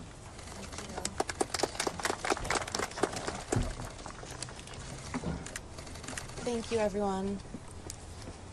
I want to thank the bipartisan group of lawmakers standing beside me today, and thank you to every woman, girl, and survivor who's watching. You are the reason that I'm here. This is who Casey Tron thinks she is, by the way. Pathetic. She'll never. This is Paris. It's been 1 year since I stood at the Capitol and passed the Stop Institutional Child Abuse Act. That legislation was deeply personal because Hey guys, did you notice how Paris Hilton doesn't go to protest? And I don't know if she runs her mouth on Twitter, but there are some celebrities that just run their mouth on Twitter all day. But she actually does things. I was one of those children. A teenager taken from my home in the middle of the night, locked away, mistreated, and silenced. Coming back to the Capitol, I feel something new. Strength. I didn't always feel strong, but telling the truth again and again is how I found my power. And I want to use that power now to speak about something that I've never fully said aloud. When I was 19 years old, a private, intimate video of me was shared with the world without my... Okay, because all the Synanon, all that stuff, her being abused as a child, all that is true. Are we really gonna talk about the sex tape? Paris, you did that on purpose to launch your career. Everybody knows this. Kim Kardashian copied you. You cannot say that that was revenge porn. Oh, I'm gonna have to research this. I am pretty sure everybody walked away knowing that was not revenge porn. That was a PR move. Because everybody else had sex tapes leaking as well. I don't know. Tonto, you're older. This was a leak. This was, like, done on purpose, right? That sex tape. Night in Paris. Consent. People called it a scandal. It wasn't. It was abuse. There were no laws at the time to protect me. There weren't even words for what had been done to me. The internet was still new, and so was the cruelty that came with it. They called me names, they laughed and made me the punchline. They sold my pain for clicks. And then they told me to be quiet, to move on, to even be grateful for the attention. These people didn't see me as a young woman who had been exploited. They didn't see the panic that I felt, the humiliation or the shame. I am pretty sure. But I don't know if she could just lean into it too. If you can't do anything to stop it, you might as well get paid for it. Because that was, Paris's whole thing was rage bait, pretending to be a dumb airhead who's rich and says ignorant shit. That was her thing. She invented that. So I'm very curious if she leaned into it because of all this. Because, I mean, it was easy to dunk on her on the internet. I was the only one who believed in her. No one asked me what I lost. I lost control over my body, over my reputation. My sense of safety and self-worth was stolen from me. And I've fought hard to get those things back. And I believed that the worst was behind me, but it wasn't. Because today, what happened to me then is happening now, to millions of women and girls in a new and more terrifying way. Before, someone had to betray your trust and steal something real. Now, all it takes is a computer and a stranger's imagination. Deep fake pornography has become an epidemic. I know today that there are over 100,000 explicit deepfake images of me made by AI. 100,000 circulating the internet. Not one of them is real. Not one of them is consensual. And each time a new one appears, that horrible feeling returns. That fear that someone, somewhere, is looking at it right now and thinking it's real. No amount of money or lawyers can stop or protect me. for more.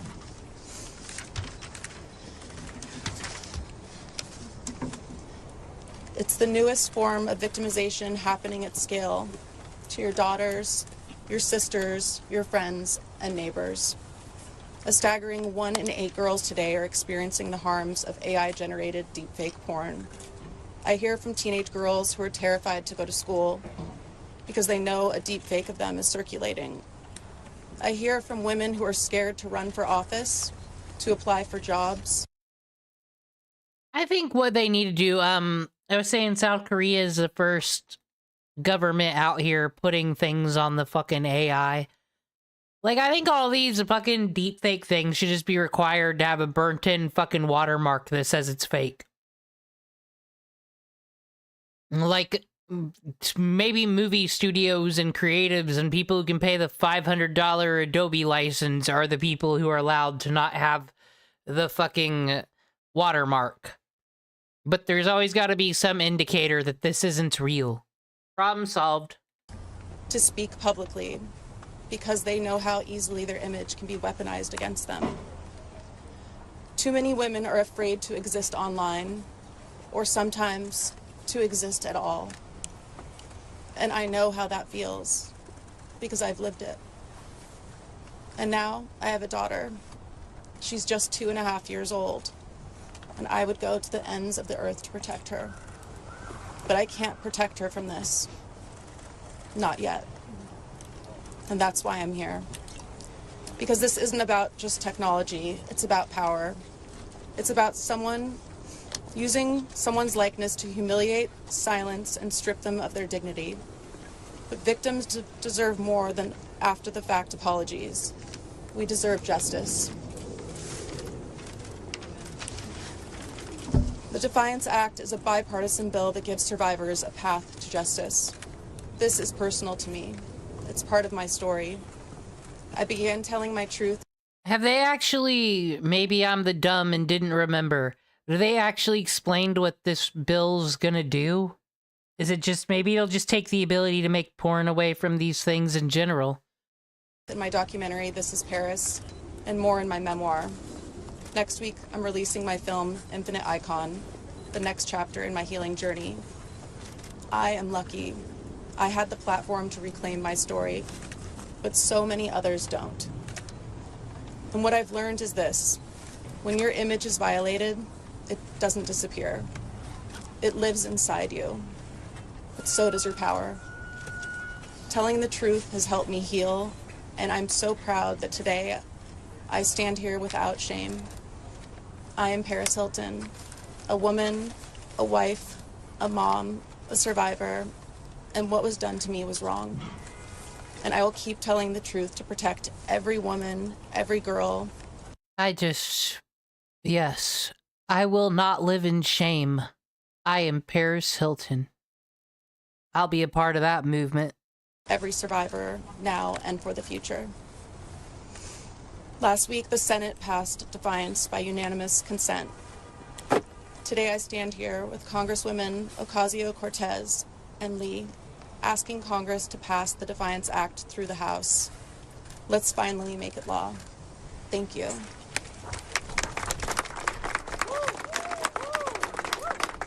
She kind of said the same stuff she did, but with her own story. And said, do we have to if I have to fact check Trump, I have to fact check Paris Hilton.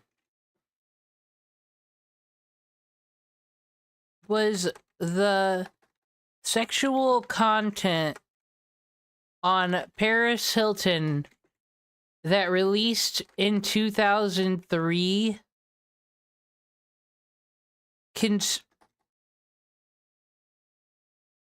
revenge porn? Or did she purposely leak and profit off of it? I don't recall what the public figured out. But it was a big deal. It was on the news for 2 weeks straight. Trevor Moore doesn't lie about this. It was revenge porn, not a planned leak. Paris Hilton was a victim and you all bullied her and made fun of her. You're all destiny. Quite frankly, all the haters from the 2000s that just thought she was a dumb airhead. What's wrong with you? It was released without her permission in 2003 and 2004. You think it's woke, Pilot? Oh, well, it is going off of what she said. That's its source on the bullet points. Paris Hilton has said the video was made when she was a teenager. She did not consent to its release. Well, that's kind of... If she never signed a release, she did not consent, because this is a video that was, like, everywhere. But it was also the Wild West of the internet. There was, like, no copyright rules on home videos. This... In 2026, someone edited the Wikipedia today. She did not leak it, and she did not profit from it. There is no credible evidence she orchestrated the leak. The narrative that she benefited was largely a media myth of the early 2000s, when public understanding of consent and exploitation was far less developed. In that less developed culture known as the 2000s, where they laughed at sexual assault victim Monica Lewinsky.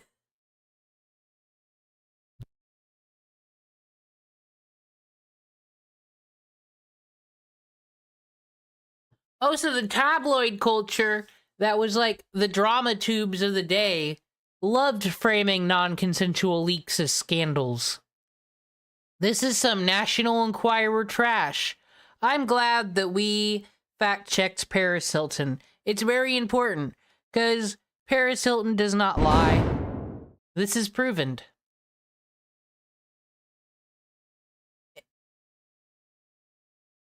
All right. Should the Clintons be held in contempt of Congress? Let's find out. I think they are. Let's see what happened. So, to recap, this is what I think. I'll recap this from what I know. I don't know shit about politics. We're just doing a political stream. But okay, listen.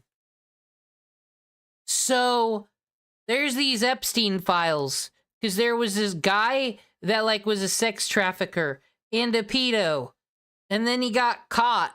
And then, dun dun dun, he mysteriously died. In a place where the camera's watching him all the time. We don't know. I don't even know if he's dead, honestly. But he's got, like, the list of who all the evil people in the government from the satanic rituals are, surely. And for some reason, the people who hate Trump, well, and some Republicans, because remember the QAnon stuff and the Pizzagates, they were all about not liking pedos. I think most people don't, in all reality. So people want these Epstein files because it should be a real who's list of who's a creeper. And these silly people, they thought the government was gonna tell them the truth for some reason. So way to waste taxpayer money again fighting this whole thing. Whole bunch of redactions came out. But Bill and Hillary Clinton were the only ones in there. Because gotcha, Democrats. But here's the thing. What Republicans would be on the list? Trump wasn't a Republican when he hung out with all these people. He was a Democrat. So, yeah, Bill and Hillary... Well, I don't know about Hillary, but Bill's on the list. And Bill said, come to court. And everybody wants the Epstein files, right? Well, Bill Clinton doesn't think he has to testify about anything. What makes him and Hillary so special, I ask? Why don't... If anybody else ignores their subpoenas, the sheriff comes to your door and takes you away.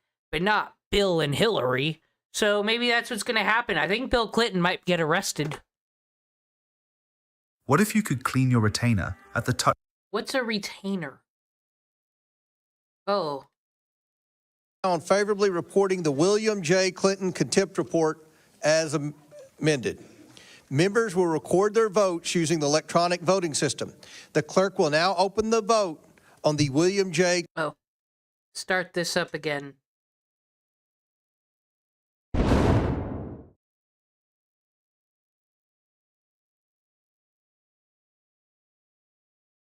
This is the vote on amendment to resolution holding Clintons in contempt of Congress. Clintons in contempt of Congress. Sounds like a great band name, actually. Clintons in contempt in the Congress. Hide your kids' bills on the loose. Though in all reality, I hope that the reason, like, has people seen Bill around? Has he said anything on Twitter that he ain't going? Like, I hope he's not sick or something and that's why he's skipping court. That'd be a bummer. The question is now on favorably reporting the William J. Clinton contempt report as amended. Members will record their votes using the electronic voting system. The clerk will now open the vote on the William J. Clinton. Wait, is this new? Do they get a vote Danganronpa style with an iPad? Do they not have to go up there and go one by one and raise their hands like losers anymore? That's cool. Contempt report.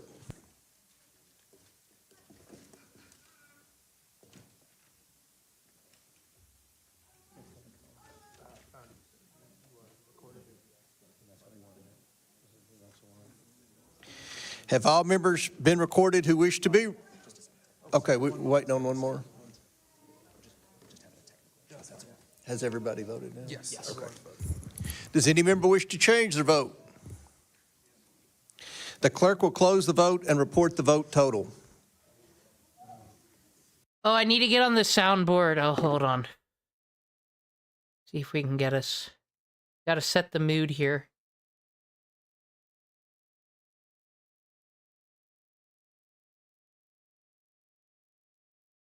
This is what you need for Congress.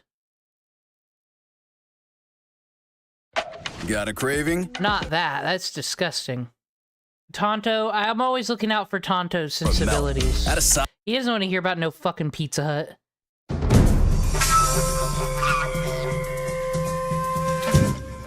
Mr. Chairman, on this vote, the ayes are 34, the nays are 8, with 2 voting present. Pursuant to this, the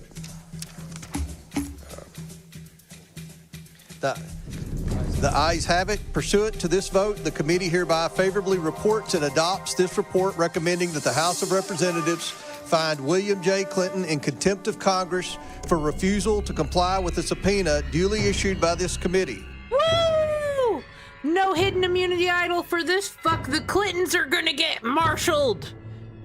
Our society will be safe, guys. That reptile creature known as Hillary will finally get what she deserved. Trump is finally gonna lock her up. This administration is all about fulfilling promises. And remember, millennial and Zoomer Democrats. We don't know the Clinton shit. We didn't vote for them. Really, he was just a sex pest that sold the country out, if you think about it. NAFTA wasn't good. No Child Left Behind. Like, they made the school system way worse, in all reality.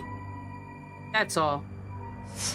We will move to the report to the full House. Without objection, the motion to consider is laid upon the table. Mr. Chairman, pursuant to House Rule 9, Clause 2.1, I just ask that members have the requisite 2 days to file with the clerk of the committee supplemental, additional, and minority and dissenting views. Without objection. Thank you. Without objection. The question is now on favorably reporting the Hillary R. Clinton contempt report as amended. Members will record their votes using the electronic voting system. The clerk. Oh, is it gonna happen? Guys, are we locking her up? Clerk will now open the vote on the Hillary R. Clinton contempt report.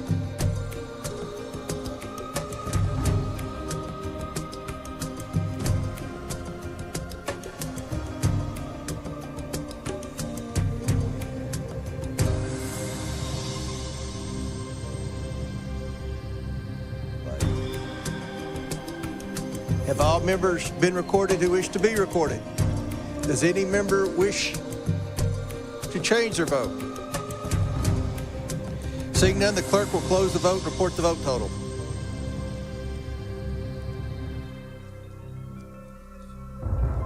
Mr. Chairman, on this vote, the ayes are 28, the nays are 15, with 1 voting present. The ayes have it. Pursuant to this vote, the committee hereby favorably reports and adopts this report recommending that the House of Representatives find Hillary R. Clinton in contempt of Congress for refusal to comply with a subpoena duly issued by this committee. We will move the report to the full House. Without objection, the motion to reconsider is laid on the table. Mr. Chair. They did what Alex couldn't do. They did what fucking Trump couldn't do. What? Okay. Oh, this is... No. Get out of here, ad. Look at C-SPAN. That got... Look, they're gonna hold a president in contempt of court. And it got 4.2K views. Nobody watches the history that just happened. Let's consult Copilot. What happens to a person if they are held in contempt of Congress?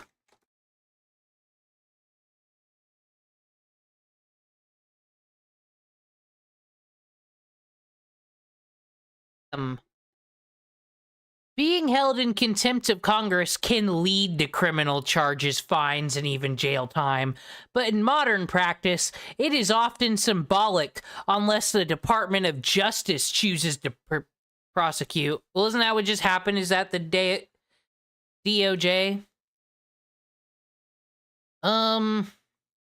3 ways Congress can enforce contempt.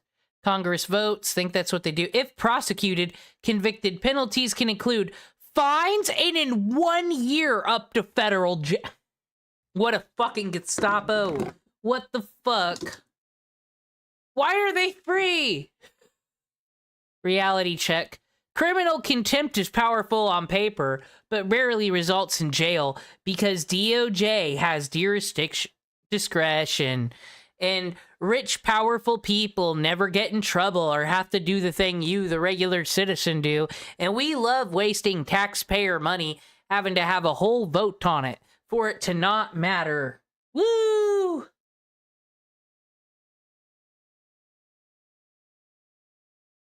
Here, you want some ads? I'll give you an ad. They're called political ads. I hope you're excited. Because why do people vote for Lindsey Graham, I always ask. He grew up in the back room of a bar. If I watch his commercial, maybe I'll know why.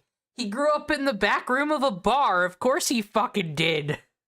He grew up in the back room of a bar, lost both parents by 22, took responsibility, helped raise his younger sister. So he's an orphan pity case, is he? Worked hard and finished school. Served 33 years in the military, traveled 35 times to war zones in the Middle East. Lindsey Graham, the one leader to keep America and your family safe and defeat our enemies abroad. Because in a dangerous world, experience matters. I'm Lindsey Graham, and I approve this message. See? Now I get it. That's actually a pretty good ad. He's a veteran, so, you know, he knows Middle East conflicts, even though he served Team Evil. Like, that's pretty good. Why the fuck does it open up with grew up in the back of a bar? Looking for some funny political ads. There hasn't been any good ones lately. Let's check this one out. This one's from 15 years ago. Let's look at some vintage shit. This one's about fiscal responsibility, which is what Trump spoke of today. Purity, piety, are fiscal conservative leaders, men we admire, aspire to be.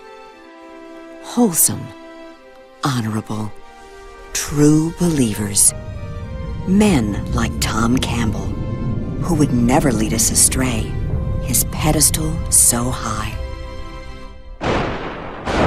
Oh no! What's gonna happen to great leader Tom Campbell?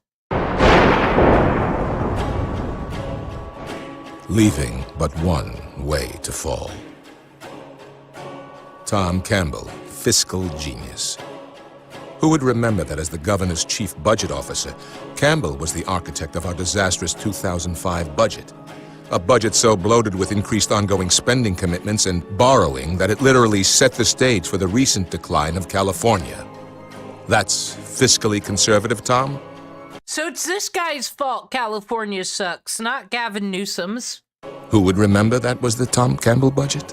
We would. A budget about which the respected nonpartisan... Wait, so this is like from like 2005 or some shit, but this is who the stock footage shit was always for. It wasn't for you, YouTuber. It wasn't for you, content creator. It was for political of our ads. disastrous 2005 budget. A budget so bloated with increased ongoing spending commitments and borrowing This is some Death Note shit, too. that it literally set the stage for the recent decline of California. That's fiscally conservative, Tom? Who would remember that was the Just look, it's a whole gallery of stock photos. Tom Campbell budget? We would. And there's the angry white woman's... This is before AI. This is before it all. Fucking Joan Holloway is displeased with you, Tom Campbell. A budget about which the respected nonpartisan California Legislative Analyst Office wrote, multi-billion-dollar operating deficits will persist, even in the best of times. And Tom, while proclaiming your newfound fiscal conservatism, you seem to have forgotten that you supported last year's budget, saying its tax increases were the right thing to do.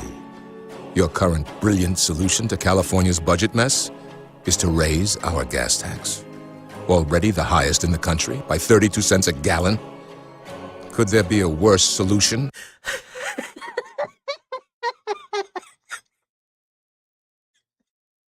I know this is as vintage as it gets. You know, the fucking politician with the scowl on his fucking face. Are you proud of yourself, Tom? You piece of shit. Is that fiscally conservative, Tom? And sadly, we're just getting started. You also campaigned for a ballot measure last spring that would have extended a supposedly temporary hike in the sales tax, the income tax, and the vehicle license fees for another 2 years. At the end of the day, that's another $16 billion in new taxes you supported, Tom. When in Congress, you supported a tax on the internet. This is just fucking great, Tom. And you were publicly critical of the Bush tax cuts. I suppose we should not be surprised then, Tom, that you are the only Republican candidate to refuse to sign the Taxpayer Protection Pledge, no matter what office you were running for that particular week. Tom Campbell, is he what he tells us? Or is he what he's become over the years? Oh, here come the fucking demon sheep. This is fun. There's a whole playlist of these. Is there any bangers from Indiana? I just remember the one of Trump thinks transgendered should be allowed to use the same bathroom as your girlfriend. That was Ted Cruz's primary ad against Donald Trump that they ran in Indiana. FCINO, fiscal conservative in name only. A wolf in sheep's clothing. A man who literally helped put the state of California on the path to bankruptcy and higher taxes. Fiscal conservative? Or just another same old tale of tax and spend, authored by a career politician who helped guide us into this fiscal mess in the first place? Might there be a better choice? No, this isn't true. It's not true.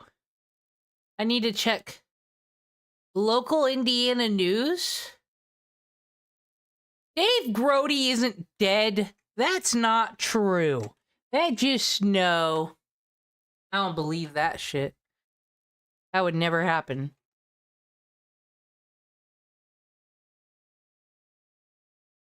Demon sheep. Someone who has not made a career of politics, a political outsider, perhaps a proven fiscal conservative, who has accomplished enormous things in life.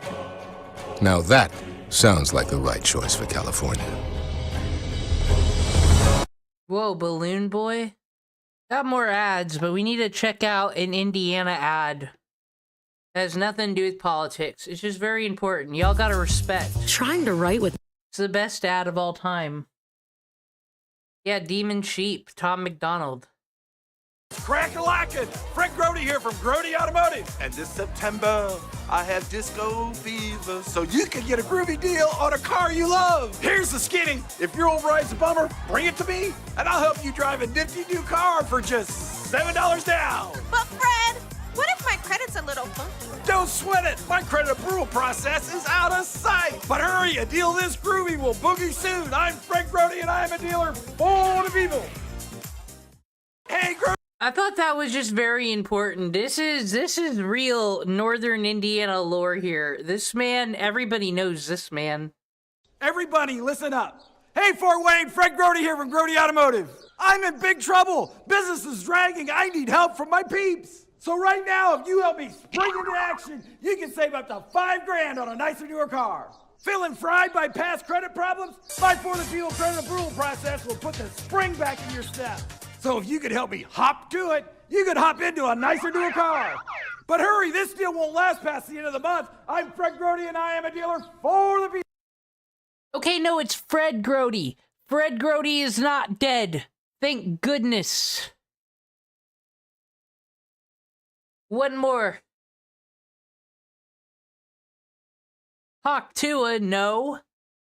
Hey, Grody Nation, Fred Grody here from Grody Automotive. Grody Nation. This year's off to a slow start, and January seems too long, so I'm bringing you 31 days of fun. This month, you can drive a car you love for just $31 down. Oh, we already saw that. Okay, more fun political ads. A few more, because they're hilarious. I was seeing if the Nickel Pickle Dave Grody ad was here, but it wasn't. He was in a pickle, you see, because he has too many clunkers. And he needs you to buy him with nickels to free him from the pickle. Welcome back to Shark Vote. Democrat politician Gail has come up with a new scheme she wants to pitch the sharks on student loans. Us Democrats have created a way to help recent college graduates pay off their student loans. Thank God. There isn't much happening in this market. Well, our plan is to charge more for college, but lower the payments. And that's it. Students will think they're getting a great deal. They won't even notice how much more they'll pay in the long run. But how will that make college more affordable or help grads get good jobs? It's not innovative. We're looking for fresh thinking. This isn't a plan. This is a desperate attempt at sounding like you have a plan when you don't. I'm out. Very disappointing. I'm out. It's clear we need Republicans to create jobs and lower the cost of college. You just aren't up for the challenge. I'm out. Democrat politician Gail sure tried to bait the... That's really funny, though. I just like the walk back. Sharks, but they knew better. What will you do this November? Welcome back. I just like the fucking get out of here. Here's a real I'm Jerry good Springer, and I want to be your governor. Now, after sharing some specific solutions for our unemployment and education problems in this state, it looks like the nomination is finally within grasp, which makes what I'm about to tell you even more difficult. Some 9 years ago, I spent time with a woman I shouldn't have, and I paid her with a check. I wish I hadn't done that, and the truth is, I wish no one would ever know. But in the rough world of politics, opponents are not about to let personal embarrassments lay to rest. Perhaps like... What is this, you might ask? This is Jerry Springer's fucking exposed video on himself. Said 80s and 90s was all about fucking sexual harassment admissions. Let's play that back, Jerry. Running for governor, are you? And I paid her with a check. I wish I hadn't done that, and the truth is, I wish no one would ever know. But in the rough world of politics, opponents are not about to let personal embarrassments lay to rest. Perhaps like you, I'm not sure what any of this has to do with being governor, but maybe my talking to you about this makes a point. Ohio is in a world of hurt. The next governor is going to have to take some heavy risks and face some hard truths. I'm prepared to do that. This commercial should be proof. I'm not afraid, even of the truth, and even if it hurts. Come on, join me on June 8th. We're going to turn the state around. Jerry Springer, Democrat for governor. Yeah. He did a lot for the people. Gobbling up millions in campaign cash, Congressman Ron Kine takes over 70% of his campaign money from Washington, D.C.'s special interest PACs. After 18 years, he's become Washington's Pac-Man, and the special interests expect favors for funding Kine's campaign. All the while, working families are losing jobs and their health care plans. Ron Kine doesn't represent us anymore. On November 4th, end the game. Vote Tony Kurtz. Nerd. Is that fucking Randy with his shirt from Trailer Park Boys after he slimmed down? My god. Kurtz is a fake fucking gamer. With Hotels.com. Do you remember any bangers from Indiana, Tonto? Did you know that we have a teacher shortage in San Francisco? If you were looking for a teacher, where would you go to find them? Is there a teacher under there? Oh, are there teachers under the table? Let me check. Hold on. There are teachers under the table. Okay, that makes sense. We need more great teachers. Let's strive for excellence. Vote Ian Kalin for school board. Why was that one on the cringe list? Because there was children in it? Chelsea Manning ran for fucking U.S. Senate? When was that? Isn't she a comedian?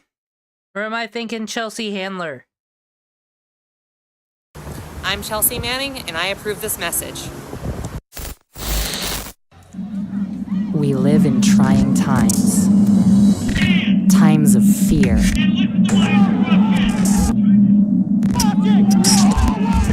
Of suppression. Of hate. We don't need more or better leaders. We need someone willing to fight. We need to stop asking them to give us our rights. They won't support us. They won't compromise. We need to stop expecting that our systems will somehow fix themselves. We need to actually take the reins of power from them. We need to challenge them at every level. We need to fix this. We don't need them anymore. We can do better. You're damn right we got this.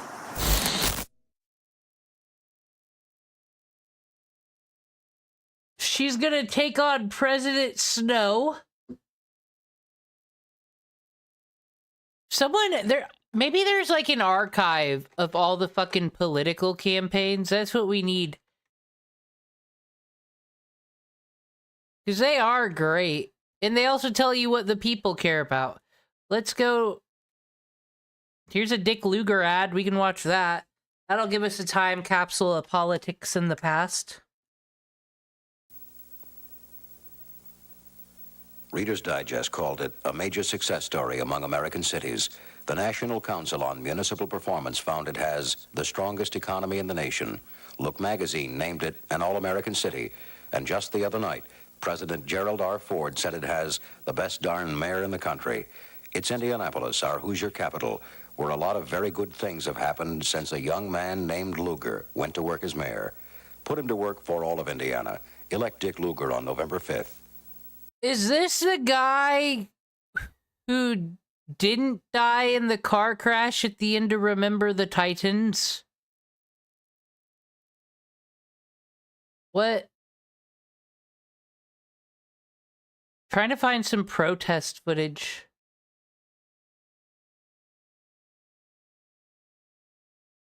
Hillary's going to jail. Lol. No, she won't. Nothing's gonna happen. Who cares?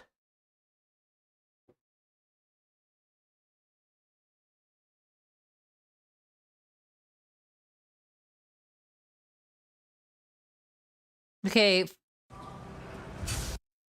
Live Now Fox, which is, you know, the hard news, just live stuff. Not that. evil Fox News. So I used to work in a nursing home, and here's just a funny thing, because you have people who watch CNN, you have the ones who watch the Fox News, MSNBC, all sorts of users and viewers in the nursing home. But there was a woman who used to watch Fox News every day, and then she stopped. She started watching like Little House on the Prairie and stuff. And I did ask, so what, not watching the news in the morning anymore? And she goes, they say they're called Fox and Friends, but every morning they scream at me. That's how I felt the other day with Hassan Piker. After going from Donald Trump to Hassan, I'm like, God damn, you're aggressive. Create a farm or a restaurant than to hold the powerful accountable. Here's what they don't want you to know. Immigrants don't drain our economy, they sustain it. Let's see what's happening at the protest. Immigrants pay nearly $580 billion in taxes every single year. $580 billion. Dude, see, so That's don't what worry. Trump pays in taxes. Magatards, They contribute I dare to federal say, taxes, state still taxes, be and in Social these Security. chats, In on fact, these live things, and every time someone from the left does at least, like, make their point, it's like, I don't want to hear this idiot, and I'm like, if they have nothing to say, then point it out. God damn, no one wants to listen anymore. They're paying into a system they can't access. They're subsidizing our retirements. And in fact, undocumented immigrants alone, they're subsidizing our retirements while being told they're freeloading. I'm on sign alert. And here in Maine, we have a workforce crisis. Our population is aging, businesses can't find workers, so who's filling the gaps? Immigrants are. They're not taking jobs, they're keeping our economy alive. Look at all these white women. When ICE sweeps through our communities, what happens? Restaurants close early because staff don't show up, not because they were arrested, but because they're terrified. Construction sites sit empty. Farms can't harvest their crops. The fear alone is costing us. And by the way, they are making lists of observers, of protesters like us, and they're calling us domestic terrorists. Somebody told me that the government already does that, so this is irrelevant. But I mean, it does, if you are allowed to keep track of fucking law enforcement, they're allowed to write your name in their diaries. But don't give anyone your name or face both together if you don't have to. That's how death notes work, you sillies.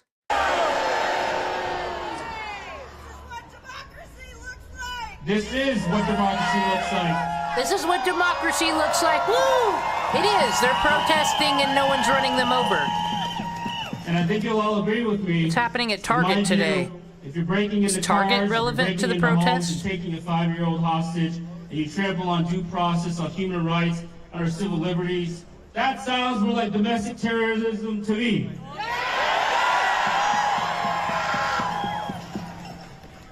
None of this is making us safer.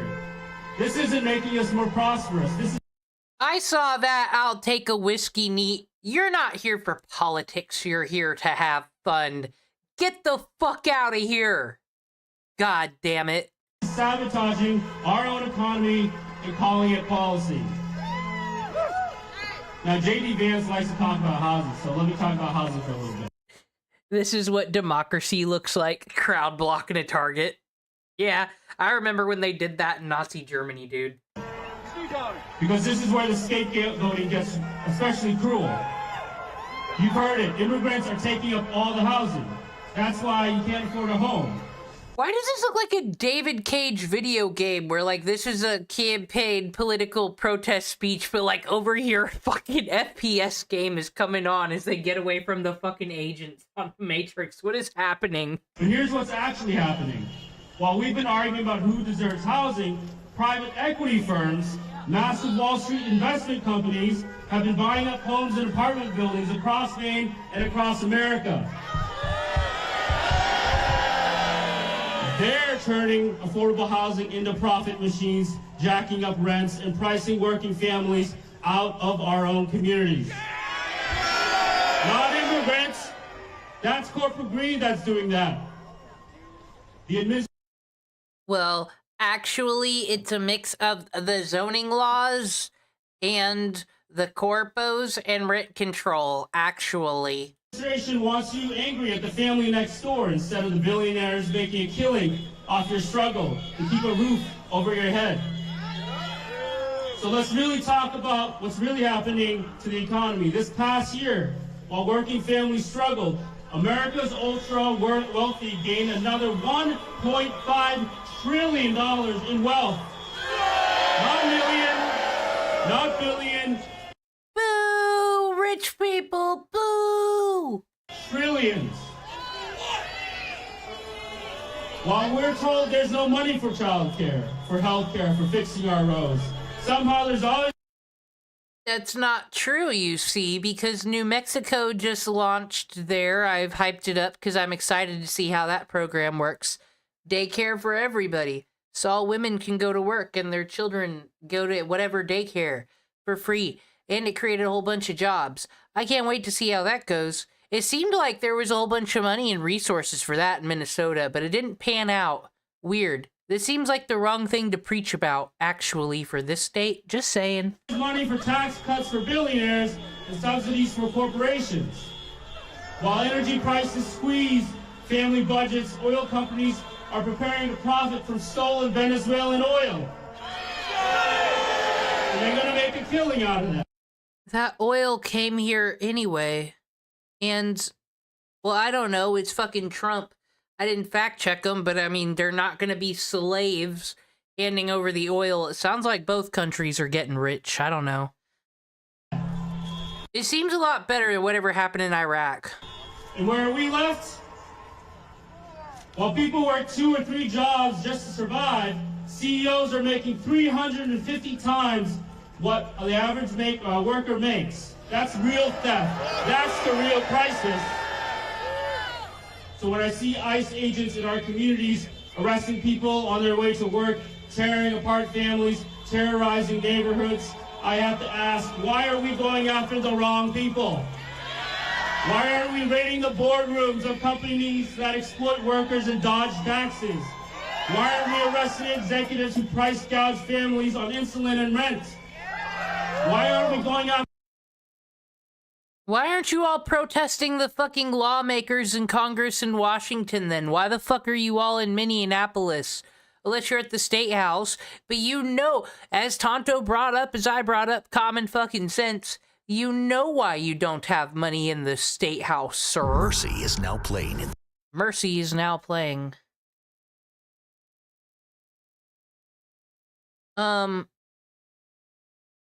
Let him do his thing.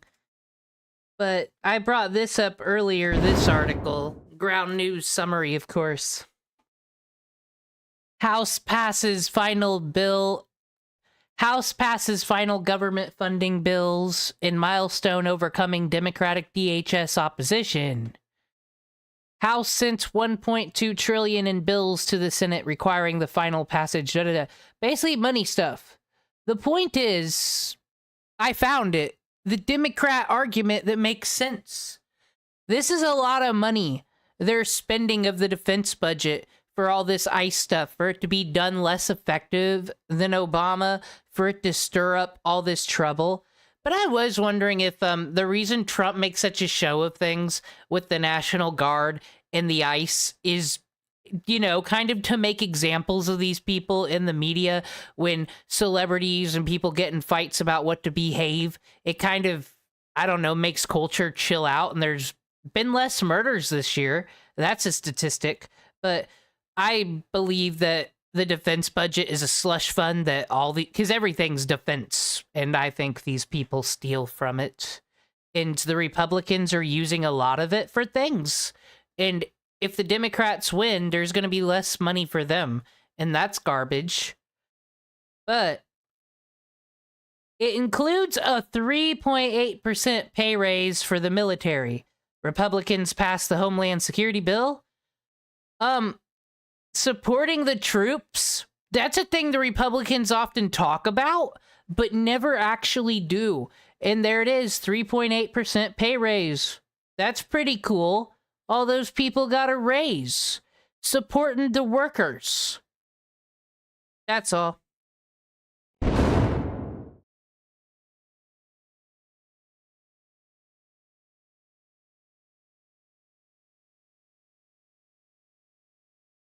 When you give... Oh, are you talking about these protesting people? Do you not like their improv skills? I just love watching the protests. There really ain't that many people there, as much as they make it seem in the pictures. In the pictures, they all make it seem like everyone's on fucking fire, and the Latin kings are flipping over fucking cars and shit. Nah, this is actually just Comic-Con for liberals. There's a whole music concert here.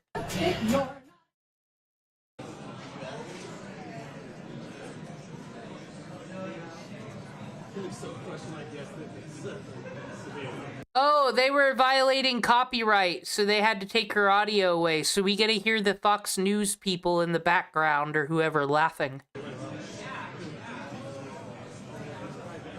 She ain't cute.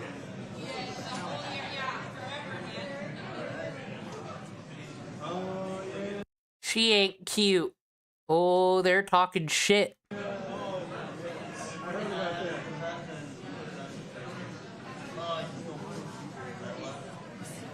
Tonto, you don't mean that. America. You don't want to live in fucking Argentina, my dude. They got the fish that swim up your penis. Why would you ever say death to America as long as the penis swimming fish country exists? How does that make any fucking sense, Tonto? Yeah, okay, it was just a phase. You ever watch SL Punk? I was an anarchist for like 2 days after I saw that.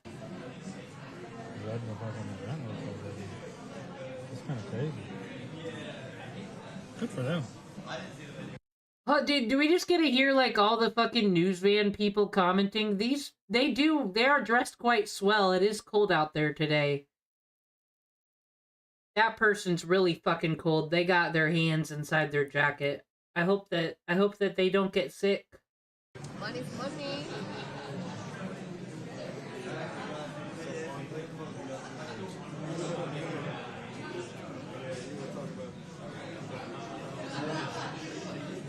Actually, we're both wrong about what I said, which makes you the fool.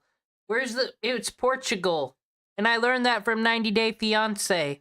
Some girl's boyfriend who came from America had to wear special condoms in the water. It's true. Is there the mosh pit? It's a mosh pit. I see the circle. Or it's just a crosswalk.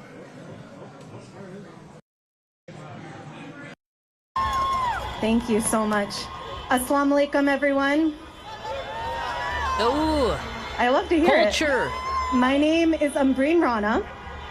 My parents are immigrants. My family are immigrants. And I am on this land as a result of displacement, colonization, and resource extraction at the hands of the global America, North. Boo! And I am your community member. And I am a state representative serving in the legislature representing the city of Bangor. In a moment of time where fear... Now, I don't know if I really want a representative that leads off speeches with, "I'm here because of displacement and colonization." Like, you're kind of a Debbie Downer. You're literally leading with victimhood. I thought victimhood liberal politics is like 2013. I guess I was wrong. Fuels horrific events of hatred and violence, both at home and abroad. I want to extend so much appreciation to everyone who is out here in the cold today, openly sharing their grief and their rage in this showing of collective outrage. Our communities are being ripped apart as ICE expands its enforcement unchecked, disappearing families that have been here for years, decades, and generations.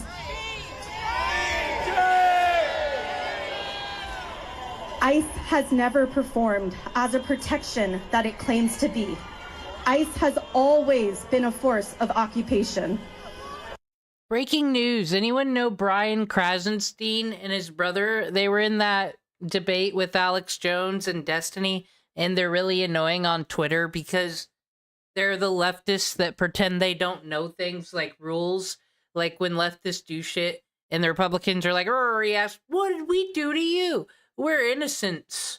And he's like, Trump has executed 70 people. Like, it just lies. It's like huge exaggeration and lies, and he gets all this monetization and shit. And for being a fucking rage baiter.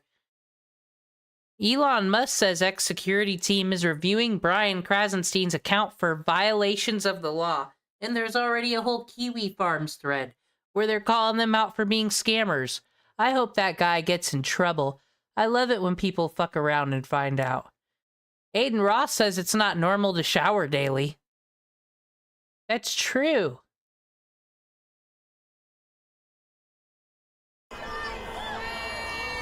The violence that is perpetuated by the system is not by accident. God, it's a Tumblr post. It is not a series of mistakes made by ill-trained rookies. But it's Tonto, it's 2026. But everybody ignores the privilege part.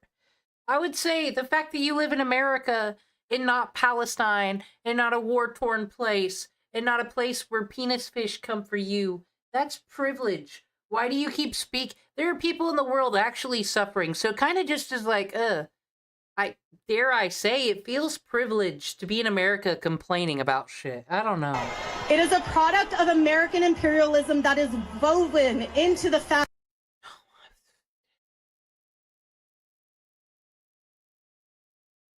You guys came out into the cold with your signs. Everybody here, left and right's fucking losers. Do something productive, my gosh. But like, what? Where are the arguments? Where are the screams? Like, this is what? Why are we doing this? This is Occupy Wall Street all over again. Fabric of this country. ICE has always been violent from its inception just 23 years ago, and it is clear today that every elected official is complicit in the actions of ICE. Every elected official is complicit, and they must be held accountable, they must be pushed, they must be swayed, and brought along in this movement. Okay, I'm gonna get into some technical stuff now. Earlier this year, we passed LD 1971. I know many of you know about this bill. The legislature worked hard. It only passed by one vote back in June, and that's when it should have gone into law. This bill would outline and restrict how state agencies are to interact with ICE. The governor sat on that bill for over 6 months. Indeed, get mad about anything. Get mad about fucking that. How does a bill sit on a desk for 6 fucking months? Don't you need the space on your desk for other fucking activities, politicians? God. She sat on that bill for over 6 months before deciding to allow it to go into law. Yeah, she's an elected official. Why did you get it off the desk? Just a few weeks ago. And that delay means that it won't be implemented until the summer of 2026. Implementation that was delayed by a year.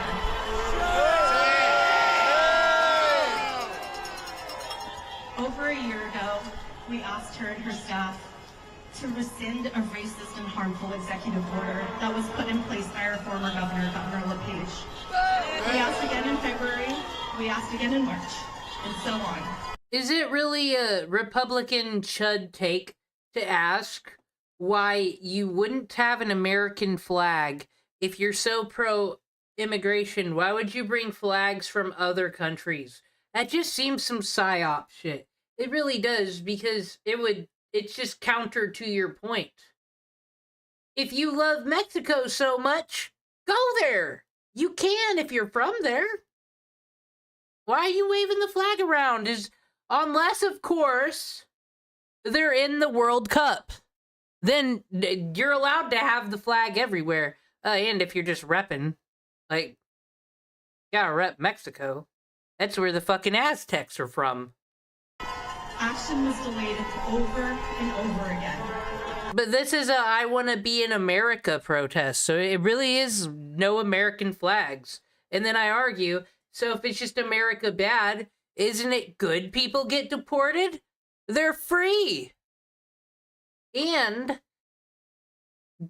I'm just worried because I do not want those fucking Jomahs back in this goddamn country. Alberta, stay the fuck away from America, please. Because of fear of federal government retaliation.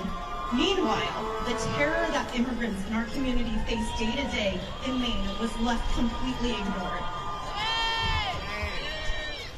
Let me pause to make something clear. ICE has been here. This surge is amplified, but it is nothing new. Governor Mills has rescinded that executive order. Okay, at least an upside down flag is okay. There's one over there. That's right side up. Okay, we're at 2. So 2. 2 America versus 1 Mexican. But like I said, they could be doing good in soccer. We don't know. We would never know if they were doing good in soccer, because, you know, who watches that? Just kidding. People that care. 7 years ago, and it was only because of the pressure that you all put on. The pressure that you put on is why she finally yielded. Oh wait, this is Maine? Who gives a fuck? I mean, what? Support all of them. They're all fucking supernatural creatures from a fucking nether realm. Who gives a fuck? Silent Hill monsters. Now, what I want to hear about is Boston politics. You know where I get the Boston fucking news? A place I've never been or lived? I get it from Zach the Ranting Guy.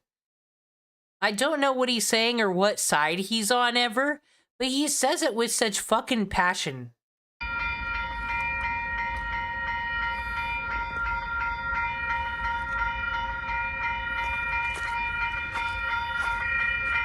And we get fucking trades. We're gonna learn about Mara Healy. Wants to lower.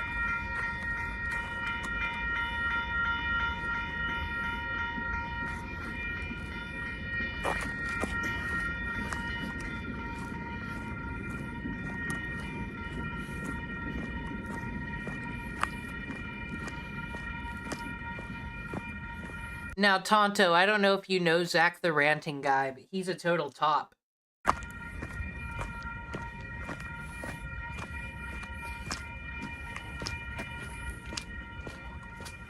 How's that for a little intro? A little intro I made before the video I'm making. What's up, everybody? It's Zach the Ranting Guy here, reporting after midnight, after my long shift. We have a big snowstorm coming on Sunday, and then it's going to get down to like the fucking single digits. So, I decided to go for a little bit of a walk around the quiet city of Reading, Mass. Decided to do that because it's one of the safest areas in this jurisdiction at nighttime, so decided to do that. Because want to enjoy that mild weather while it lasts, for now at least. So, before my ripping to shreds the piece of shit governor that runs this fucking state. See, now, Zach is the user content of politics. He's ready to rant on them and rip them to shreds.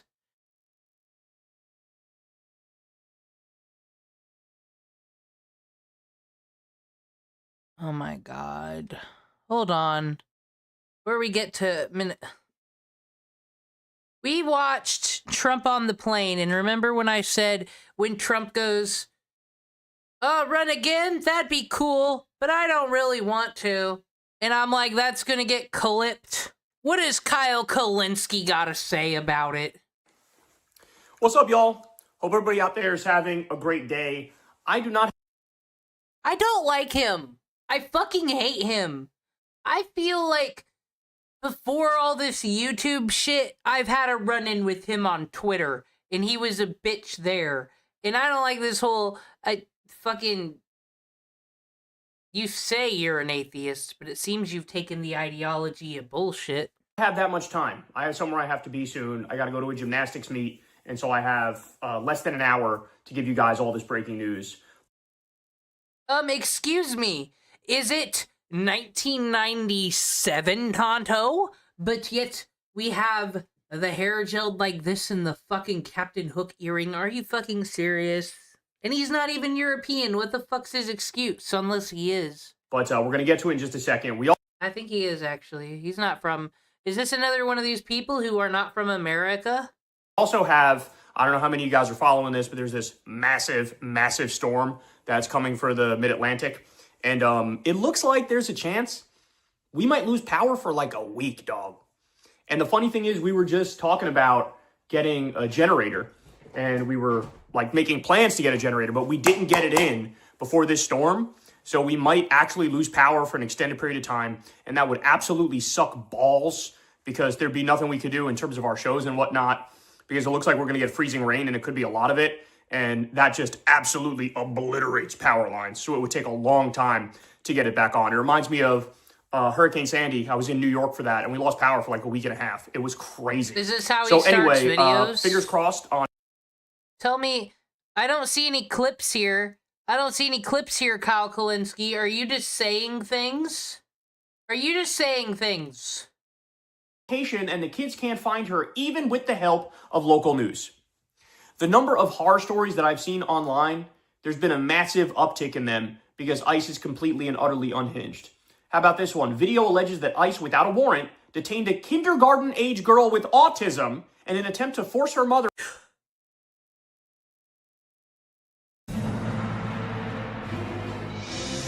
Come for the Latinos.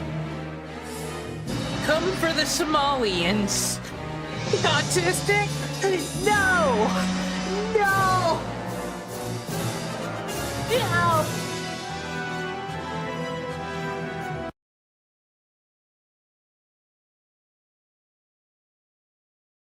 Out of the home so they could arrest her. Quote, give me my daughter back. Quote, nope, you're going to have to come out here and get her.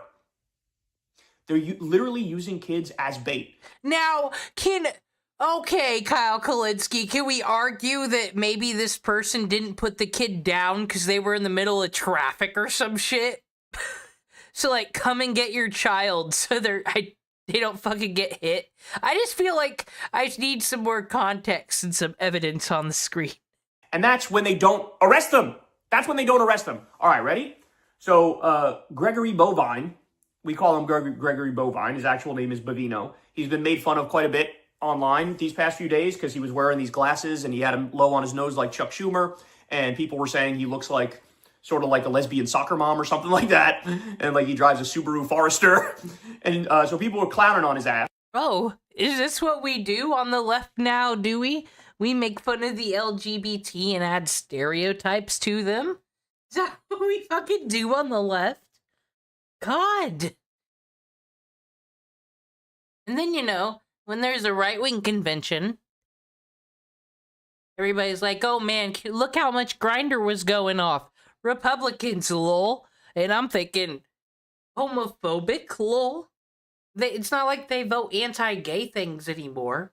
That's like 2007. We've moved on. God, homophobia. But he did a press conference where he's trying to like calm tensions. Of course, he only makes it worse because he's a fucking idiot. And he's a wannabe Nazi. He literally walks around in like a Hugo Boss long trench coat. Excuse me? Who are you talking about? Did you know that World War II happened, Kyle Kulinski, and it was terrible for the world? You see, 6 million Jews. So when you be calling someone a Nazi, you better be talking about a modern Call of fucking Duty, or zombies, or they better be Heiling Hitler and it better not be because they're wearing Hugo Boss. JCPenney's has to sell Hugo Boss. Kyle Kulinski, who are you doing this to? Local news. The number of horror stories that I've seen online, there's been a massive uptick in them because ICE is completely and utterly unhinged. How about this one? Video alleges that ICE, without a warrant, detained a kindergarten-age girl with autism in an attempt to force her mother out of the home so they could arrest her. Quote, give... Do they really know in kindergarten how autistic you are, though? I don't know. It took me to, like, the 7th grade to not be stupid. Give me my daughter back. Quote, nope, you're going to have to come out here and get her. Yes, JCPenney's is still around, Tonto. It's called the mall. They're literally using kids as bait. And that's when they don't arrest them. That's when they don't arrest them. All right, ready? So, Gregory Bovine, we call him Gregory Bovine. His actual name is Bovino. He's been made fun of quite a bit online these past few days because he was wearing these glasses and he had them low on his nose like Chuck Schumer. And people were saying he looks like sort of like a lesbian soccer mom or something like that. And like he drives a Subaru Forester. And so people were... I'm sorry.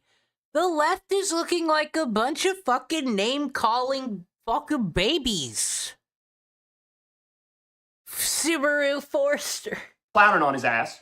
But he did a press conference where he's trying to, like, calm tensions. Of course, he only makes it worse because he's a fucking... Tonto, come to Grand Rapids. I will fucking hang out in the front of the Hot Topic. There is one of those. And a Spencer's Gifts. And there is an Auntie Anne's there as well, but you have to walk through the JCPenney's. Fucking idiot. And he's a wannabe Nazi. He literally walks around in like a Hugo Boss long trench coat that looks like a Nazi jacket. Like straight up. And he knows it looks like that, and he still does it. Okay? So, he does his press conference. One of the questions from the reporters is, do you have any ethical qualms about detaining a 5-year-old? Gregory Bovino immediately answers, no. No ethical qualms about detaining a 5-year-old. Is Bovino the person who got disappeared and got a bag over their head and Trump was a dictator and disappeared him? That's what my mom told me.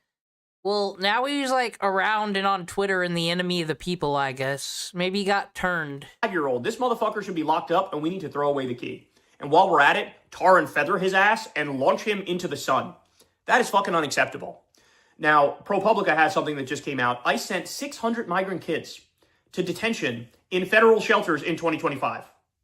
They also say a 17-year-old was detained at a traffic stop. Now, sending 600 kids to detention is another statistic that I could see warped for something.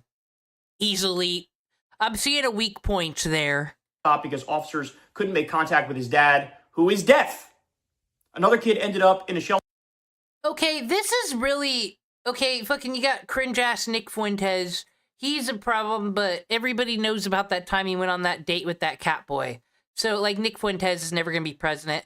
I don't trust this little fucking Ricky Hitler over here. Like, legit, I'm sorry, MI4, you need to take these negative buzzwords and be like, death, autism, 5. After making a wrong turn. 600 immigrant kids in detention in federal shelters. There's a kid also wearing his cute little hat. He's like a kindergarten-age kid, and... If the hat was ugly, would you have reported that? Just curious. He was detained, and then ICE came out and lied about it. And J.D. Vance also lied about it and said, oh, his father ran away, so he was left alone with us. That's not true. The kid was inside his house, I believe, with other members of the family, and they still grabbed the kid. I'm telling you, this is flat-out Gestapo shit. There's no way around it. This is Gestapo shit. People need to understand that. I remember when the Gestapo used to arrest people for illegally being in the country. And then if you obstructed the law officers, they would take your vehicle away and you'd have to pay like $200 to get it back. And you'd probably have to pay a citation. Just like the fucking Gestapo in Nazi Germany. That's why they made the Autobahn, for all those repossessed cars. They need to wake up to that, and they need to react accordingly. By the way, so remember the other day there was a video of an ICE criminal pulling up, yelling at protesters, saying, you're preventing me from getting a child sex offender. What is wrong with you? He said something to that effect. I saw Asmongold react to that video. I didn't watch it myself. Right. To which everybody's reaction, of course, was like, go arrest the president, you bitch. This guy's part of the Epstein class. This guy, we know, committed unspeakable crimes with... They're working on it. God. I mean, like, the government gave you some redacted files, but they're trying to ask Bill and Hillary some questions before they can proceed. And I'm sorry. Like, do we need to lock Trump up, actually? We know where he is. C-SPAN tells us where he is. This is like the one person I think that is allowed to be on bail. And it was okay for him not to do jail last time, because where the fuck is he gonna run away to? Exactly. So just leave him alone and do the investigation. They're working on it. God. Underage girls. Okay, it's a fact now. There's no way around it. We have the Epstein emails where Trump in 2011 was at Epstein's house, which is bugged to the high heavens, with one of the victims, quote, for hours.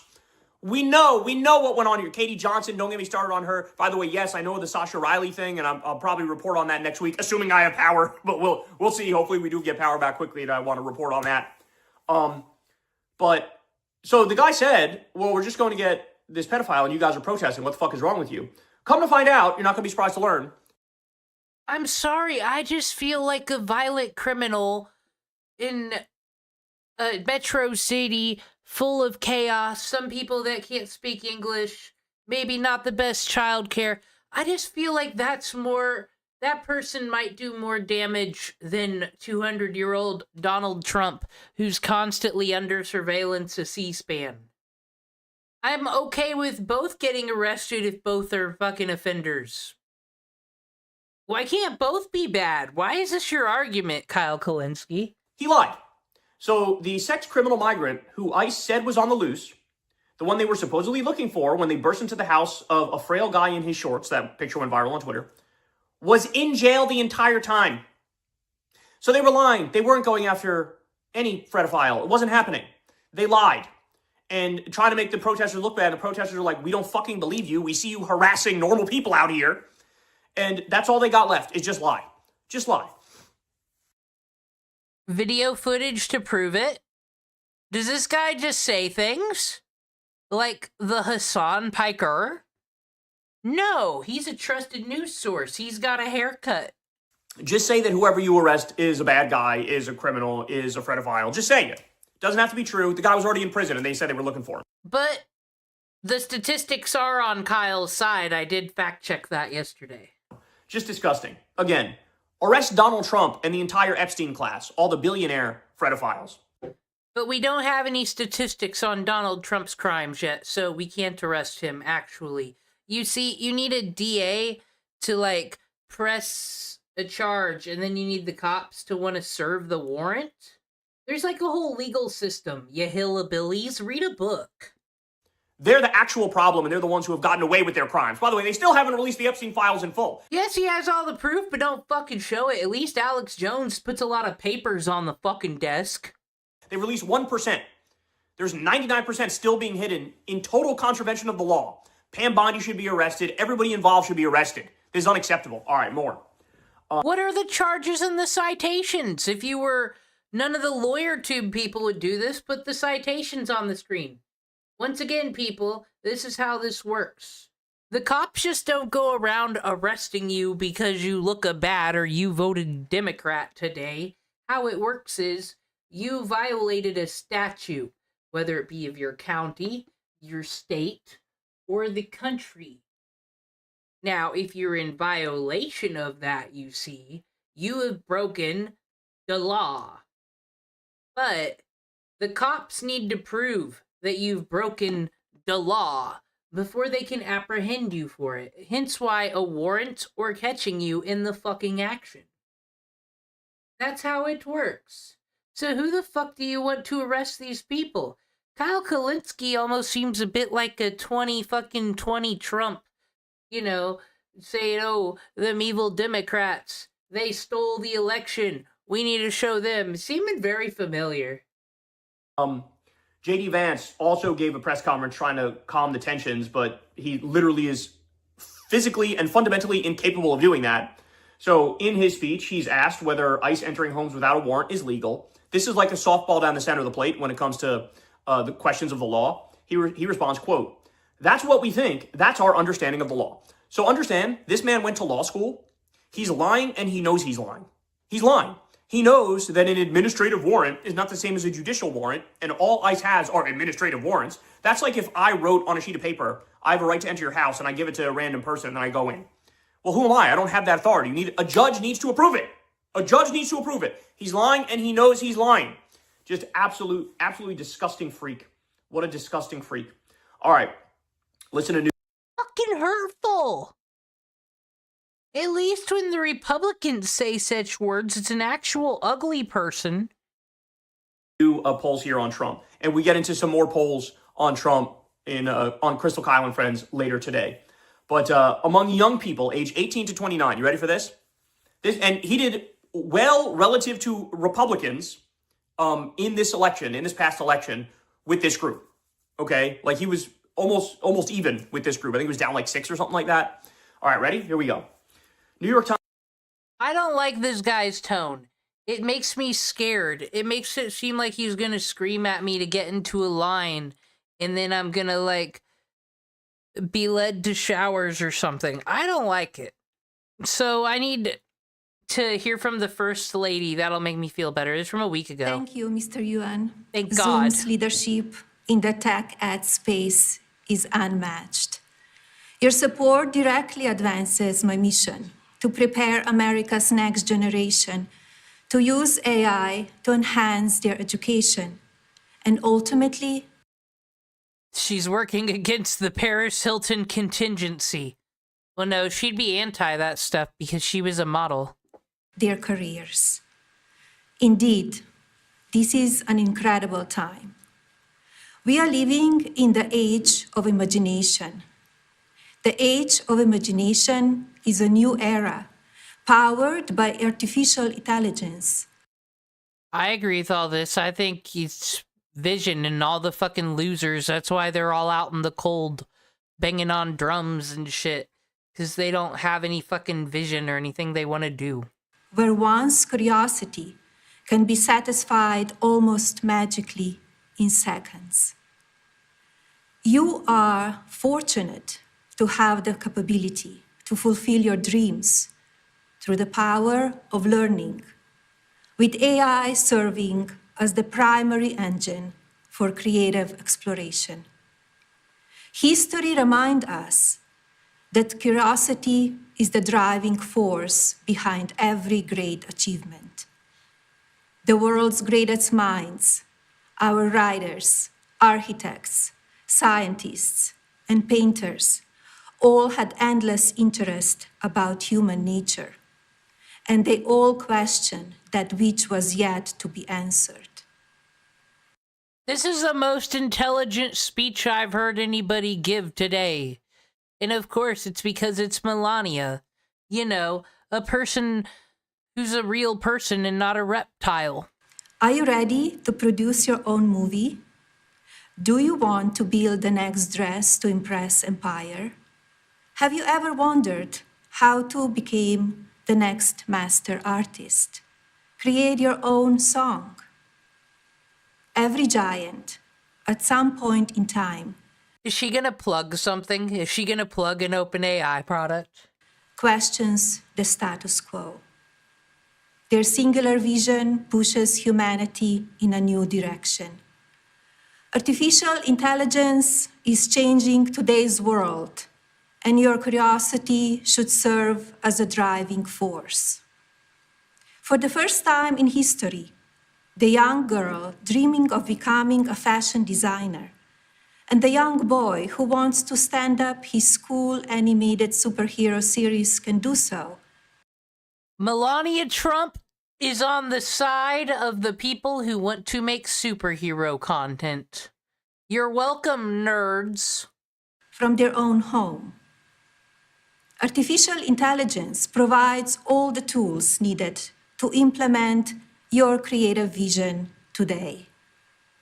You can develop movie characters, scripts, fashion, music, art, the entire ecosystem, all with AI.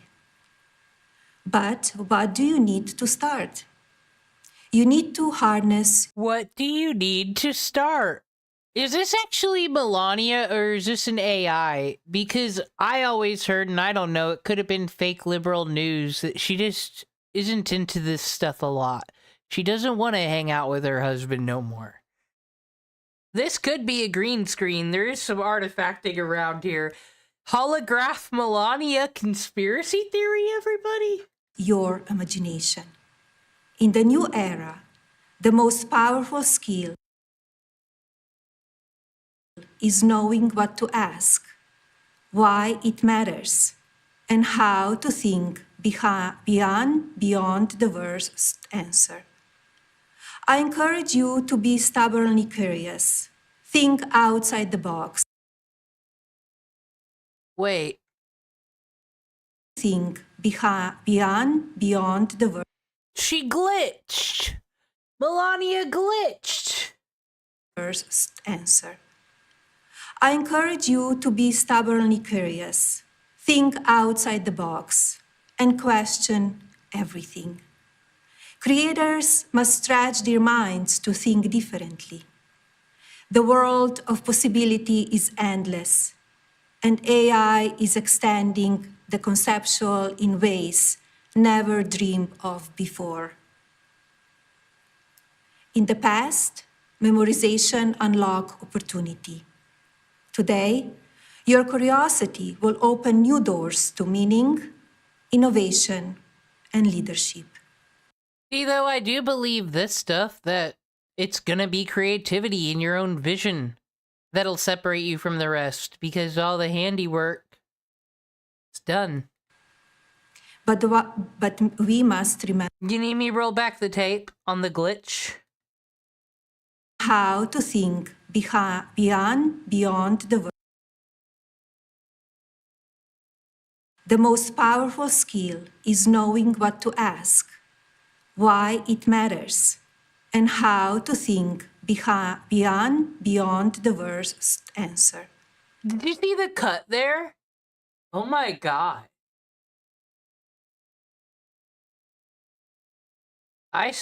Vision today. You can develop movie characters, scripts, fashion, music, art, the entire ecosystem, all with AI. But what do you need to start?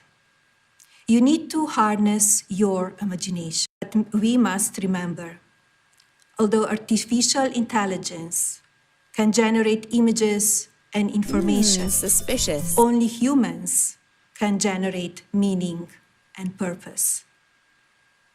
Deep thinking, patience, and staying curious are where purpose begins. Today, I urge you to take action. Use AI to unlock new parts of your imagination. Or use AI to get propaganda from the Kremlin or my husband, whichever one benefits me more. That's what she said in translation. Lead with your ideas, stay sharp, but remember, never surrender your thinking to AI. Choose to let your imagination drive your... Oh, she turned it around. Use it, but don't surrender your imagination to it. Based advice. Based? Based? Intellectual progress. But never use AI as a quick solution. Be intellectually honest with yourself. Use AI as a tool, but do not let it replace your personal intelligence. Pursue understanding with passion like no generation before. Make an impact. Knowledge is power. Nobody can take it away from you. Good luck. What is she saying that's wrong? Queen Melania, this is from a week ago. They probably said that they probably didn't talk about this at all. And I wish you a successful year ahead. Thank you, First Lady Melania. That was helpful advice for the people. You gave the best speech of everybody today. Amazing. Back to Zach. That has done nothing to absolutely destroy us. On my news program. And make our lives a living hell here in Taxachusetts, making us into Taxachusetts all over again. Because that's all they know how to do. And that's all they all know how to do. And we've got something that is just so beautiful to me that I had to take the time so I could come on here and tear apart my piece of shit governor and her disgusting record of failure. I've already been doing that in my Massachusetts group against Maura Healey and in other groups, anti-Maura Healey groups that I'm in, because, look, anti-Maura Healey... Tonto, no. You don't need to get involved with Massachusetts politics. They already had a bombing those years ago, and we sympathize for the Massachusetts people. And the fucking witch burning. Don't you look into Zach the Ranting Guy's claims. You want to talk about anti-Maura Healey? I'm going to tell you right now. Being anti-Maura Healey is just fucking common sense. Just saying. So, it is that time again, everybody, to tear apart the piece of shit governor that is a fucking moron Healey. It's time to rant on a user, Maura Healey. AKA Tax Maura Healey, who's never met a tax or a fee or a cost that she didn't love or one she didn't hike. Now, we have her running for re-election. Her state of the so-called address, her state of the address that she decided to give tonight, well, I would only watch it so I could find every single thing that she lied about, and then I could come onto this page and go onto... That's fair. Thank you, Zach, for doing your research, unlike all the ignorant people who would have just took talking points from that Discord. I'm glad you didn't do that. It's kind of like me and Mr. Donald Trump. I gotta go to the source with him. He's just an old fellow. My other pages and tear it to fucking shreds. Because that's the only worthy coverage of it that it's worthy of fucking giving. So, she says that she wants to cut costs. It's like, we're not done yet. A translation. We're not done destroying Massachusetts just yet.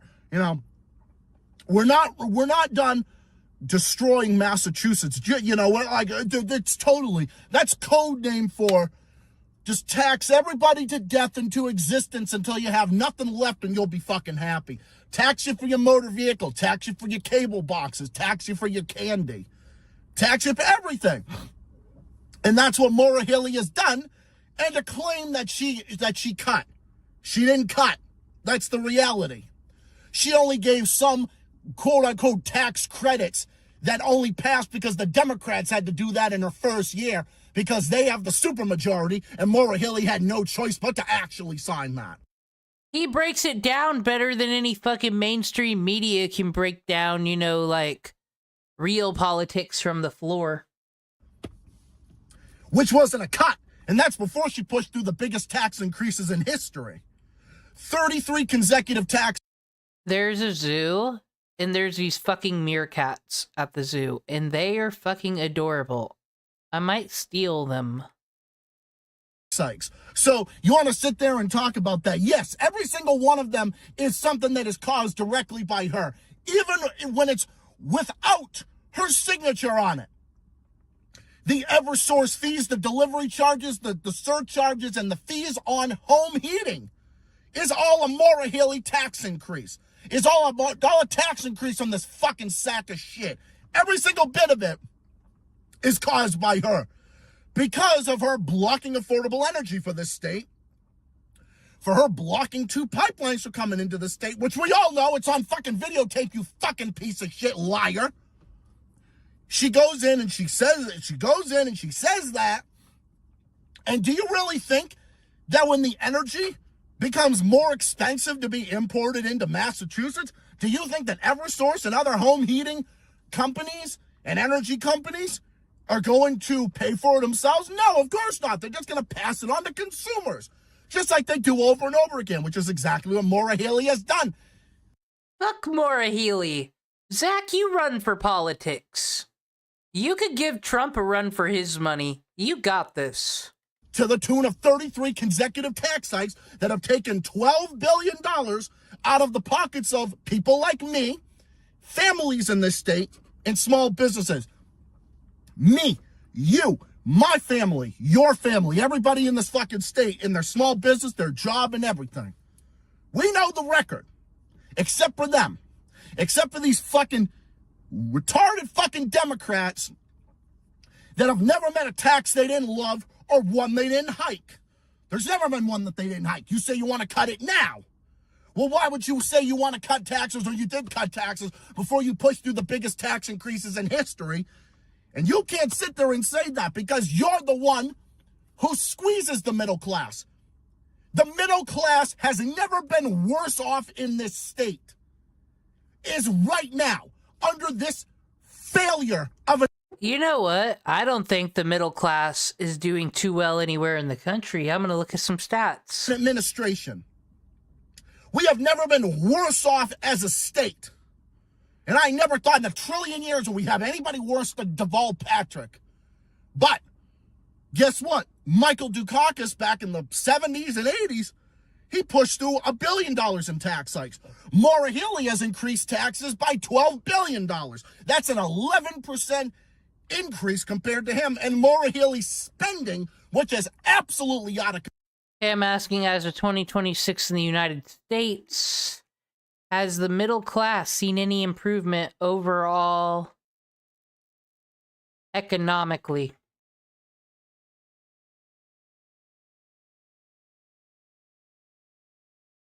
The U.S. middle class has seen mixed and uneven economic improvement. Some indicators are stabilizing or improving, but most middle-income households are not yet feeling better off due to high living costs and slow wage gains. Inflation is easing in 2026. Economic growth is stabilizing. Policy shocks, tariffs, immigration changes are fading. Oh, because that slush fund's going to be available again. Okay, doing good. Control. Maura Healey's spending is skyrocketing, and it's absolutely out of control. Every time she raises spending, there's new taxes. She's raised spending by $12 billion. That's a 43% increase from 5 years ago. Do you really think for a second that you're going to sit here and act like, oh, well, I'm going to reduce your home heating now? Tonto, when we make our daily show, can Zach be the recruit? He could just report the Boston news from his car. And it really won't matter what he'll say. It'll be like, oh man, just like them young Kennedys screaming on their lunch break about the fucking working class getting exploited. Just like the olden days. It'll get us the boomer audience. You're going to sit there and you're going to talk about reducing the home heating now? When 12 of those 33 taxes that you pushed through are included directly on people's home heating bill? Your opponent, Brian Shortsleeve, or one of your opponents anyway, rightfully called out those 12 taxes that are on the heating bill. And you're not going to sit there and you're not going to tell me for a fucking second that you're going to do that when you've been the one that's been squeezing the middle class. Everybody says the middle class has it hard. The middle class has it hard. Yeah, it's hard. I would, if I went to like an actual DNC or an RNC meeting, I would consider giving Zach my vote. He needs to stop wasting his time in the car and YouTube and hit the circuit. Class, because of this two-party monopoly system that we have in this country. We have an oligarchy and a two-party monopoly system, but Democrats raise taxes, and that just hurts people more. It just makes things worse and not better. It obviously makes things worse. Maura Healey has raised 30 regressive taxes that have hurt people at the lowest end of the income scale. Only the millionaire's tax, the corporate excise tax, and the estate tax threshold were the 30, were 33. That's only 3 of her 33 tax increases that went towards the rich. And the other 30, 12 of them on your home heating. The other 18 is just for basic necessities, including heating and including everything from Uber and Lyft and rideshare fees and local meals taxes and everything else. How does that help the middle class? How the fuck does that help me? How the fuck does that help anybody? Oh, that's right. I don't know shit about Maura Healey, but I do dig his speech better than the fucking people at the Maine protest. Because it doesn't. You can sit there and tout your fucking record all you want, but Maura Healey is a fucking lying sack of shit. She's incompetent, and she couldn't fucking peel a potato. Never mind run a fucking state. I once again preside to you, just like I said when I was talking to Mike earlier. See, I once again preside to you. We need him in fucking Congress. I once again to fucking preside to you. Fuck Kroger. Stupid fuckers, plays the boombox. Which I had a wonderful conversation with. It was a great conversation. Because him and I are mostly on the same page about this fucking piece of shit governor and her disgusting record of failure. Her 3-year record of failure. Because there is no way you can say you've helped the middle class when you push through 33 consecutive tax hikes.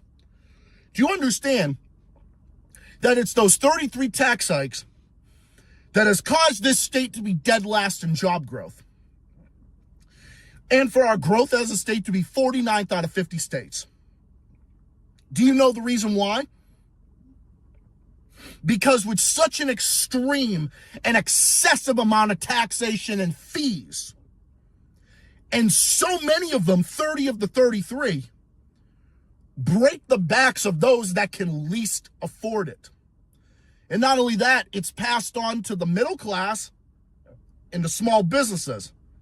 Yeah, he had a Kroger rant because his friend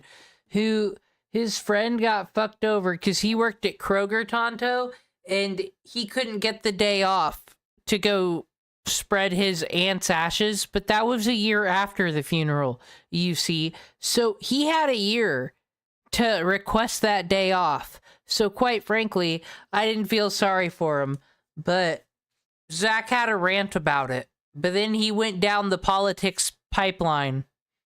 He really doesn't like that Israel country, by the way. And it makes them suffocate. And then they end up suffocating under the weight of such extreme and excessive taxation, which is actually the worst in the history of Massachusetts. How can they grow? How can jobs grow? How can the middle class grow? When you raise taxes 33 times in a row, how can people's wages grow?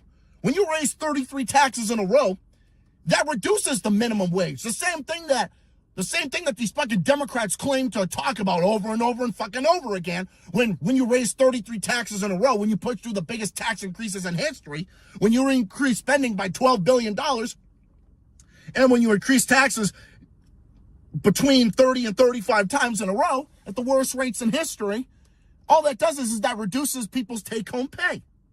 That's all it does.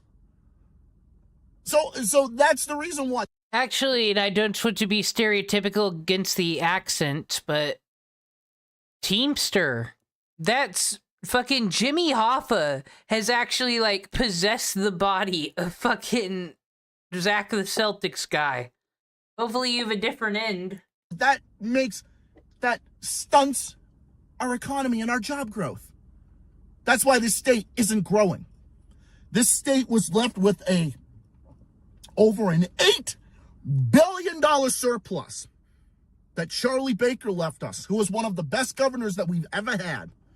And you're not going to sit here and tell me that the reason why we've sunk into a $375 million revenue shortfall, it's probably even worse than that at this point, is because you blew through it and you did nothing but raid the rainy day fund, which you couldn't even fucking lift a finger on during the government shutdown that you used to fucking blame Trump over and over again, which I can say a lot of things about him, but this is about your record. Anything going on in Massachusetts has nothing to do with him. It all has to do with the fucking piece of shit that's running this state. It has to do with the fucking, worthless sack of fucking elephant excrement and her disgusting record of failure. That's the reason. There's nothing. Disgusting record of fucking Laura Healy. She said she'd get the taxes down, but she didn't. In fact, she hiked them up, and really, she gave no benefits. What is she? Well, according to this Bostonian native, she is a fucking disgusting failure. Thing in this state that is to blame for what's wrong in this state that is anything other than what Maura Healey has done. There's nothing in this state that is wrong right now that is the result of anyone or anything else but Maura Healey. Maura Healey has taken a surplus and turned it into a structural deficit. She took tax cuts and tax relief that Charlie Baker left us, and that we had so much in revenue that he filed it under the 1986 Massachusetts tax cap law, giving us tax checks and rebates that went out the door and helped benefited the middle class during COVID and everything else and during those, hard economic times. And then Maura Healey ends up destroying this economy and bankrupting the state by increasing spending by $12.43 billion, including the worst sanctuary state and city rollout in state history, wasting $3.88 billion doing that, and giving herself pay increases over and over again, $460 million in pay increases, raiding $2.2 billion out of environmental trust funds, including the Massachusetts Bay Trust, raiding $765 million out of the Massachusetts Transportation Trust Fund that was raised through the gas tax that is going up in inflation along with the other Maura Healey's 33 tax increases, because they all have triggers in place. They're all retroactive. They all from the past. They all go up in the future. So 4 more years of Maura Healey, we're going to see the worst tax increases that we've ever seen in the history of the state, and we've already seen it. That's why we cannot afford 4 more years of this fucking bullshit, because we're going to be a bankrupt state before long, and it's absolutely ridiculous. And I think people are waking up, because you can't sit there and say, oh, but we're going to help you with your heating bills now. We're going to help you with your heating bill. But you are the one who created this. You know who actually did help people with their heating bill? I just can't stop thinking about it, Tonto. I do think it's quite rude that when people talk about Jim Jones, and I'll have to get into more of that, you just skip all the good things he actually did in Indiana. Okay, did he cause a whole bunch of people to die? Yeah. But does that just erase all the good things a person did? Well, that monkey didn't deserve what it got. It's just, the problem is he left Indiana. If he just would have fucking stayed there, that's when the story goes wrong for him, when he fucking starts hanging out where the woke mind virus is. Countries that don't have winters the same as us. You gotta have hot summer, cold winter. It evens you out. Problem. You're the one who created this problem by raising 30 regressive taxes that hurt people at the lowest end of the income scale. You blocked affordable energy. You said it on fucking tape. You said it on tape. Everybody knows that you said it on tape. Well, Trump says a lot of fucking things every goddamn day, and only like 40% of it's verifiable. So, politicians, Zach. Everyone knows it. All your opponents said it. Jeff Deal called y'all for it during the debates and everything.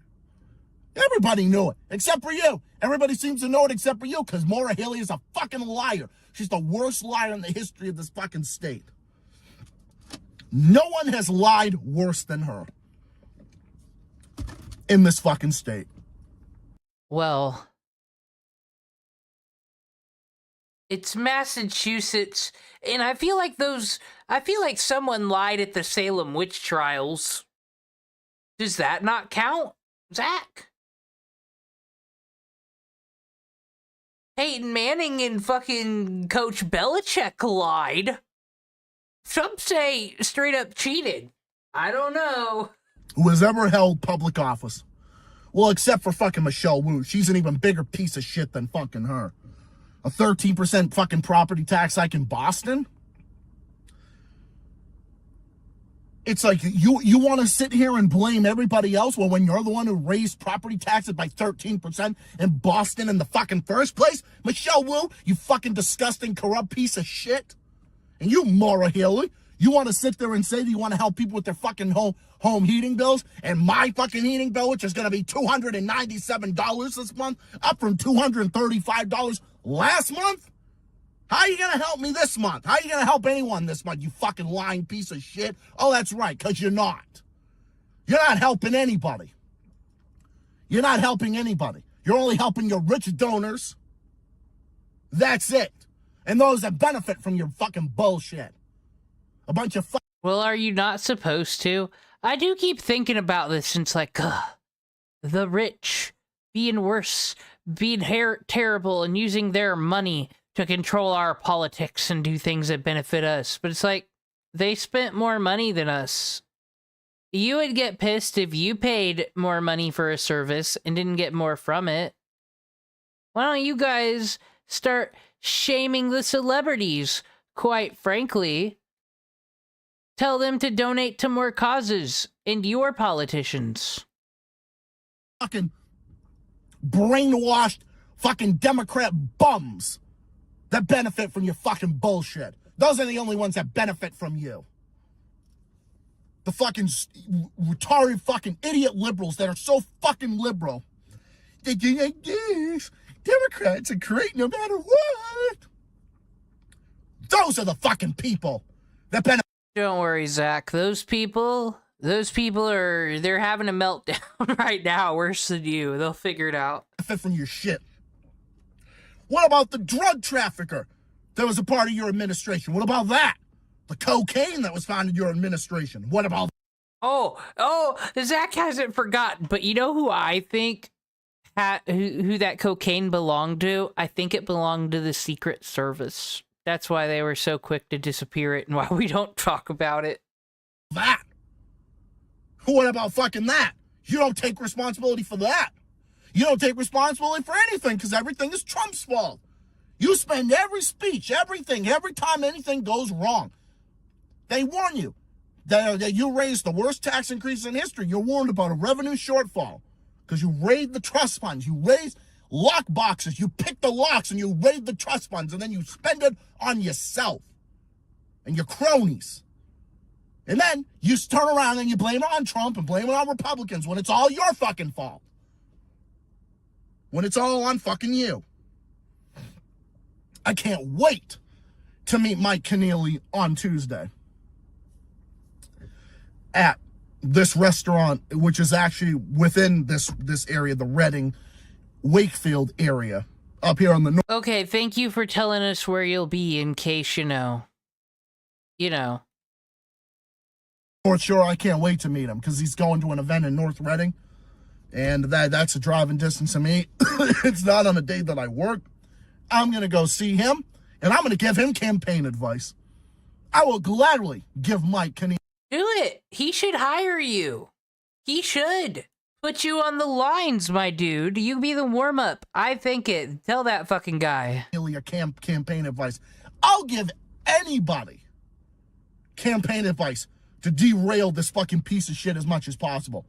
Maura Healey is the fucking enemy. She's a fucking treasonous scumbag who's done nothing but act like a pompous fucking scumbag that pockets for her own good and her own benefit. Yo, is Massachusetts still about that Tea Party shit? Is fucking raising taxes fucking treason to them? And blames everybody and anything but herself. And will do anything in the world to protect herself when she's the one who created these problems by increasing spending triple that of the rate of inflation. And worse, there's so many failed things that Maura Healey has done. I can't even go through all of them in just one video or one anything. It's all there. It's all fucking there. Every bit of it. It's everything. Corruption, scandal. It's all shit. There's not one positive thing that this fucking scumbag has done. And the media can go tout around and say how great her approval rating is. I never find positive reviews about her almost anywhere. Not even on fucking Reddit. Let that sink in. Even people on Reddit are fucking calling her out. Let that sink in. Let that fucking sink in. Liberal fucking Central Reddit is even calling her out. Let that fucking sink in. Did you let that sink in? I can't believe I'm in ranting here for fucking 20 minutes. And I'm here with the gingerbread sweater. Well, y'all know that this is the famous sweater that I wore when I was doing when I was ranting about the fucking dumbass commercials and whatnot. Well, I believe I covered that in a Fields of Mystery stream. He was wearing this when he was screaming about Bounty paper towels. I saw that. He doesn't seem to get that, like, he's always like, they yell no, but why didn't they fucking stop the fucking thing from falling? And it's like, that's every Bounty paper towel commercial, Zach. Duh. Well, it's what I wore tonight because it was about 30 degrees and I was walking sweater outside. So I started off this video by doing that. So by going for a walk, and then when I saw the trains coming, I'm like, why don't I just record that before the video? Nice little intro. How's that? You know, I like intros. I love intros. I like intros. I like monologues. I like doing stuff. I like preparing, for the scene and whatnot, getting you ready for the scene and whatnot. That's just who I am. That's just who I am as a creator. That's just who I am, and I'm happy to do it. And I'm happy to tear apart this piece of shit governor every fucking step of the way. And every time I see other governors call her out, I'm fucking happy about it. When I see the great Kelly in New Hampshire call her fucking out, I'm fucking cheering it on every step of the way, because it's like, yeah, you fucking tell her. You got the governor in New Hampshire that's a real woman and cares about her citizens, unlike Maura Healey, who has done nothing but make our lives a fucking living hell here and be the worst governor ever in the fucking history of the state. That's why. That's the reason why I've become more to the right, like 21st Century Wire, like their version of it, but super anti-imperialist, and also be like anti-globalist right, and that's where I stand, and I have my views and everything, but these positions. So I'm glad he finally broke it down. So does this mean he's an InfoWars fan, basically? Are there. They are locked in place within my brain. And I will continue to be here to push back against this scumbag every step of the way. And I will give campaign advice to whoever's running for governor against this fucking scumbag. But I honestly think Mike Keneally has the best shot. I really do. But it doesn't matter. Whoever wins the nomination against her, I'm going to fucking vote for them. I'm going to vote for them. I'll give them campaign advice. I don't care. I don't fucking care. I wish we didn't have to do that. I wish we could have something way different. I wish we could have a multi-party fucking system. I want that to fucking happen. Yeah, dude, Zach, we can make it happen. It's called the Green Party. They're being kind of woke over there personally, but we can tell them to knock it off, because if people want to be ultra woke, they can, like, go to the actual left. Duh. But we're in such, like, this state is so off track and in the wrong direction that I'm willing to do anything to get this scumbag out of fucking office. I don't care. This scumbag needs to fucking go. She will destroy what is left of this fucking state. And I'm not going to stick around to find out. Just saying. So, that's what I'm going to do. Every step of the way, we have to derail and undermine this piece of shit and get the message out there and fucking undermine her as much as possible. Her fucking reputation is already in the fucking toilet, but we have to make sure that we get independence. Remember, 65% of Massachusetts is independent or unenrolled. Maura Healey's approval rating with independents is drastically low, and that is bad for someone running for re-election. If we can sway enough independents, if the next governor, the next person running for governor can sway enough people then that's going to be beneficial. And then we can make Maura Hilly a one-term governor and get her out of fucking office for good. Before she's going to go, I have an idea, sir. When you run the independents, her polls are low. So I think you can beat her. This is free campaign advice. I love you. She destroys what is left of this fucking state. Because the days of us being Taxachusetts, the days of being taxed up the ass, the days of us paying a fucking limb and a leg for everything, from rent to heating your home, to being one of the least affordable states to rent an apartment or own a house in America, to paying one of the worst energy prices and grocery prices in the fucking country. It's going to get to the point where Massachusetts is only going to be a state that the fucking super rich elitists are going to be able to live in. In the middle class will just be hollowed out, and they'll just be off going elsewhere, to Florida, to New Hampshire, to Maine, to Pennsylvania, to Delaware, down to North Carolina, to Florida, to Indiana, to Ohio, to Wisconsin. And no, stay the fuck out. We'll take the people fleeing California, the ones who wouldn't be free of the woke mind virus, but none of you people, no New Englanders, no. Other places, wherever there's less taxes, that's where they're gonna go, because they're not gonna stick around. They're gonna say, I can't afford it. I can't afford to stay here. I love this place, but I can't afford to stay here. That's how I feel about it. I'm as Massachusetts as it gets. I'm as northern as it gets. I take great pride in my love for the Celtics, my love for Dunkin' Donuts, my love for nature and the beauty of the nature of Massachusetts and New England as a whole and everything. But if it's gonna get to the point where Maura Hilly's just gonna make it a living fucking hell, then I'm gonna look fucking elsewhere. But let's hope for the best, and let's fucking campaign hard and join together and call this shit out. Join together and let's get this shit done. And it's up to us. He is all about the Celtics, dude. He is Massachusetts through and through. I think he could represent the Green Party. The citizens of Massachusetts to make it happen. 11/3/26. Let's get it done. And on that note, I'm going to get going now because I want to head home and go to bed. I was coming down with some fucking cold or something. I don't know what the hell, but I called out of my fucking overnights. So that's why you're seeing me during one of my fucking nights and whatnot. Because normally I'd be working an overnight right now, but I fucking called out and said, no, I'm not fucking doing it. Thank you for giving me your work schedule, Zach. I really appreciate it. Okay, is there still riots going on? Let's check. Riots, protest. I'll take any of it. I want to see some fun signs.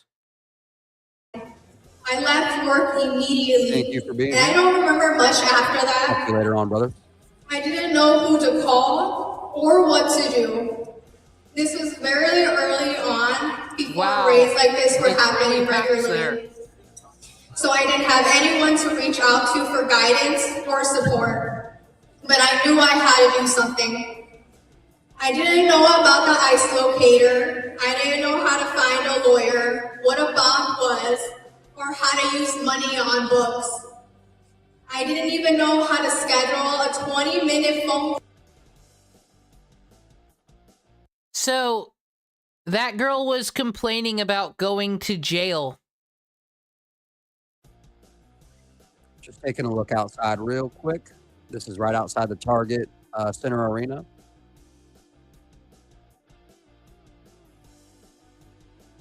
Trying to keep my family together. My dad was held at Sherburne County Jail for 3 weeks. 3 weeks without coming home. 3 weeks without being besides my mom. Being uncomfortable, Tonto, and in a new situation without anyone to hold your hand is very traumatizing to us women folk, don't you know? And there's been many a Tumblr post made about this. So for you to fucking sit there and not listen to this victim as she fucking is talking, disgusting. You were one of those fake libs all along. I had to spend He has never spent a single day away from our family in over 20 years. We even had to miss his favorite holiday, Thanksgiving. With the help of my attorney...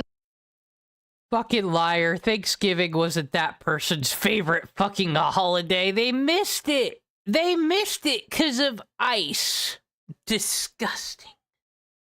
Disgusting. Just like Nazi Germany when those people all miss Christmas. We moved forward with a habeas corpus petition and a temporary restraining order. These legal steps prevented my dad from being moved, and eventually we won his release.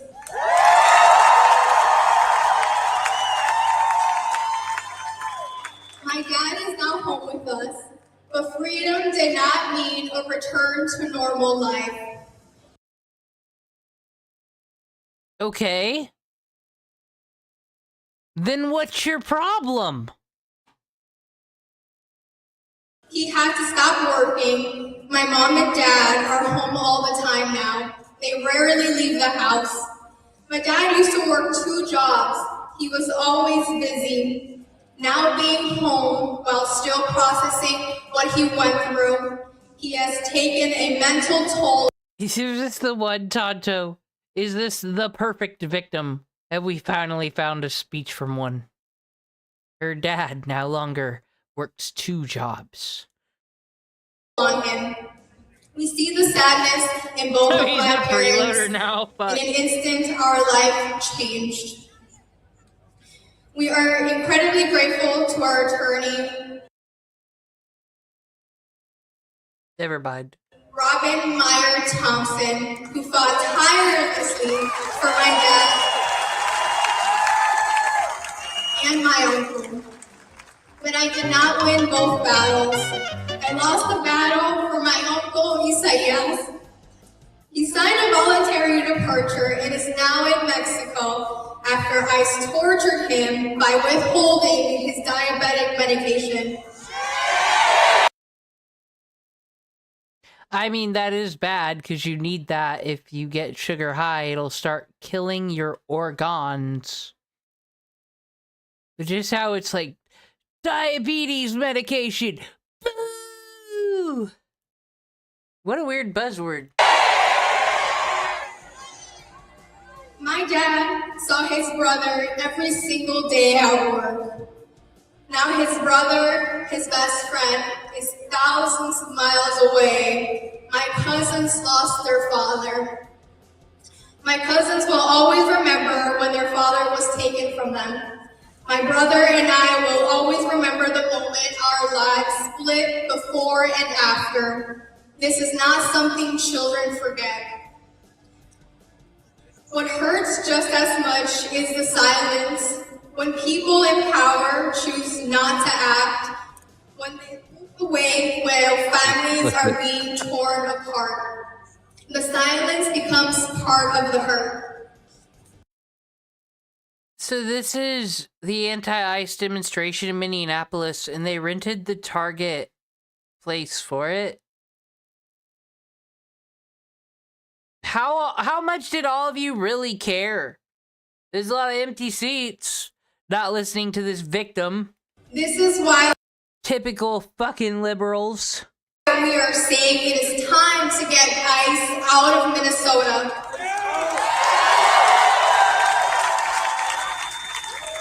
They are not protecting the people of our state or our cities. We do not want this cruelty. We do not want this abuse. We want a future where our families are safe, where children are free of fear, and where our tax... Well, they're not getting you, don't worry. You have a Minnesota accent through and fucking through. Dollars are used to protect our communities.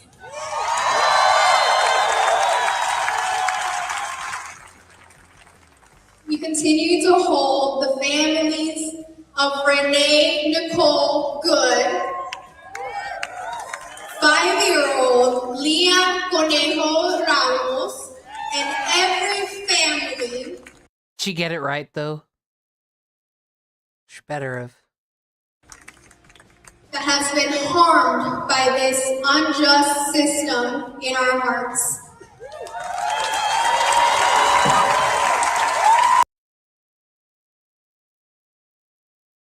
This unjust system in our hearts. Self-report? Question mark?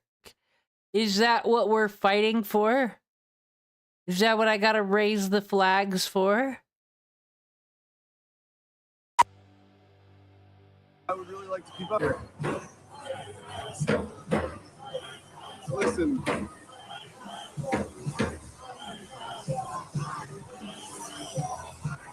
Media profile or video that went viral on the Uber driver at the airport. That was done. Woo! Not a white woman, let's go! I think ICE strive to intimidate and terrorize me in my daily work capacity, but I wasn't, because I noticed it quick. I'm a trucker, so I've been on the road, I've gone to every state in America, I've dealt with a lot of Tonto, they're all probably on a smoke break if I had to imagine. That's where you get the energy out, and then inside is like the support group of all the victims. people.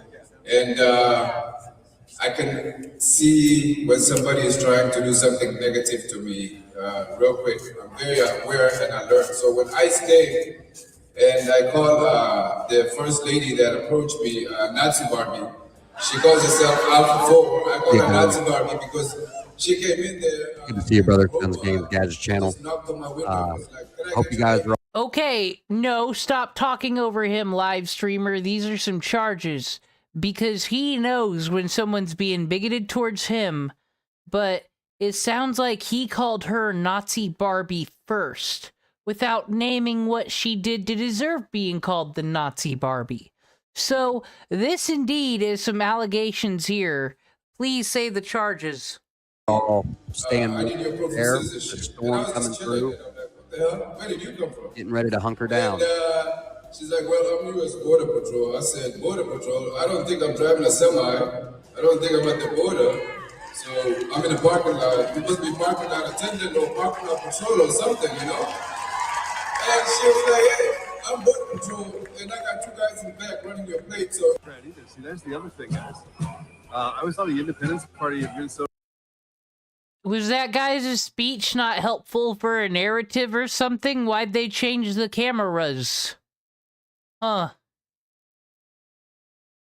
His story is kind of what? Executive committee up until. And now the big boss. Thank God. I call him Napoleon Ice, Bovino. You know, he came and he's like, well, are you an illegal alien? I'm like, illegal alien? Is there?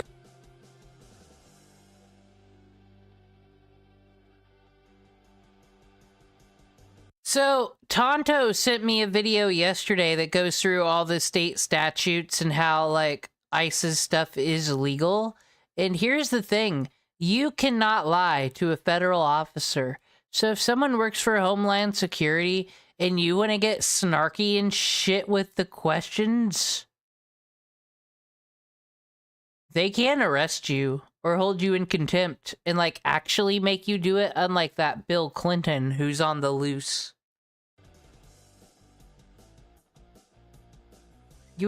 Wait, the Minnesota separatist? Where? So when I came and I called the first lady that approached me, Nazi Barbie, she calls herself Alpha 4. I call her Nazi Barbie because she came in there. Good to see you, brother. On the Games Gadgets channel. Hope you guys are all staying there. The storm coming through. Where did you come from? Getting ready to hunker down. She's like, well, I'm U.S. Border Patrol. I said, Border Patrol? I don't think I'm driving a semi. I don't think I'm at the border. So I'm in the parking lot. You must be parking lot attendant or parking lot patrol or something, you know? And she was like, hey, I'm Border Patrol, and I got two guys in the back running your plate, so. See, that's the other thing, guys. I always thought the Independence Party of Minnesota executive committee up until. And now So the person running the stream is bored with the Independence Party. So what the fuck? Big boss, I call him Napoleon Ice, Bovino. You know, he came and he's like, well, are you an illegal alien? I'm like, illegal alien? Is there?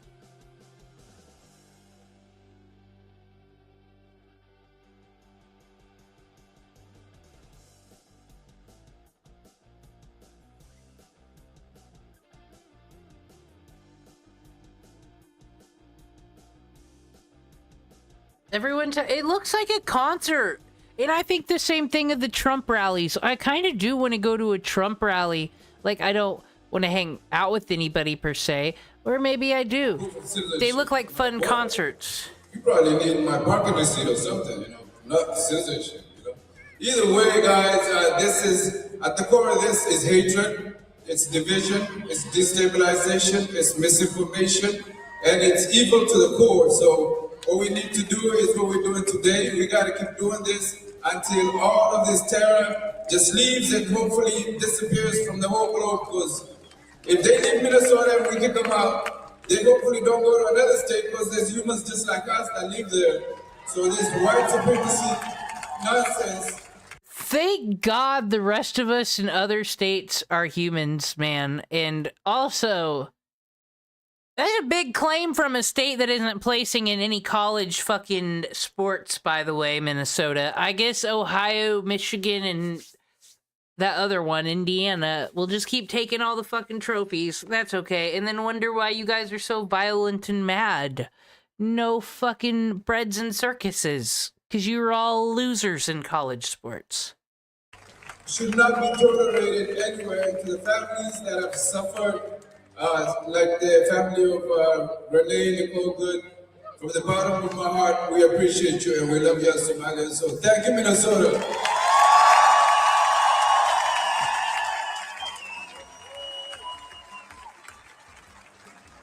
Thank you, white women running vans around. Yes. My name is Melissa Silva. I'm CEO and co-family owner of El Burrito Mercado. So you're CEO, so you're rich. Get the fuck out of here. This is not for you. How dare you be here comfortably with your lattes? We are a unique family-owned restaurant and marketplace. Our business began in 1979 when our parents, entrepreneurial immigrants from Mexico, built El Burrito Mercado in St. Paul.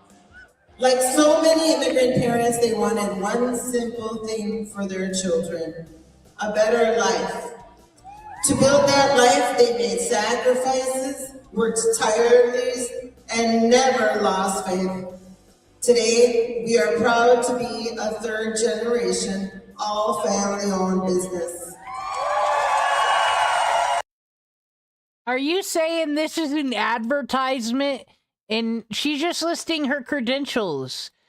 Because if ICE picked her up, put her in a van, beat her with baseball bats, you see, and she is not one of the horrible criminals, because Kyle Kulinski said they're all lying out there, and we need to verify his claims, you see. And if this woman, this freedom fighter, was rounded up like that, despite being the CEO and owner of a fucking grocery franchise, oh, the perfect victim has arrived, so you better hope. And we live our parents' legacy by providing Mexicanos and Latinos a taste of home and what Minnesotans across the state have come to love, the flavors and the joy of la cultura mexicana. We are not outsiders. We are contributors to Minnesota's economy and culture. Since the founding of this country, it was the immigrant that... Yeah, you're a legal citizen, and you inherited your family's business. ICE, I don't think, is rounding you up. You guys, immigration is a sucky process that's good, but it takes forever. legal system, money. Meh. It's not illegal. And the only places they get like no-fly list are places like Haiti where they didn't have an airport to begin with. That broke the soil. Time and again, immigrants have helped build and elevate. Tonto, this is for victims. We're gonna listen to the whole thing now. Because if it was an ad, you better leave a mean fucking Facebook comment for her. America towards highest ideals. That is why it is so hard to understand how a country that depends on entrepreneurs like us is targeting the very people who built and continue to build that economy and culture. What we are living through is not only injustice and violence against humanity, it is deliberate economic violence. Tonto. Hold on here. Didn't you send me? And I don't know if your news is verifiable. I don't know if it's from C-SPAN. But didn't you say not that many people have even been arrested? 1, 2, 3, 4, 5, 6 on this list? Crimes against humanity. All small businesses are suffering. Thank you. Oh, they had hot chocolate, chat. They had hot chocolate.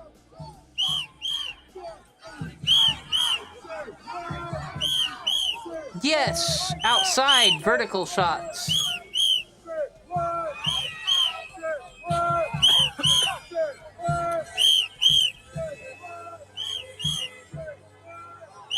I got free hot chocolate, y'all. I got free hot. Love that the leftists came together with hot cocoa. That's so warm and cozy of them. Hot chocolate, y'all. No, you're good. I just kept backing up.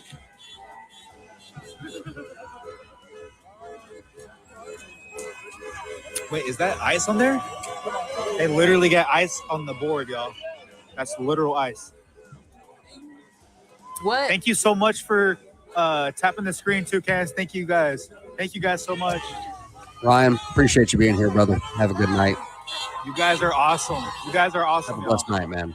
Thank you for supporting the live. Thank you for supporting me. So this is right outside of the Target Center Arena. F-word ice. F-word ice, y'all.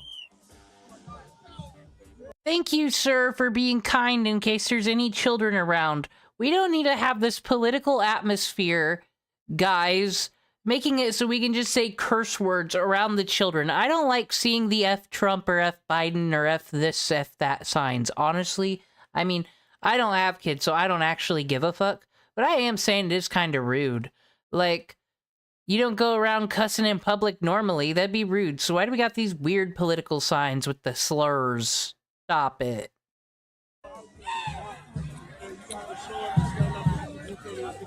Hey, thank you too, Kaz. You are a real one, brother. Thank you, Maria. Thank you, Maria. I appreciate you, Maria. I appreciate you guys so much. Thank you for liking and tapping the live. Huh? It was your live that I was watching. Oh, you're watching my live? Yeah. Oh, when? Since when? When I got home. Yeah. And then I was like, okay. Then, like, my friend Trey posted on Instagram, and I saw it, and I went on TikTok. You know, they're kind of blocked some of them, but I saw yours went through. Yeah, for real? Yeah. Wow. Wait, why'd you block them? No, they're getting blocked. Like, you know how, like, they try to, like, censor. Oh, yeah. What's going on? Yeah. No, they have been. That's why I'm doing this. So, you don't know about my page. I don't think they're trying to censor it. I think they do you guys a lot of favors and look at more, make it look more popular than it is. But I started my... Stop plugging. Tonto don't want to advertise to no more. The Monarca Hotline and the Immigrant Defense Network Hotline. They're all here now. Our hotlines are how we can help communities impacted. Share them, save them, and continue to help us save our communities. Thank you, Minnesotans! And I appreciate you guys.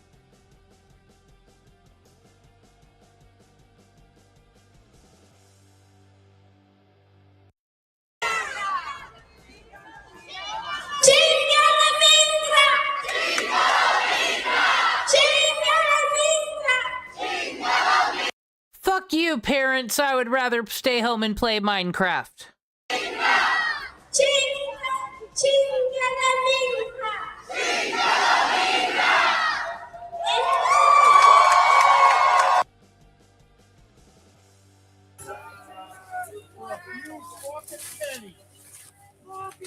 So sorry about blocking the shot. Last call for coffee. I gotta go. My eyes are freezing shut. Last call. So that has been the march in Minneapolis. Man, that was an event. There was a lot of people at the Target Center Arena. For the most part, there should be somebody out here at least. Oh, is that the problem? I came at the end. Was everybody at the end the boring people? Is this like the Occupy Wall Street where...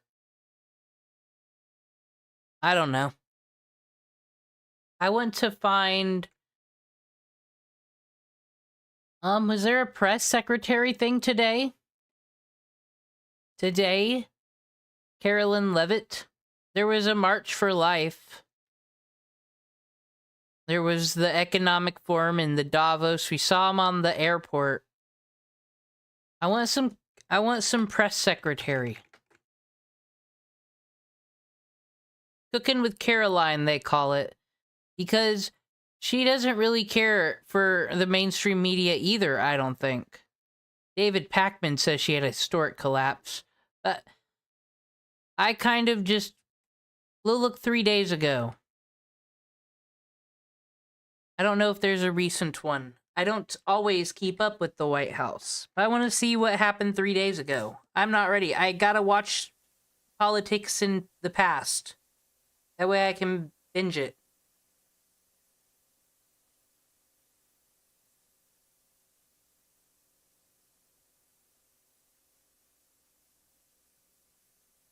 It's time to do the setup.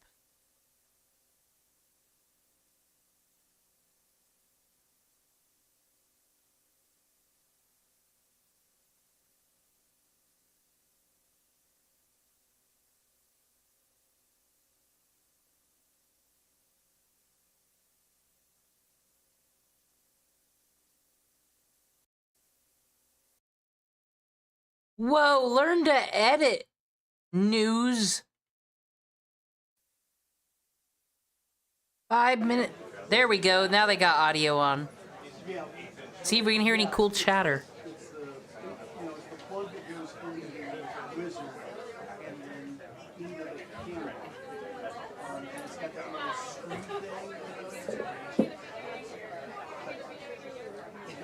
Thank you, sir.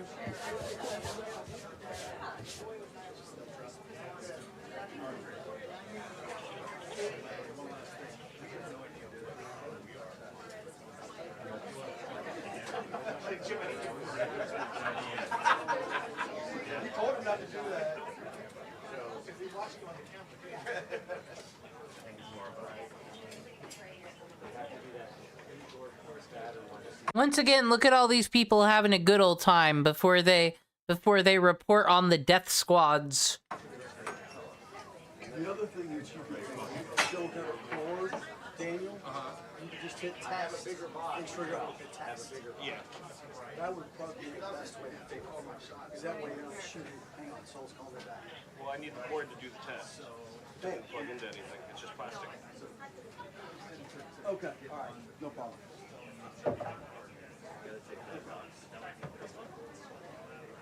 Carolyn, come to work. This is how much time it takes to set up these things. But, you know, continuously ask what your government does for you, and then don't give views to these videos. Are you the warm-up act? Very anxious and very concerned about his rhetoric on Greenland. It's at 16. It still looks like you're relatively in focus. With the Are they practicing their questions? Where is she? This is like being at SeaWorld and waiting for the fucking people.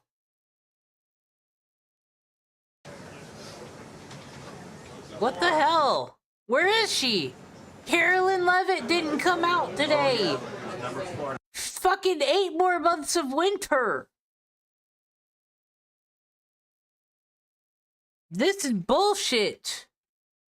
They said that the Carolyn Levitt exhibit would be at this time, and she didn't come out. I'm not listening to you, MS Now or Fox News. I want a thing that doesn't have an arrow in it. We watched that. Here, I'll look up C-SPAN. I just don't feel like it's right to cover this stuff without seeing what the press secretary said. Okay, that was 8 days ago. This week. Okay.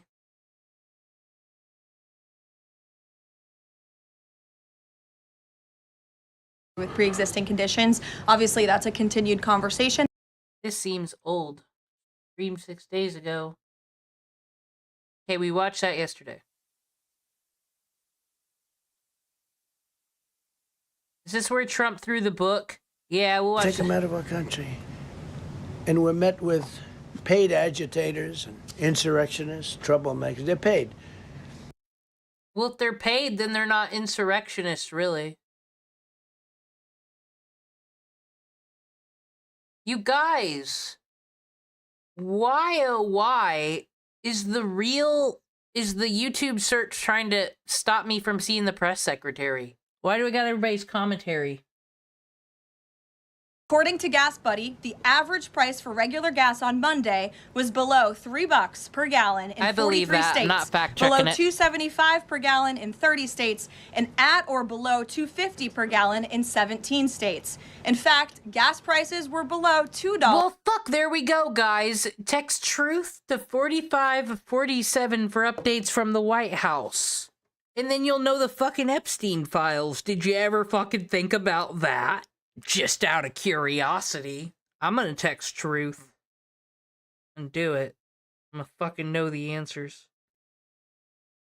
A gallon at stations in at least 19 states. Don't forget, this was unheard of just a couple of short years ago. Overall, drivers are projected to spend $11 billion less at the gas pump this year than they did last year, resulting in hundreds of dollars in critical savings for the average American family. We're also... Thank you for texting the Trump White House. Please fill out a form to steal. You fuckers better not be stealing my data and selling it to fucking China. You already have it, dummies. Add yourself to the community. Finally. Seeing the housing. I swear to God, truth, the Trump fucking thing, President J. Trump wants me to add my contact information. No. Market rebound as borrowing costs ease and income growth outpaces home price gains. According to a new report, also released this week from the National Association of Realtors, existing home sales in December rose to their fastest pace in 3 years. To further improve housing affordability, President Trump has recently announced and directed Fannie and Freddie to purchase $200 billion worth of mortgage bonds. As a result of these actions, mortgage rates have fallen to their lowest level in years. As of last Friday, rates for the average 30-year mortgage are down more than 1 full percentage point. Because of these significant declines, monthly housing payments are now at their lowest level in 2 years, and we expect this decrease to continue. As someone who was enormously successful in real estate, President Trump understands that owning a home is about more than just having a physical asset. That's why he would like to just stay at fucking Mar-a-Lago and keep his paperwork there and work remotely like everybody else in COVID, because he heard he won the 2020 election, you know. So he was just trying to work remotely, and I guess homes don't actually mean anything to you Democrats who think you're so empathetic. It's about empowering young people to stake their claim in the American dream. It's about giving newlyweds a place to make their own and start a family. It's about promoting the spirit of hard work, determination, and yes, the rugged individualism that has made America the greatest country in the history of the world. Oh, so now you like individualism and people's labels. President Trump knows America is strongest when it's a nation of owners, not renters, and he is determined to unlock that opportunity for as many Americans as possible. That's why he will outline additional housing initiatives during his major speech in Davos next week, and we look forward to seeing. Guys, I'm in. I got Donald Trump's contact card to get updates directly. Message frequency will vary. Message dates may apply. Please help stop. Cancel. His picture's even already in the contact info. Oh, he's already sent a text Donald Trump. Let me read it. Every single day I will be fighting for you. With every breath in my body, I will not rest until we have delivered the strong, safe, prosperous America that our children deserve, that you deserve. President Trump. This will truly be the golden age of America. Renewal of the American dream. Unfortunately, Trump, here's the thing. You guys made a lot of investments in AI and did a lot of money or got paid for something. I don't fucking know, so I don't know if that's really you texting me. Many of you there. Finally, this morning, President Trump unveiled a healthcare plan for America called the Great Healthcare Plan, and a video message detailing his solutions to lower costs for all Americans and significantly improve our healthcare system. The Great Healthcare Plan... Like, that is kind of cheesy to be text truth on, like, but whatever for the views. But it's like your views aren't good enough to be fucking doing this to me. Will accomplish this through 4 common sense pillars. Number 1, permanently lowering prescription drug prices. Congress can get this done by codifying President Trump's historic Most Favored Nation initiatives into law to guarantee Americans the same low prices for prescription drugs that people in other countries around the world pay. Additionally, by increasing consumer choice by making... Well, if it happens, like, we kind of did research on this last time, and it seems like the prices just, they can raise them across the world. So, like, fuck you. More verified, safe pharmaceutical drugs available for over-the-counter purchases. Number 2, the Great Healthcare Plan will stop sending big insurance companies billions in extra taxpayer-funded subsidy payments and instead send that money directly to eligible Americans to allow them to buy the health insurance of their choice. Additionally, by funding a cost-sharing reduction program for healthcare plans and ending kickbacks from pharmacy benefit managers to large brokerage middlemen. Number 3, the Great Healthcare Plan will maximize price transparency by requiring any healthcare provider or insurer who accepts either Medicare or Medicaid to publicly and prominently post their pricing and fees to avoid surprise medical bills. This is an incredibly popular policy that has been bipartisan for many years, and President Trump is officially and firmly calling on Congress to get it. Whatever. I'm sure it wasn't. I'm sure the originator of this plan was both Adolf Hitler and Mechagodzilla, fucking surely. Disgusting. Done. And number 4, holds big insurance companies accountable by requiring them to publish rate and coverage comparisons up front on their websites in plain English so consumers and everyday Americans can make the best purchasing decisions for them and their families. These are common sense actions that make up President Trump's great healthcare plan, and they represent the most comprehensive and bold agenda to lower healthcare costs to have ever been considered by the federal government. Congress should immediately take up President Trump. See, now, why do people act like Carolyn plays game, though? She just comes in here and, you know, it's Trump talking points, so it's not the most trustworthy thing. But I kind of like her professionalism. I like her way better than Biden's last press secretary. Plan and to pass it into law. For Americans watching at home, you can visit greathealthcare.gov right now for more information on the Great Healthcare Plan. And with that, we will open it up to questions. In our new media seat today, we have a familiar face, Ryan. Oh, it's time for ooh. Except for Carolyn's not as popular as Donald Trump is, unfortunately. Like, everyone's excited to have Donald answer their questions. They try every day. This is where the good starts, okay? She got it out of her system, and now people are going to ask questions. And now they're going to try to get a gotcha out of her. She's not very happy about that sometimes. Riley Gaines, I'm surprised it took us a year to get you here, but I'm very happy to see you. I know you have a new podcast, The Riley Gaines Show, and so thank you. Fuck you for plugging everybody's bullshit, by the way. No, you guys shouldn't let that happen. This is the White House. And you brought a beautiful baby and your lovely husband, too. So thank you so much for joining. And why don't you kick us off? Absolutely. Well, thank you. First and foremost, congratulations to you.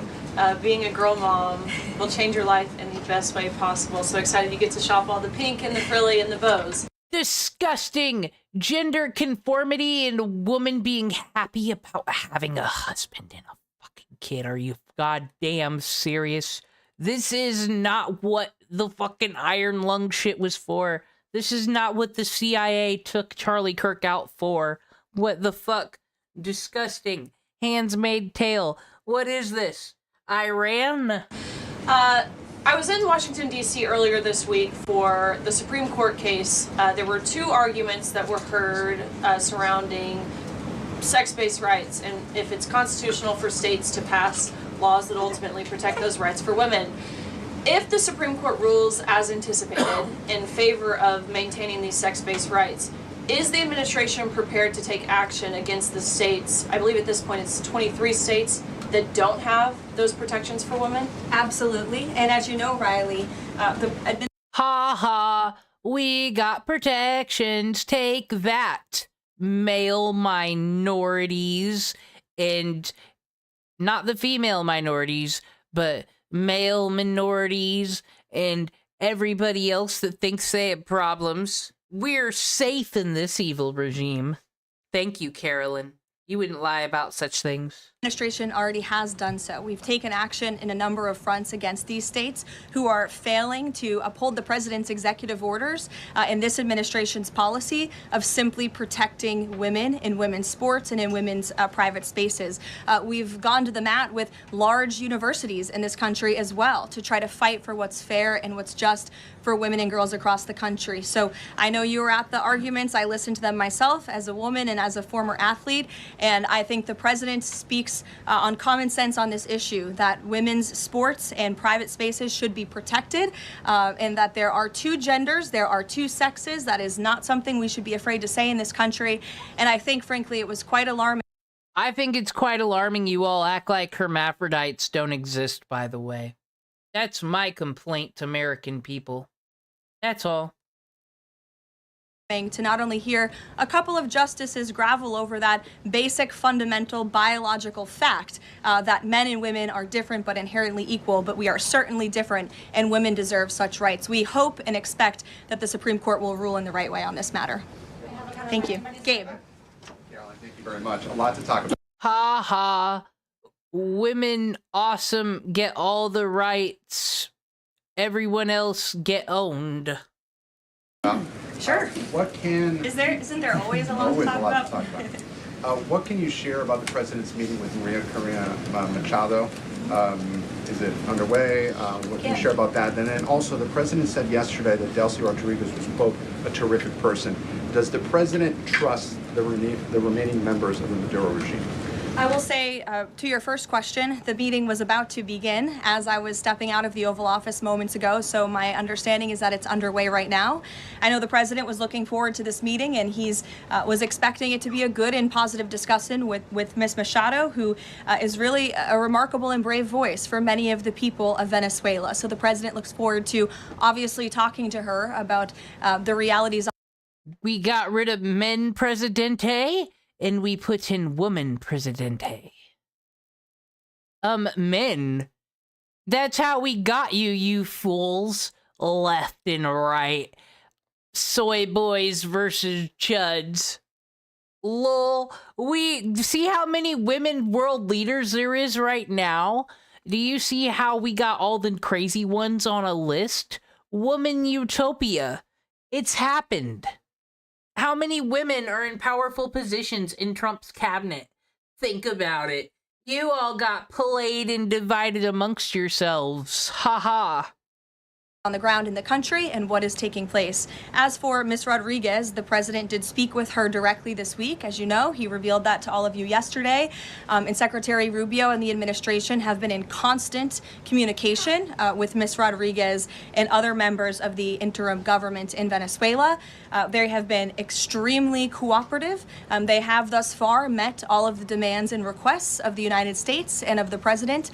And I think you have all seen that play out. We obviously had a $500 million energy deal that was struck in large part because of the cooperation from Ms. Rodriguez. Venezuela and Ms. Rodriguez have also confirmed that they will be releasing political prisoners from Venezuela. There were 5 Americans who were recently released this week as well. So the president likes what he's seeing and will expect that cooperation to continue. And regarding the investigation into the leak that the president referenced yesterday, what is the administration's position on the Washington Post reporter? The Post has reported that she was told that she is not a target of the investigation. Does the administration believe she did anything wrong? And then also, what is the administration's position on the Pentagon Papers case from the 1970s that affirmed reporters' right to publish classified information under... Ooh. Okay, is the goddamn... Okay, who was it? It was like Fox News, Newsmax, and then a couple liberal ones too, who are all like, oh my God, the government won't let us talk about classified things in our publications. Can you believe it? It's bipartisan. They're all out to censor us. Oh my God. And it's like, well, I wouldn't fucking trust you people with nothing either. The fuck? Certain circumstances. Well, since this is an active investigation, I don't want to comment on it much more than what we did yesterday to obviously confirm the investigation, and I can confirm what the Attorney General stated and the President as well, which is that the individual, unfortunately, a contractor at the Pentagon, chose to unlock. I would love to be a press secretary. That's my ideal job. Fuck Presidente. But you get to know all the stuff too. You get to start spinning PR for it. When Zach the Celtics guy gets to Congress, I got him. I'll be his press secretary. I'll pay back that free advice he gave the Democrats. Lawfully leak classified and very serious information to this Washington Post reporter. Hence why the reporter's home was looked into by the FBI, rightfully so. And the administration is not going to tolerate leaks, especially from within the national security apparatus of the United States government, that put our nation's integrity and our national security at risk. Full stop. The president will not support that. I know the Secretary of War will not support that, and it will not stand. And legal action will be taken against anyone, whether it's a member of the press or whether it's an employee for a federal agency who breaks the law. If you break the law and if you endanger our men and women in uniform, you are going to be held accountable, period, full stop. But does Jackie. Does this administration believe that this reporter or any reporter has a right to publish classified information under certain circumstances? Look, I think that we do not believe that individuals who have been given the privilege of holding a top secret clearance should be illegally leaking that classified information, and I know the American people agree with that. And I think it's a basic tenet of journalistic integrity not to publish For some reason, people don't. This is getting like spun as government censorship. The American people, agree, Carolyn Levitt. I don't want these people having classified documents. They all fucking, one, you can't even trust Trump with them. These people, like Sean Hannity, whoever, those people, they don't know how to use cell phones correctly. No, I don't approve. Information that could directly endanger the operational security or the brave men and women who are serving this country in uniform and putting themselves in harm's way to protect not just the people of this administration, but all of you in the press and all of their fellow Americans as well. Jackie. Thank you, Caroline. I wanted to get the White House reaction to Iranian state TV broadcasting an implicit threat to the president's life. It was images of the assassination attempt in Butler, Pennsylvania, according to reports, with the message, "This time it will not go wrong." I have not seen that, to be honest with you, Jackie. We'll take a look, and I'll let the president and his national security team examine that footage to ensure its legitimacy. Again, I haven't seen it, so I can't comment on it. What I will say with respect to Iran is that the president and his team have communicated to the Iranian regime that if the killing continues, there will be grave consequences. And the president received a message, as he revealed to all of you and the whole world yesterday, that the killing and the executions will stop. Remember when Bush, had to do a whole disinformation campaign to get something like this to happen, and Trump just does it? And the president understands today that 800 executions that were scheduled and supposed to take place yesterday were halted. And so the president and his team are closely monitoring this situation, and all options remain on the table for the president. That Netanyahu encouraged him against strikes. Look, it's true that the president spoke with Prime Minister Netanyahu, but I would never details about their conversation without giving the expressed approval by the president himself. Ouija. Thank you, Caroline. Is it still the president's assessment that it would be very hard for Ms. Machado to leave Venezuela because he says she lacks the respect and support in that country? And will he raise that with her today? I think the president's assessment that you just pointed out was based on realities on the ground. It was a realistic assessment based on what the president was reading and hearing from his advisors and national security team. I don't. I'd have to go find videos from people who are there and what's shared or something. Maybe do Kiwi Farms research, because you can't trust the government on whether a regime is happy with their thing. And at this moment in time, his opinion on that matter has not changed. He has also said that he would like there to be elections in Venezuela when the time is right. That's right. Do you have any update on when that might be? And is he committed to a transition to democracy for Venezuela? Yes, and he is also committed to hopefully seeing elections in Venezuela one day, but I don't have an updated timetable for you today. Reagan in the back. Thanks, Caroline. I have a question for you on Minnesota and then also Venezuela. Sure. President Trump threatened invoking the Insurrection Act today in a Truth Social post.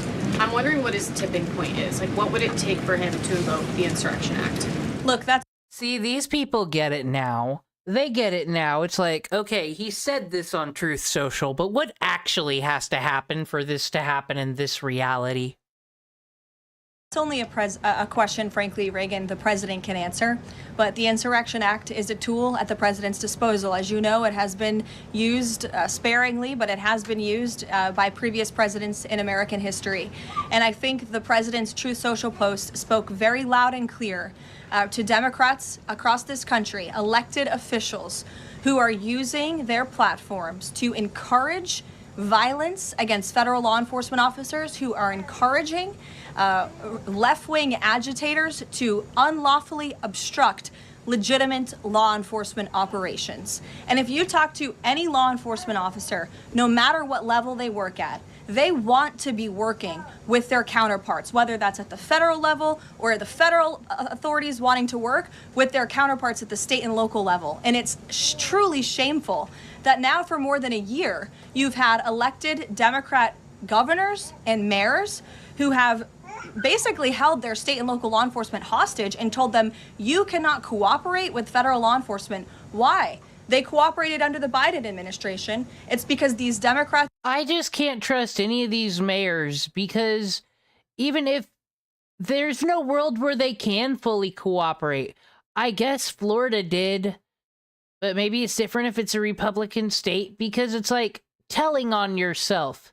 Because ideally, if someone's an illegal immigrant, right? And especially the ones who are criminals or have had charges or have overstayed their visas, well, what the fuck? Why are the state and county sheriffs not governing their fucking cities and counties? How did they let this happen? So, in case ICE or the National Guard ever does find some heinous shit, it does look bad for the mayor of that city and the police of that city. So there is in no way, shape, or form where they can ever be honest, but there is one case, and that's San Diego. Trump threatened to send the National Guard there, and San Diego just called him and said, actually, we have a few stings and investigations going on already, and, like, we're working on it. And Trump said, okay, you're working on it? Then fine. And the National Guard didn't go there. Are deranged in their hatred for President Trump, and they are holding their state and local law enforcement hostage as a result. And these Democrat mayors and governors are doing this over what? Over the lawful and legitimate law enforcement operations to remove violent criminals from the streets of Minnesota, from the streets of California, from the streets of New York. All 6 of them from Minnesota. And from the streets of every state across this country. And you don't see these riots and this vandalism taking place in states like Florida. Why? Because you have a governor in that state who has empowered federal and local authorities to work together. And it's despicable what we're seeing from these Democrat politicians, especially in sanctuary states and cities across the country. Yesterday, Caroline. Go ahead, John. Oh, thank you so much. My question is, President Trump has talked twice in recent days, once at the Kennedy Center and then to Reuters again last night about canceling the election. Why is he talking about this? I believe you're referring to the president's interview at Reuters last night. I was in that interview. It was a closed-door interview. Obviously, there was not audio or video. The president was simply joking. He was saying, we're doing such a great job. We're doing everything the American people thought. There it is. The press secretary, the representative of him. She is the Bible, whether you like Carolyn Levitt or not. The things she says are approved by the president. He was joking. She said it. Also, he said he doesn't want to be president ever again. And also, you would only ever do a third-term president if we were in war. And it seems like we just buy countries now, so I don't think that's going to happen. Maybe we should just keep rolling, but he was speaking facetiously. And then one more. Sure. On the labor secretary. She's under investigation. Has he spoken to her about this? I don't know if the president has spoken directly to the secretary. If they have, I'm unfamiliar with that conversation, but I have spoken to the president about that report regarding the secretary. He's aware of the internal investigation, and he stands by the secretary, and he thinks that she's doing a tremendous job at the Department of Labor on behalf of American workers. PBS, go ahead. You were mentioning a moment ago about working federal, state, local officials in Minneapolis. Governor Woo! PBS, the good ones are here. Walz's office is saying today that he's trying to get a hold directly with the president. Have they spoken? And if they haven't, why haven't they spoken? If there's a desire from Walz, as they're saying, to de-escalate what's happening there. I'm not sure if that's a genuine offer to speak with the president. I was with the president about 30 minutes ago, and they hadn't spoken at that point. Look, the president is always willing to answer the phone when people pick up and call. When there was another tragic shooting many months ago in Governor Walz's state, he spoke directly with the governor. But I would ask that the governor stops inciting the harassment and illegal obstruction of law enforcement in his state. All ICE and federal law enforcement are trying to do are remove people like this off of the streets of Governor Walz's city in Minneapolis and of his state in Minnesota.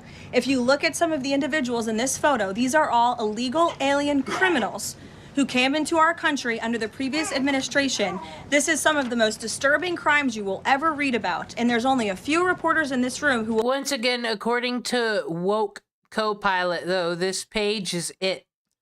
Because it's like 5% of the 25% that are convicted felons, but I still don't understand how you can be a felon and then just not get kicked out. What's going on there?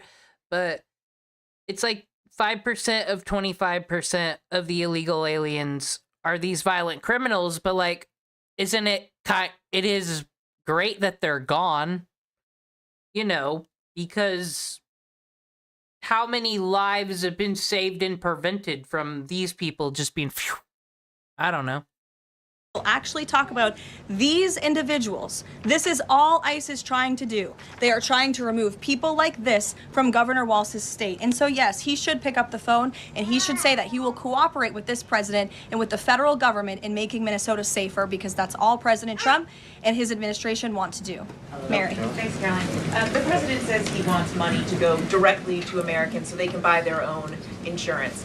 How exactly would this work? And can the president assure Americans that this will be enough to cover their health care costs? So this is the second principle in the president's health care plan, lowering insurance premiums specifically and ensuring that that money is going directly back to the American people and cutting the kickbacks that then raise those premiums. So this plan, once put into legislative text and passed by Congress and sent to the president's desk, will stop sending big insurance companies billions of an extra taxpayer-funded subsidy payments and instead send that money directly to eligible Americans to allow them to buy the health insurance of their choice through, you may have heard it be referred to as health savings accounts.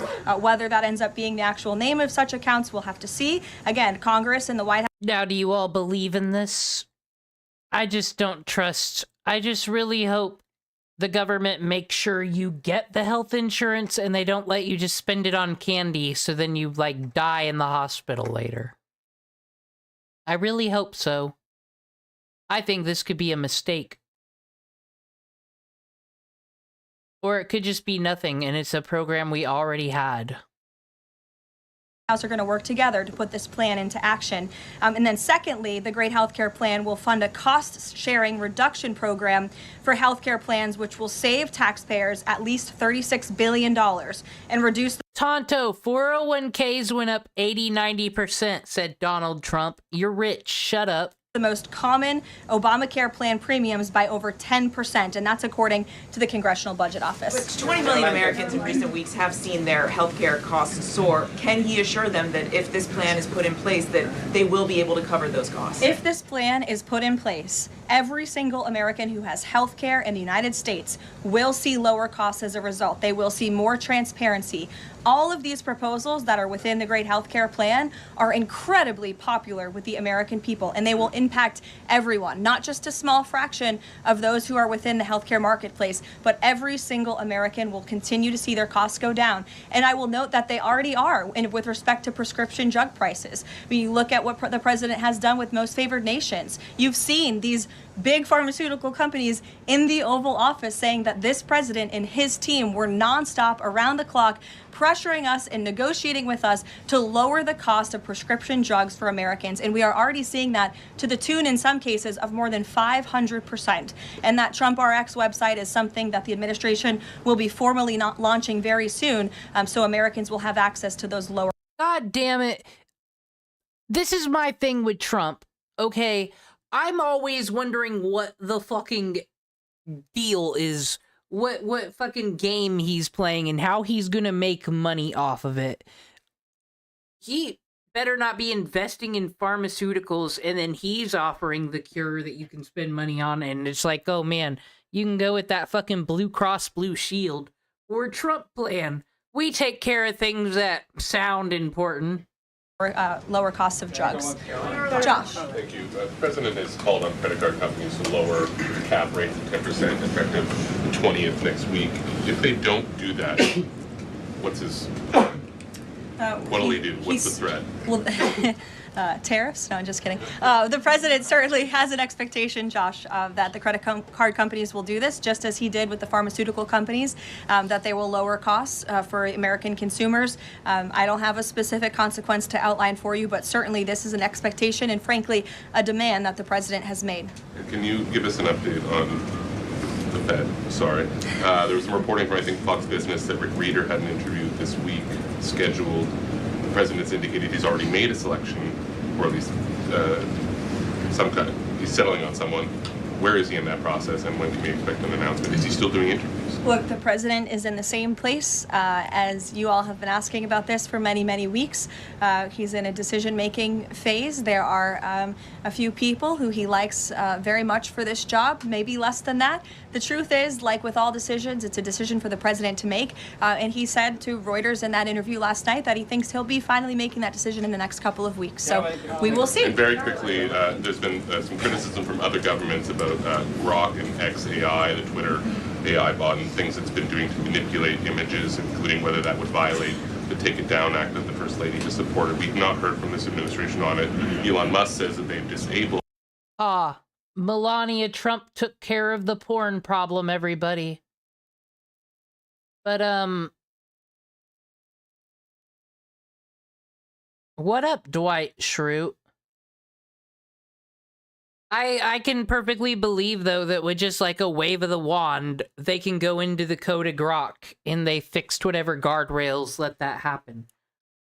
So why are we still talking about it? I feel like it was taken care of. That, but I wanted to ask you whether the administration has a position and whether that's something that you will be pursuing, or whether the president has talked to Mr. Musk about that. Yes, I will talk to the Office of Science and Technology, and we will get you a firm statement and answer on exactly where the administration stands. I don't want to speak on that without speaking with the experts on it. Yes. Just to follow up on the health care plan, one of the things in the Affordable Care Act was coverage of pre-existing conditions. Is there any discussion or inclusion on that issue in the president's plan? The president's plan that he outlined today will have no impact on individuals in this country with pre-existing conditions. Obviously, that's a continued conversation that the White House will have with Congress, but that's not the president's intention with the great health care plan. Woo! Pre-existing conditions still covered by insurance. That's good thing. Go ahead. Thanks, Caroline. Two questions on Minneapolis. And then you. Go ahead. Thanks. Two questions on Minneapolis, one on the ICE agent, the other on the rioting. I believe last night there were protesters or rioters that rifled through an FBI car, took weapons. We had a reporter embedded with ICE who said that she saw constant harassment all evening. Can you speak to the rhetoric we're hearing from Democrat politicians, whether they are causing violence against ICE, as well as some of the headlines we've seen, not including the full story? Yeah, I mean, to your first point, I think I've addressed that these Democrat governors and mayors in not just Minnesota, but in states across the country are essentially, they've referred to ICE agents who, again, are brave men and women. And I would encourage everyone in this room, and I would encourage Governor Walz and other Democrats who are demeaning law enforcement to sit down and have a cup of coffee with an ICE agent or a Border Patrol agent. These are great, patriotic men and women who have families, who put on the uniform every day and are following our nation's immigration laws at the direction of their bosses and again, at the direction of the law. They are simply trying to enforce the law. And the Democrat Party has demeaned these individuals. They've even referred to them as Nazis and as the Gestapo. And that is absolutely leading to the violence we're seeing in the streets. If you look at some of the images out of Minneapolis last night, look at this vehicle. Look at what it says. It says F ICE. You have these individuals who are putting their middle finger, proudly so, at the... I'm sorry, this is what I like about Carolyn. Hey, media, you're doing this. You're the one who's responsible for this. This is the narratives that you are selling. You are the one who are calling Trump the Gestapo, and this is Nazi Germany. We just saw that with Gavin Newsom at the very beginning of the stream. You guys are the ones doing this. Will accountability be taken? No, it won't. The camera. Another ICE individual, a vehicle that was vandalized last night by these left-wing agitators. People don't do this without encouragement from people in power who make them feel like it's okay. Here's another one. And I'm pretty sure this car, you can't see it, said the best agent is a dead agent or something to that effect. This is despicable rhetoric that we're seeing, and the media is absolutely complicit in this violence because if you look at the headline from CNN, protests erupt after federal agents... How is she wrong? I've already broken down in 2 CNN fucking streams, watching just raw news clips, everyone saying their thing and how everyone's hanging out in Congress. There is no evil Gestapo death squad bullshit. So why is MSNBC, but I guess YouTube people, they're allowed to do whatever. But I feel like YouTube should have like community notes or something like that.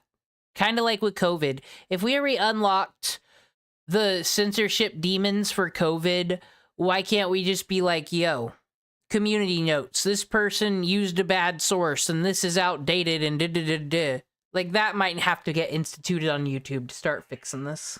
Shoots man in Minneapolis. That is not the story. That is not the truth. If you actually want to know the truth, you can look at what the Department of Homeland Security released, which is that this ICE agent was executing a targeted operation against a Venezuelan illegal alien who was unlawfully present in the country. And when this ICE agent tried to detain the individual, 3 more of his comrades came rushing out of a house and started ambushing and attacking the ICE agent. They used a shovel or a broom to Okay, well now, Carolyn, I don't think they knew that person, quite frankly. smash his face in. And so yes, that agent had to use self-defense and take up his weapon to protect his own life. That is what's happening on the streets of Minneapolis. That's what's happening on the streets, unfortunately, of these Democrat-run cities and states where you have elected officials who are encouraging such violence against our brave men and women in law enforcement. Thank you, Caroline. 2 questions. First, a follow-up on one of my colleagues who asked you about the president's interview with Reuters. You said that he was joking about canceling the elections, but Americans for generations have fought and died for democracy, for this democracy. Are you saying that the president finds the idea of canceling elections? Are you serious? Are we just being a whole bunch of fucking SJWs at our press secretary now? He was joking. How's come Obama was allowed to joke about smoking weed? And you know what the Republicans did? I will tell you what they did. Do you think it's funny to be a president and talk about drugs? Well, now it's these people. They don't care about hypocrisy no more, sons of bitches. Funny. Andrew, were you in the room? No, you weren't. I was in the room. I heard the conversation, and only someone... Got him. You weren't there. Shut up, loser. Like you would take that so seriously and pose it as a question in that way. Second, Philip, go ahead. Thank you, Caroline. Senator Elizabeth Warren said that the president called her earlier this week to discuss caps on credit card interest rates. I'm curious, would the president work with her and other Democrats in Congress on a legislative fix to this issue? I think the president would work in good faith with anyone in Congress for a good legislative fix that would benefit the American people. And that's precisely why he called Senator Warren earlier this week on that matter. Thanks, Caroline. Earlier, you were just defending ICE agents generally. And earlier on, Secretary Noem spoke to the media, and she said, among other things, that they are doing everything correctly. 32 people died in ICE custody last year. 170 US citizens were detained by ICE, and Renee Good was shot in the head and killed by an ICE agent. How does that equate to them doing everything correctly? Why was Renee Good unfortunately and tragically killed? Are you asking me my opinion? Because an ICE agent acted recklessly and killed her unjustifiably. Oh, okay. So you're a biased reporter. Yes, you are a biased reporter. It is the UK people saying this. Is that because they're not used to police with guns? Is that what this is about? Reporter with a left-wing opinion. What do you want me to do? Yeah, because you're a left-wing hack. You're not a reporter. You're posing in this room as a journalist, and it's so clear by the premise of your question. And you and the people in the media who have such biases but fake like you're a journalist, you shouldn't even be sitting in that seat. But you're pretending like you're a journalist, but you're a left-wing activist. And the question that you just raised and your answer proves your bias. You should be reporting on the facts. You should be reporting on the cases. Do you have the numbers of how many American citizens were killed at the hands of illegal aliens who ICE is trying to remove from this country? I bet you don't. I bet you didn't even read up on those stories. I bet you never even read about Laken Riley or Jocelyn Nungray or all of the innocent Americans. Fucking go! This is why I love her. I'm sorry, because she's fucking right. You just came in with a bias. You didn't present your facts, your counter evidence to explain why Carolyn's facts is wrong. So yes, get fucking slayed, scrub. who were killed at the hands of illegal aliens in this country, and the brave men and women of ICE are doing everything in their power to remove those heinous individuals and make our communities safer. And shame on people like you in the media who have a crooked view and have a biased view and pretend like you're a real honest journalist. Kelly. Two quick questions on Iran. I wanted to ask first, just if you can say, how close was the president to potentially launching strikes last night, and was it the Gulf states that convinced him not to do that, as some in the region there have said? Well, look, Kelly, I know there's been a lot of speculation in the media about what the president is going to do at any given moment or any given night. And I would say a lot of these stories, to be honest with you, I've been reading them, and they have been based on anonymous sources who are pretending or guessing to know the president's thinking. The truth is, only President Trump knows what he's going to do, and a very, very small team of advisors are read into his thinking on that. And as I just told you, he continues to closely monitor the situation on the ground in Iran. And as we saw yesterday, he had heard that the killings and executions would stop, and we have seen 800 people, their lives have been spared as a result of that. The president continues to closely monitor, but also keep all of his options on the table. Caroline, two separate questions. Sure. On the Machado meeting first, what is it that the president feels that he needs to hear from her or from the opposition party that he hadn't heard prior to today, or he wanted to hear in the meeting, to be able to convince him to commit to some sort of a timeline for elections? I'm not sure the president is going into such the meeting with expectations like you just laid out, Fran. I don't think he needs to hear anything from Ms. Machado. I think generally this is a meeting that the president was willing to take and willing to accept, to meet Ms. Machado in person and to just have a frank and positive. Well, Bill Maher did say this on his show. Dare I plug that Islamophobe? He said Trump really just wants people to talk to him, so that's all you gotta do. In all reality. There. That's why I added him on my phone. Discussion about what's taking place in Venezuela. That's all. And on the subject of Greenland, Jeff Landry, the president's special envoy for Greenland, wasn't in the White House meeting yesterday. Can you say why that was and what exactly the role he is playing in these conversations about acquiring Greenland? Well, the vice president and the secretary of state were present for that meeting. And the meeting, it was a productive meeting. It was a good meeting. And in that meeting, the two sides agreed to really establish a working group of individuals who will continue to have technical talks on the acquisition of Greenland. Those talks will take place, I'm told, every 2 to 3 weeks. So this is a conversation the administration intends to keep having with the Danes and with the respected delegation from Greenland. But the president has made his priority quite clear. He wants the United States to acquire Greenland. He thinks it's in our best national security to do that. There have been multiple instances of American citizens being detained by ICE, and I'm wondering what the administration is asking the agency to do, what steps. Now, notice how they said detained. That's very interesting, because what I learned in the lawyer video is, well, one, if anyone's got any, like, evidence or anything on them, they can detain you for 72 hours anyways, legally. And, yeah, federal agents are allowed to just take you into interrogation. So technically anybody they've ever asked questions about, that counts as someone ICE detained. Is the administration asking the agency to take to ensure that Americans are not wrongly arrested?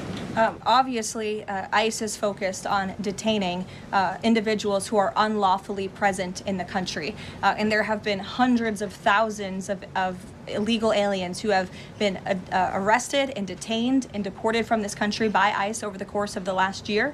And that's their intention, and that is their goal. Elizabeth. Thank you, Caroline. One follow-up on Greenland. You reportedly sent troops over there. Does that change at all what the president is doing on this? And then a second question. Yesterday, in a Senate help hearing, Senator Josh Hawley repeatedly asked a doctor if men can get pregnant, and she did not directly answer that. What are your thoughts on that? Well, to your first question on Greenland, I don't think troops in Europe impact the president's decision-making process, nor does it impact his goal of the acquisition of Greenland at all. To your second question, I mean, anyone in their right mind with common sense who's speaking honestly and candidly will say that men cannot get pregnant. And I think I can... Tonto, Is this terrible Republican Party regime, are they meeting Tumblr standards with this, or should we get the fucking pitchforks out? Attest to that myself. So thank you all very much.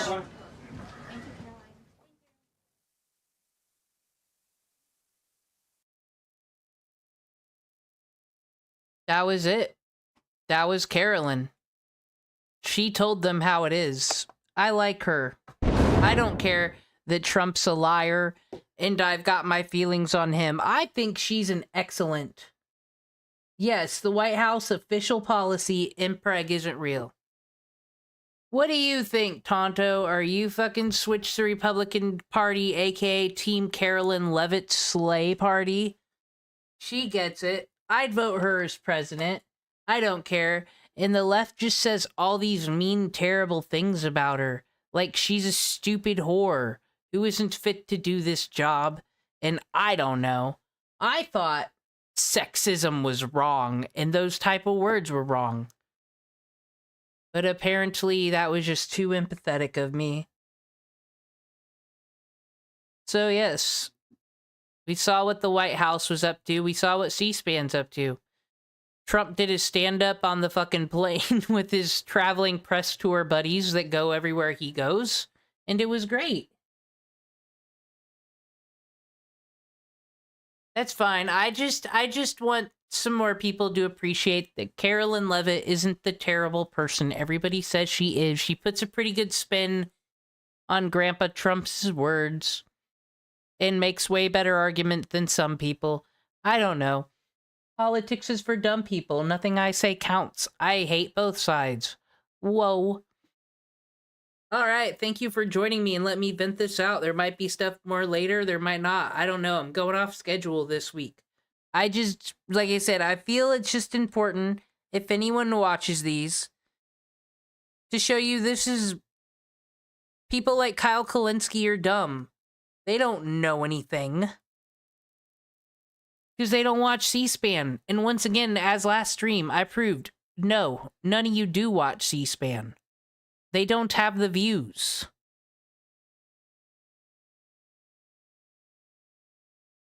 Good, I'm glad. I don't know, someone might watch the VOD. To the violence we're seeing in the street. Gavin Newsom does eat babies.